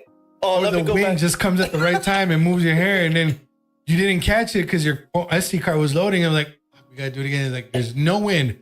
God decides to not let the wind move when we need it to happen. So with everything you got going now, like, so the business has been going good. I mean, you've been doing it for 6 years. Like, you have gigs like weekly, every other week. Like, so this last year, I did more quinceañeras and weddings. I did one wedding, which I jumped into I did more of the documentary style kind of wedding. Because typically I just do the like point, shoot, set the setting, do the video, click that, put that together, slap it together, and then just add music on top of it. This time I did photos and video, and then I actually did a documentary. So I actually sat down my client by himself, was like set the camera, put up the lighting, and then focused on him and just asked him some questions like, hey, tell me about your relationship. And I recorded all that. So I'm putting that together with some dramatic music in the background, and now I got to go get B-roll footage on that soon with my drone. But I have that. I did a quinceañera photos, which for any photographer out there, I'm just saying this now, have backups after backups after backups, because that's one gig I had to go ahead and give a full refund on because I lost the images. Damn. Yeah, right there. And then yeah, it was pretty much just wedding, quinceañera, wedding, and I've been doing a lot of photos. I've only done 2 gigs that have been video, and then I have a third one coming up in December 2nd, which that one's gonna be the last quinceañera video I do. After that, it's just gonna be all photography for quinceañeras. But yeah, that's usually been my niche. I had maybe the 2 birthday shoots, and then I had like just one collab that I did with testing on a new studio, which was with the I don't think if you saw the pictures of the girls with the angel wings. Okay. So I did that. So that's a new studio that I'm probably gonna be booking sessions there more. But that's usually that was pretty much this year. And the next year, I'm going into movie, man. I'm gonna be making that's a what I movie. was gonna say. I like that you were saying it like photography, and then you were talking about video editing, because I mean it goes hand in hand. Yeah. You might as well not limit yourself, and you talk about using a drone, and I mean, so you get the opportunity to have more work because of you're so versatile and so flexible. Like, hey, I can take a photo shoot, we do a photo shoot, then we can do some B-reels, and then I can do some drone shots, you know what I mean? Yeah. And that sets you apart from other people, because that's how it is, man. A lot of time, and you talk about the other photographers, when you start doing things to get better, people see it. Yeah. The right type of people will see it, and then we'll reach out if it makes sense to do things like that. Yeah, dude, because I always tell people when it comes to content creation, man, work on your content. Yeah. Work on yourself. Don't worry about what everybody else is doing. Do what you need. Like, yeah, what's ever trending. Like, do work on yourself. Like, get better at what you need to get good at. So this way, when you start doing stuff, you start separating yourself because you took the time to do it. Because a lot of people, you know how it is nowadays. Everybody wants that instant gratification, whatever the fuck it is. Whatever the hell it is, they want that instant gratification. I did this now, and I want the instant success. You know what I mean? Yeah. And then why didn't I get it? Like, bitch, there's a million people doing the same the goddamn only thing. instant gratification you'll find here in El Paso is if you actually got the following or you land on Fifth Fam. Plain and simple.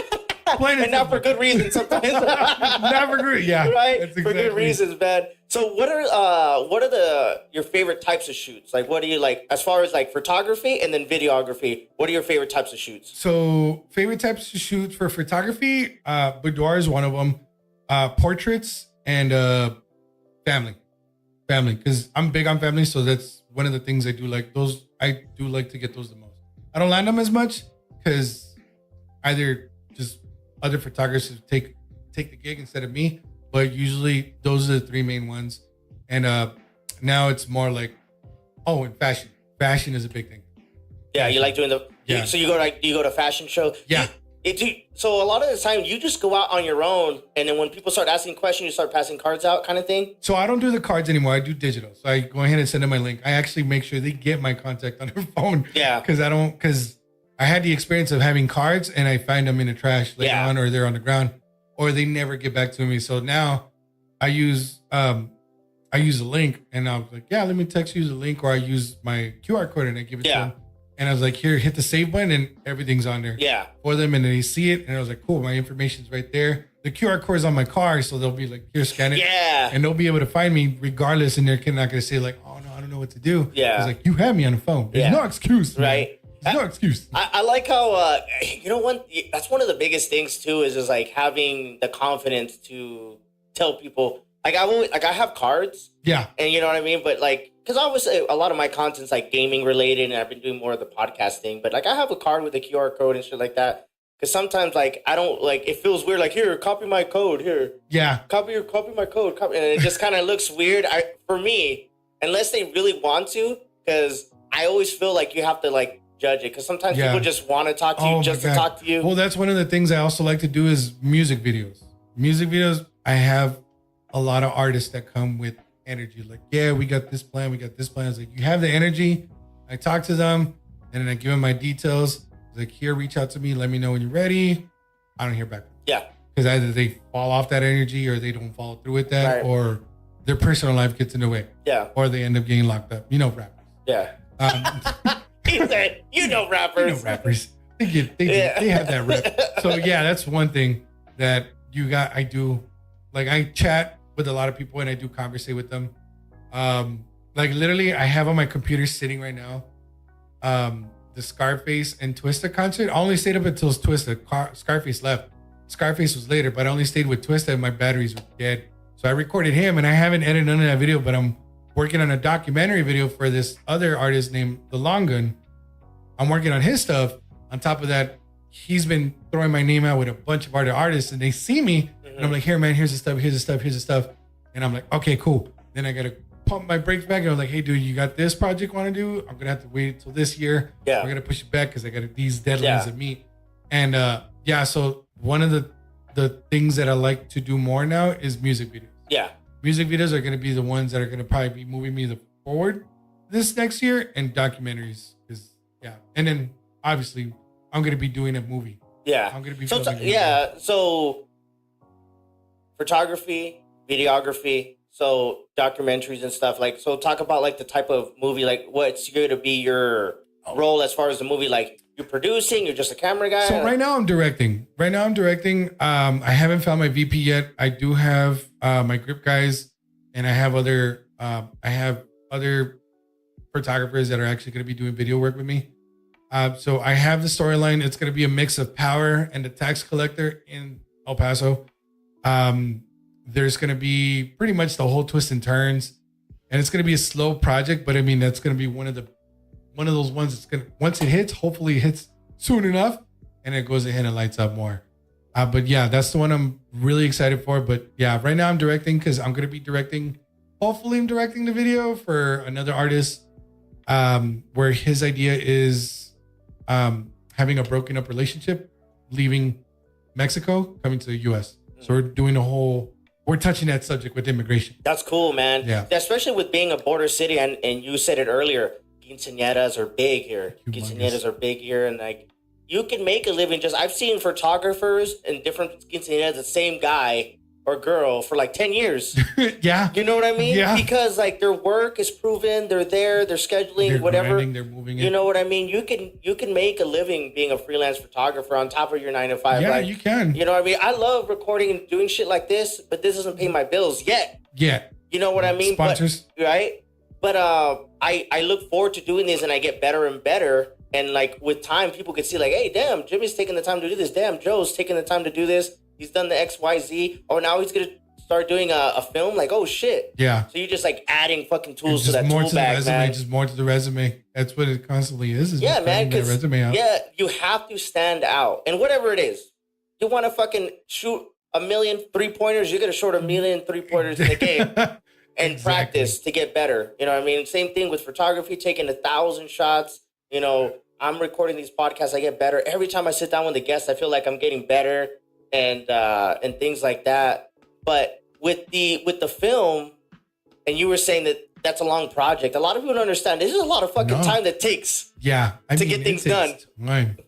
It takes so how did that thought come in? Like, okay, I want to record a film. So the idea of a film came to me when I did some work. I did some lighting work on a film from Border Studios. It was called A Haunting in Washington Heights, where it's an old building. It's an old house that they already sold, but the movie was called Horror in Washington Heights. So my buddy Johnny Schutz invited me out to that one. So I was helping out with lighting, and I was looking at everything. A good friend, David Corral, he does a videography too as well. He does music videos. I was working with all of them, seeing all what they did. I even picked that. I was like, hey, after like in between shots, I walked over to the director. I was like, hey man, can I take a look at your script? Like, can I see it? I was going through it, his IDs, shot list. I was like, okay, that's cool. Talked to the other grip guys, like, hey, what other sets have you gone work with? I talked to this other guy. His name's George.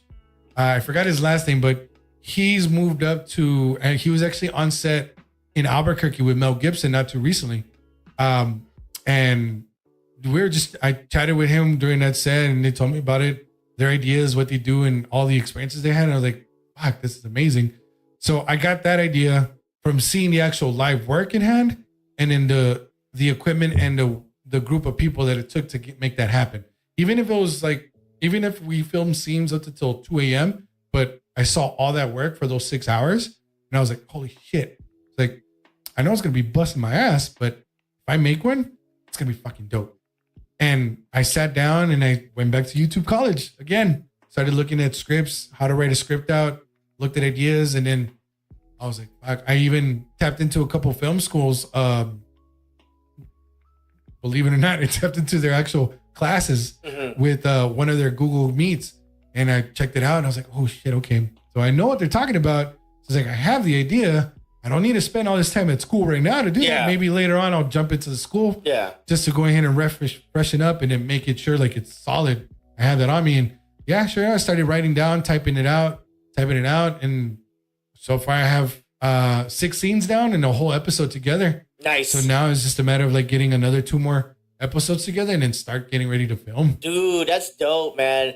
And I like, and it's so fascinating that when you get a spark, when you're around certain type of people and you see what they're doing and it sparks something in your brain. Your circles make a very big difference. Dude, it just like, I've been fortunate to be around some cool people and, you know, reach out and talk to like bigger creators or being around them. Like when I've gone to 2 conventions and just being around certain type of people, like you get that energy and you get the knowledge and it just comes into you. Yeah, like, just like everybody's so willing to help each other out. And the fact that you're like, man, I was on a film set with all these people and you never you in took my life. the time. You were like, let me go ask the grip guy. Let me go ask the light guy. Let me ask the script. You know what I mean? For you to just like be I'm a sponge. Yeah, dude. Never in my life I thought I would find myself in a studio in a film set, and there I go. Right. I'm driving off at 5:30 p.m. I was like, hey man, where did I go? And he was like, hey, just come over here. And I was like, all right, cool. I showed up. I see the house. It's like I see a big LED light with a diffuser, and I'm like, oh shit, I'm really doing it. I'm really walking into a set. That's dope. And it doesn't even matter, like a large or small, it doesn't matter for you to be around that and have the opportunity to do that. I say that all the time. Just having the opportunity to be around stuff like that it's always a learning experience. I love learning shit. And I love how you always say YouTube college, man. I don't know how much shit I learned. We were talking about when you came in here, damn, this set looks dope. I'm like, bro, YouTube. I was looking at the reels. Bro, that's how it is, man, because that's self-taught and that motivation to want to learn and to do it. Like, you're not going to, like, yeah, I can go to school, whatever, but like, what can I do now to learn something now? Yeah, well, like, for example, the last video I showed you when I talked about the microphones, how I showed you the light setup, how I had, where it was just brown light on me, and I had the background lights on me, which were green and purple, and I had those, and I was like, look at the setup. I was like, okay, and then your input on it, I was like, adjust the microphone a little bit more, and I was like, fucking great, fixed it, bam. Next time I have those sitting on my computer right now because I've had some other people asking me like, hey, how do I do this camera? I just got this camera, so I'm like, I got to put those out now. Right.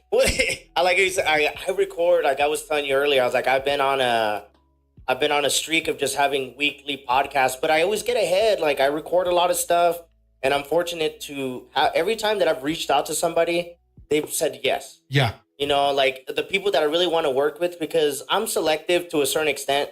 I want to make sure that when I have people on, it shares a light on their journey. You learn something. Yeah. You might as well learn something and maybe get a good laugh or two when you're fucking having 2 people sit down and bullshit. You know what I mean? Chopping them in. Yeah, man. So with all that said, man, you got all this experience going on, and where do you see yourself like in the next 5 years, like short term? Like, what would you see yourself hopefully be doing? So short term, right now I have a other photographer friend of mine, Jose Galvan, Pepe Galvan. We are wanting to build a team. We want to build a team that we could go ahead and actually go full production. That's the goal. Like my goal is full production, photography, video, cinematography, the whole 9 yards. Like I want to be able to wake up, check my email and say like, hey, we have this shoot we have scheduled. I have this photo shoot this evening. I want to wake up to that and have that just moving me instead of just waking up, got to clock in, take calls, do these reports, and then clock out and edit and go search for work. Like I want these to like just not only land on me, but as well reach out with like, hey, you're Jose Perez with Star Studio City, Mountain Star Studio or Big Joe Picks Photography. Like we need this done. Like I want to be that. I want to be that. That's the short term and long term goal. Yeah. Short term because it's just building the team right now. It's just me, Jose Galvan. I have a fourth photographer. But they both they move here and there with their things and they have their own stuff. So I was like, I'm not gonna drag them away from that. But when it comes to me and Pepe Galvan, I mean, he recently did the edit for Oso Mosto Restro Garage. I forgot the name, but they work on custom vehicles. They do old work. So I helped him out, set him up his audio and of course his lighting so we could go ahead and do that part of their deal. And that's after we did that, we're like, fuck yeah, that's it. Let's do it. Because I was going to move to Colorado. That got pushed back a little bit, but I still will be traveling back and forth to Colorado because that's another portion of photography and video that I need to expend outside of El Paso. Yeah. Sometimes like to grow, sometimes you have to be able to, I like how you were saying that you know these people and you've worked with them so you could eventually work to that goal to possibly get there. Because when you're working with people, you want to be able to know them, driven, want to make sure that you guys are all on the same page. Because when you start building a team, that's when it gets tough. Yeah. You know what I mean? With anything, I tell people all the time, like, damn, you do everything yourself. I'm like, I do because I could only have that. Exactly. It's like, I know that I can depend on myself, and I'm not saying that I can't depend on anybody else, but if it's all me doing everything, I know what I can handle and not handle. Exactly. You know what I mean? Even though I want to do like separate things, and I was telling you, like, I have a side project, you know, Not Just Gamer Dad's podcast with a homeboy, shout out to my boy, Tetsu's Temple. You know, we met each other by playing games, and we've gotten to know each other, and we've known each other, and our chemistry has built over time. Yeah. Then it made sense that we wanted to do something together, and it comes together, and it worked because we already built that friendship and relationship beforehand. Because I don't want to like work with somebody and they're half-assed if I'm full in, and vice versa. If somebody's full in and I'm half-assed, you know what I mean? Because I'm getting to the point to where I don't want to waste your time or my time. Yeah. You know what I mean? So it's cool that you say that, hey, man, I'm talking to the right type of people and I'm leaning toward this this goal of wanting to be a one-stop shop. Yeah, it's still circles. I mean, I've changed my group of friend circles a lot because of photography, and it's made me a better person, knowing that not only I could rely on someone else to like give me an input, but get their opinion and as well get their guidance on something. Because I mean, I could turn around and ask you like the PC questions, like, hey, what kind of processor I need to go ahead and handle a 4K video? Yeah, right away. You didn't bat an eye to tell me the information I need. So I was like, okay, great, fantastic. I know what I need to do, and then I apply myself, and it's just those relationships and that knowledge that you have with one another that you build up that actually changes, and those circles change. Yeah, I'm glad that you talk about the circles because, I mean, you've known me. I'm a pretty social guy, and I have a lot of close friends. And even then, they're like, they don't know what the fuck I do when it comes to gaming, or they just see my videos and shit like that. So can you talk about how you explain to your friends and family, like, what you're doing? Do you ever get like, why are you doing that? Why are you wasting time? You're not making money. Like, how do you go about like having to deal with the, I guess like the naysayers or critics? Yeah. So the critics, I have critics. I've never heard them. I know they're close. Look at Joe trying to do this thing. Yeah, I know they're close, but I don't see them or hear them because they just come out. But when my family sees me, my aunt, my uncle, my sister, my wife, my daughter, when they all see me doing something I like, I could see it in their reactions. Like, hey, I love it. Like, that's great. With me, I go to their input, like, hey, what'd you think? They're like, oh, I like this. Or my wife tells me, like, talk to that model. See if you could go ahead and ask her to do a shoot with her. She's pretty. I was like, oh, okay, cool. And when I get those responses from close family members and friends, I'm like, okay, like, I know I'm doing something right. When I hear a critic, it's either from someone else or another photographer telling me, like, hey, this guy mentioned you. I was like, that's all right. It's like, what'd he say? It's like, oh, he just didn't like your composition. I was like, oh, shit, I have another angle, dude. He didn't even see that shit. But yeah, the critics, they're there. I don't hear them, but they're there. And will I ever hear them? I have no clue. Right. I have no clue. Yeah, I've gotten to the point to where, like, and I heard, I forgot who this was. I think it was an actor one time. He was like, if somebody has an issue with me and, you know, if they don't have my number to talk about it, then I don't care. Yes. I'm like, because I've gotten better with time because I've been, you know, creating content for 4 years now. Mm-hmm. So I'm always worried about, did they like my reel, or like, oh, this streamer said this content creator said this. And after a while, I'm like, I don't even fucking care. Yeah, fuck that. I don't even fucking care. Like, if you don't like me, then that's fine. You know what I mean? And I'm not trying to say I'm not going to defend what I'm trying to do. I have no time to reply to you or care about what you say, because I used to be like, oh yeah, this streamer said this about you. And I used to be like, well, what did they say? And now I'm like, oh, I don't care. Yeah. No, even recently, so I had one of my bad experiences was maybe my second year into filming quinceañeras. I had a client. This is like a communication. He came to me in the middle of the night. I was already wrapping up my night just from editing. He's like, hey, I need to get this video for this quinceañera, this and that. And I was like, all right, cool. I was like, I told him like, how long do you need me for? 6-7 hours. He was like, oh, can we do it for just a video? I was like, all right, cool. Like $800. I'll do you the favor, $800, because he did it last minute. It was like literally weeks before, like 2 weeks before the event. And usually in a quinceañera, you're planning a year in advance if you're smart about it. But this guy, he ended up reaching out to me 2 weeks before. I was like, all right, told him $800. Yeah, you covered everything. Yeah, we'll do the video. He turns around and is like, the week before, he's like, can you do photos? I was like, shit.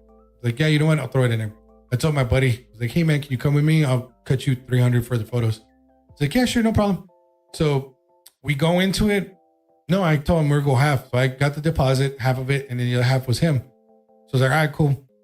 Got the video. I gave him a receipt the day of. We started filming. We lasted the whole entire night. Come around 12 o'clock. We did the cake cutting. We're going to wrap it up. And I mean, this guy was plastered. Yeah, I'm pretty sure he was cinnamon wasted. And we're about to wrap it up. He's like, hey, can you take some more photos? I was like, yeah, sure. We got a couple more. He's like, hey man, we're gonna wrap it up. I gave you the receipt earlier today. He's like, can you cover payment? Call me tomorrow about the payment. Didn't hear about it, obviously, because he was cinnamon wasted. He even asked me to go over to his house. He's like, we're gonna have banda, we're gonna have menudo, all this food. He's like, as great as that sounds, dude. I appreciate it, but yeah. We're exhausted, and plus I gotta get on this edit.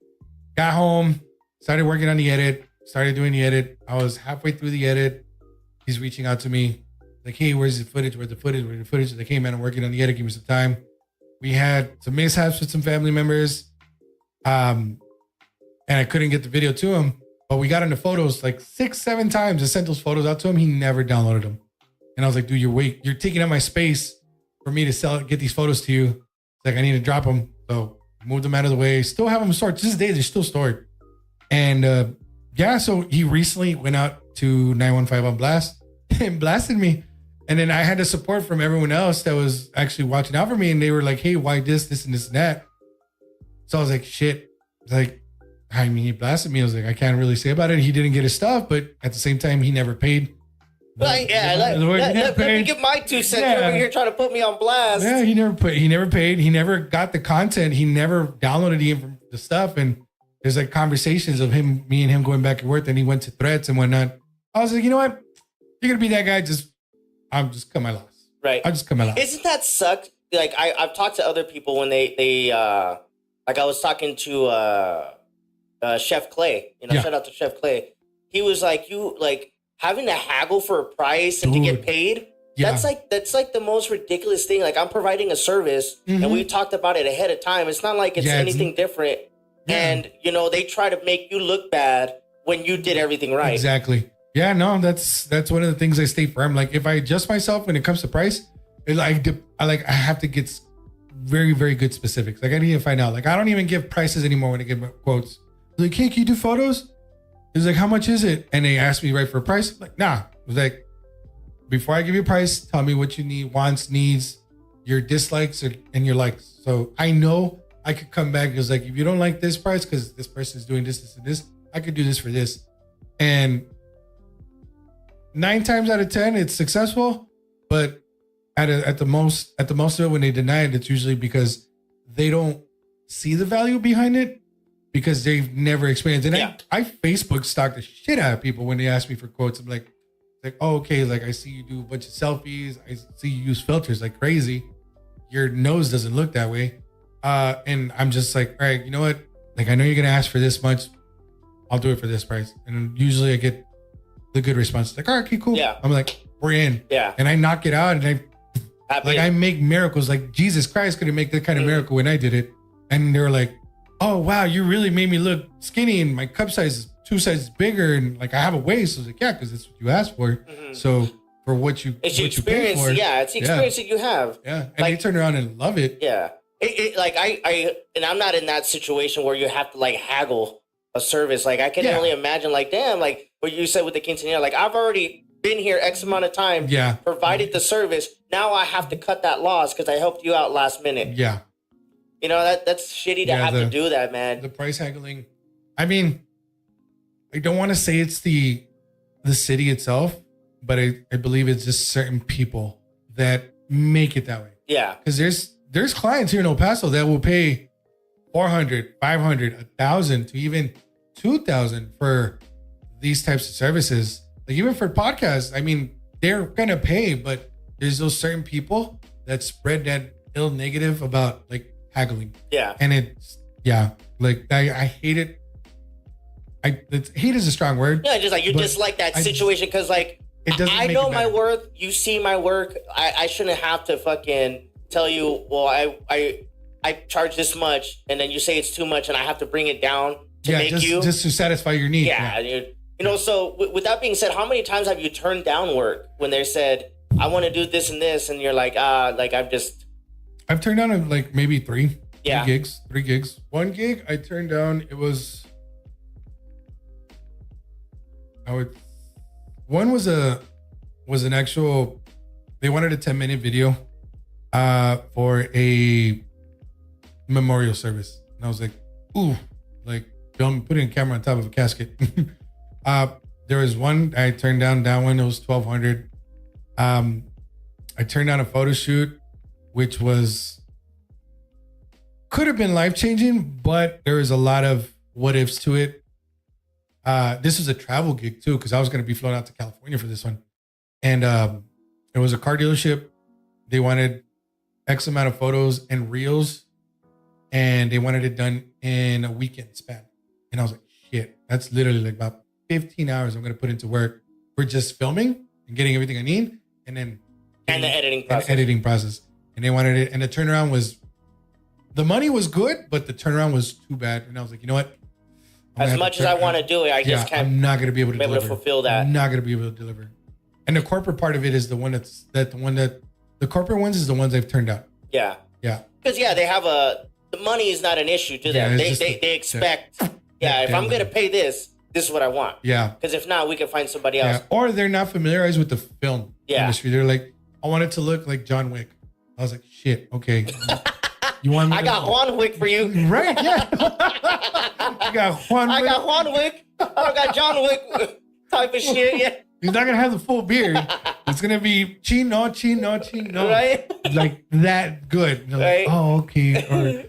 Or even when it comes to color grading, I'm nowhere close to color grading, and they've asked about it, and I've turned it down because I was like, they want a specific color. Well, that's good that you know exactly what your limitations are, because I know. And it's not a knock on people. They take on more than they can chew. Yeah. And that might be bad for your brand or for your you're putting your work out there. Like, oh, I hired this guy and he fucking can't even show up. Yeah. You said it before. And just like, damn, you have one negative review or whatever, and it starts spreading out. Yeah, it travels a lot further. You know what I mean? You don't want to be that. Yeah, one negative review travels a lot further than a positive review. Yeah. That's the shitty side about things. Human beings can be fucked up when it comes to that. Yeah, one person could say one thing and 1,000 good reviews, one negative. Oh, I saw that negative review. It must be like that'll just it'll downgrade their service or what they could provide, like, which is bullshit. Yeah, man. With all that being said, man, we talked about how you got into it, how you've been doing it, what you're trying to do. To anybody that might be listening or like might want to pursue like photography or freelance work like this, what are some of the things that you can? You can say, hey, do this, don't do that. Prepare yourself for this, don't do that, expect this. And like some of the things that if you want to go into photography, what are some of your advices for people out there? Man, I know I wanted to hear that question so bad.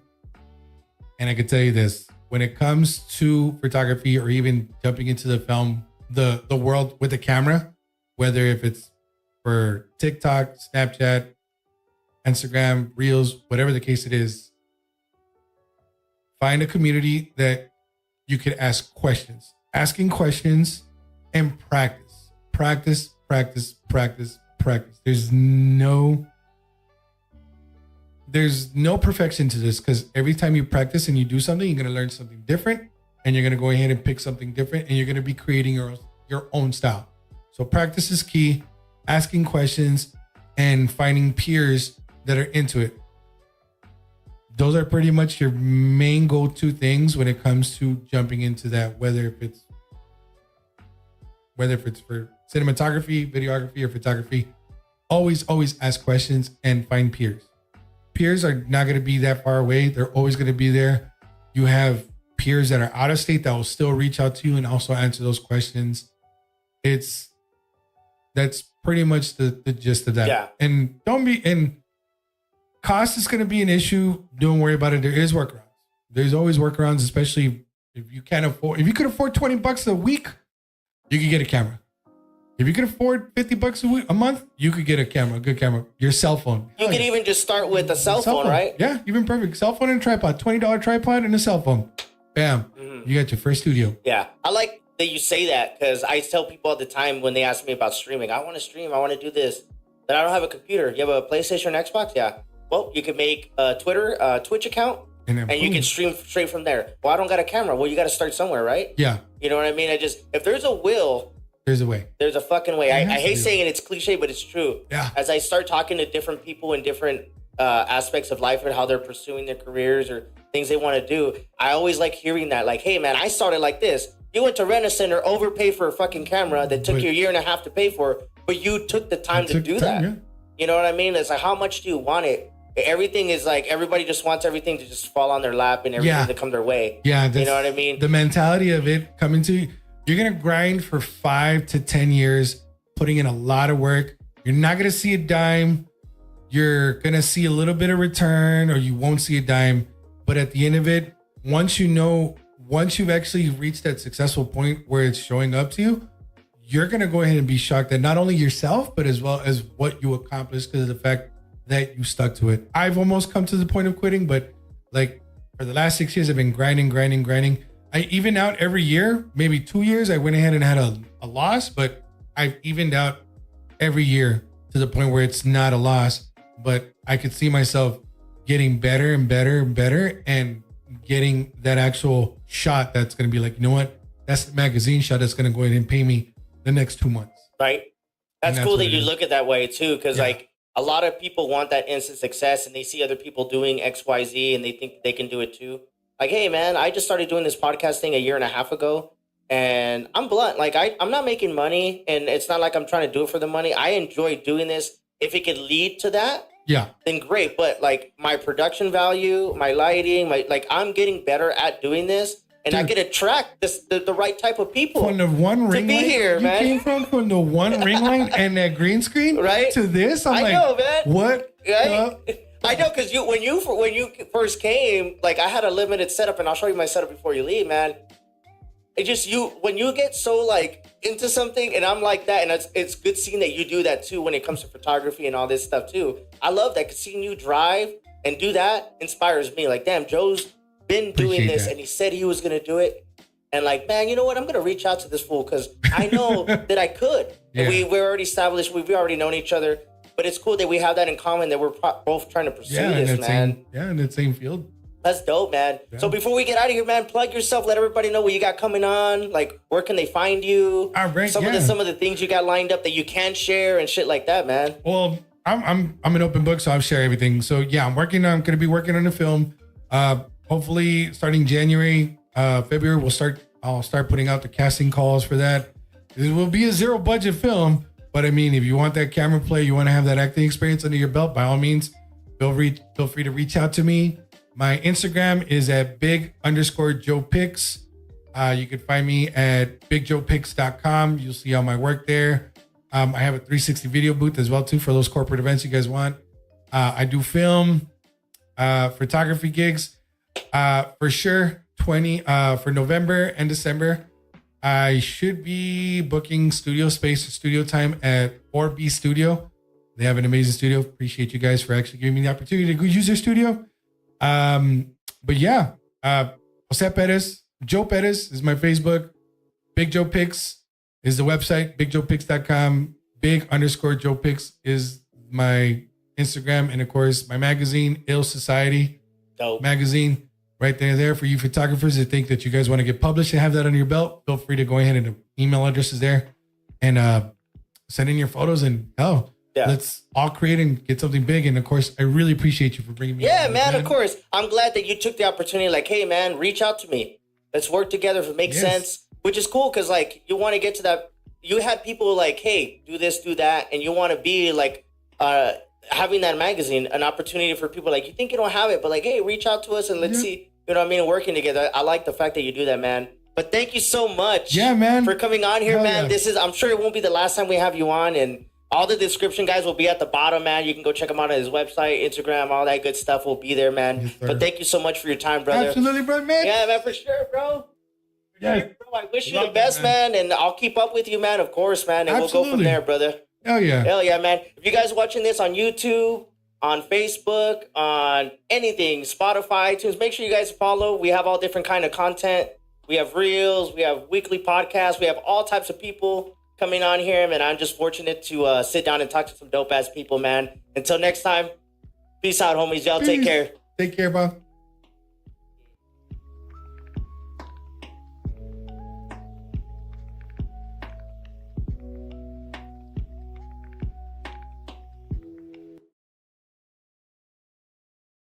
What up, y'all? Welcome back to another episode here on the Jimmy Dukes Gaming Podcast, episode 42. For those that don't know Spanish, 42. Welcome. Oh, is that what that is? My guests. I've been excited to have these guys over. Welcome. I'm so excited too. Pub Crew. Pub Crew. Pub Crew. Thank you so much for having us. Thank you, man. Well, you. introduce yourself. Together, you guys are Pub Crew, but individually. That's Ryan. That's Vic. Nice. We got never on our show. He said we got it right this time. We are a podcast. First and foremost, we do like to do gameplays. We stream once in a blue moon. We usually love to, I don't know, a little bit of everything. Drink. So yeah, on that note, let's go ahead and open these up, man. Yeah, but thank you for having us. Yeah, for sure, man. But in true Pub Crew fashion, we like to remind everybody, you don't have to drink to chill with the Pub Crew, but it does help. Cheers. Cheers. Thank you guys for coming over, man. Whoa. This is supposed to be an IPA. It doesn't even taste like hoppy. It just tastes like fruits. Yeah. Why are you so obsessed? Yeah, why are you so obsessed with me? Guava IPA. Yeah. Where's this from, by the way? Shout out to Old Sheepdog, 3900 Rosa Avenue, right in that little park where the lowriders hang out. You know. Really? So here in El Paso? Yeah, yes, sir. Local breweries. Yeah, of course. Love supporting local. Yeah. That's what we're all about. That's what it's a nice little segue into what we do, man. Right, perfect, man. So I remember so I just want to tell a quick story how I met you guys. So I was at a beer festival and Ryan just came up to me and said, hey man, I know you, I follow you on Facebook. Yeah, and I was like, oh, not in a stalker way. Yeah, no, he just came up and I was like, hey, what's up, man? So we just started bullshitting. Fucker came out with a card and a sticker.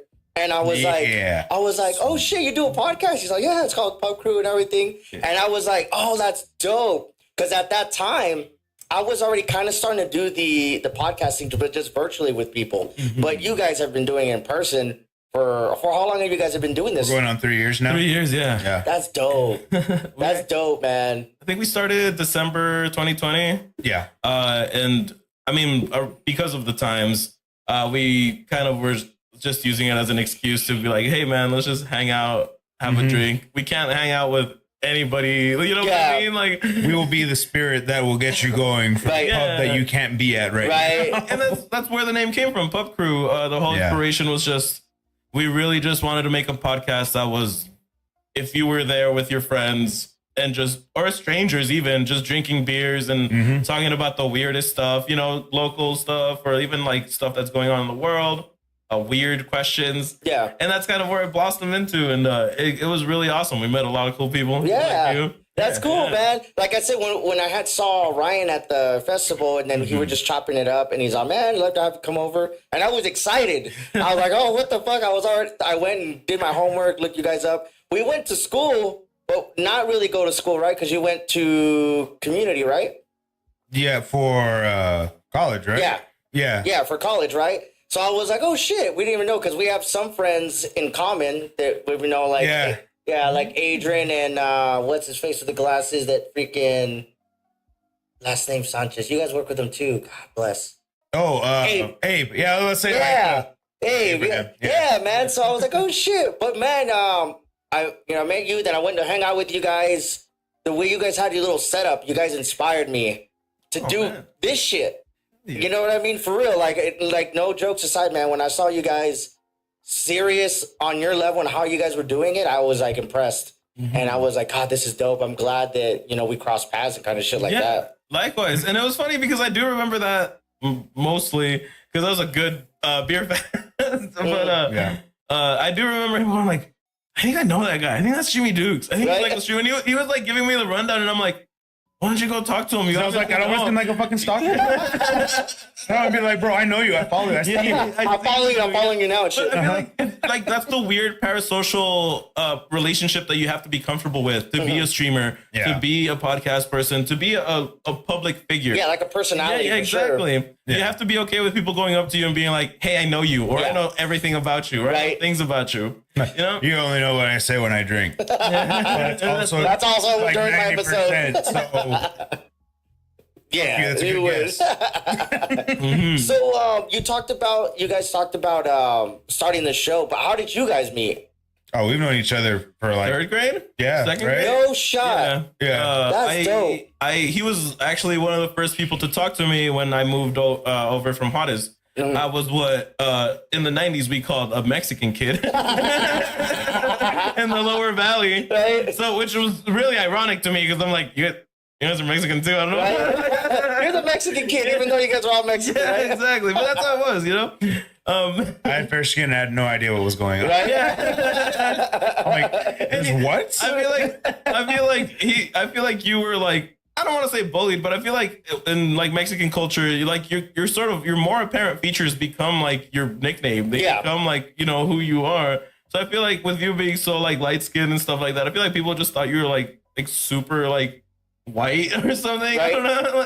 And I won't shy away from that in the sense that I'm like, well, I know my last name's Garza, but do not let that fool you. My Spanish is terrible. Well, I get that myself too, because I'm like light complected, and then when I start speaking Spanish, people are like, "What the hell?" Yeah. Like, what the hell? Like, I thought your name was Jimmy Dukes. I'm like, no, that's like my persona, or my nickname. You know what I mean? My real name, that's my GOV name and shit. It's completely different. They're like, oh shit, but that's cool. So you guys have known each other for that long, and you guys went to high school together, elementary school together, on and on. Elementary, middle School, and then that's when I went to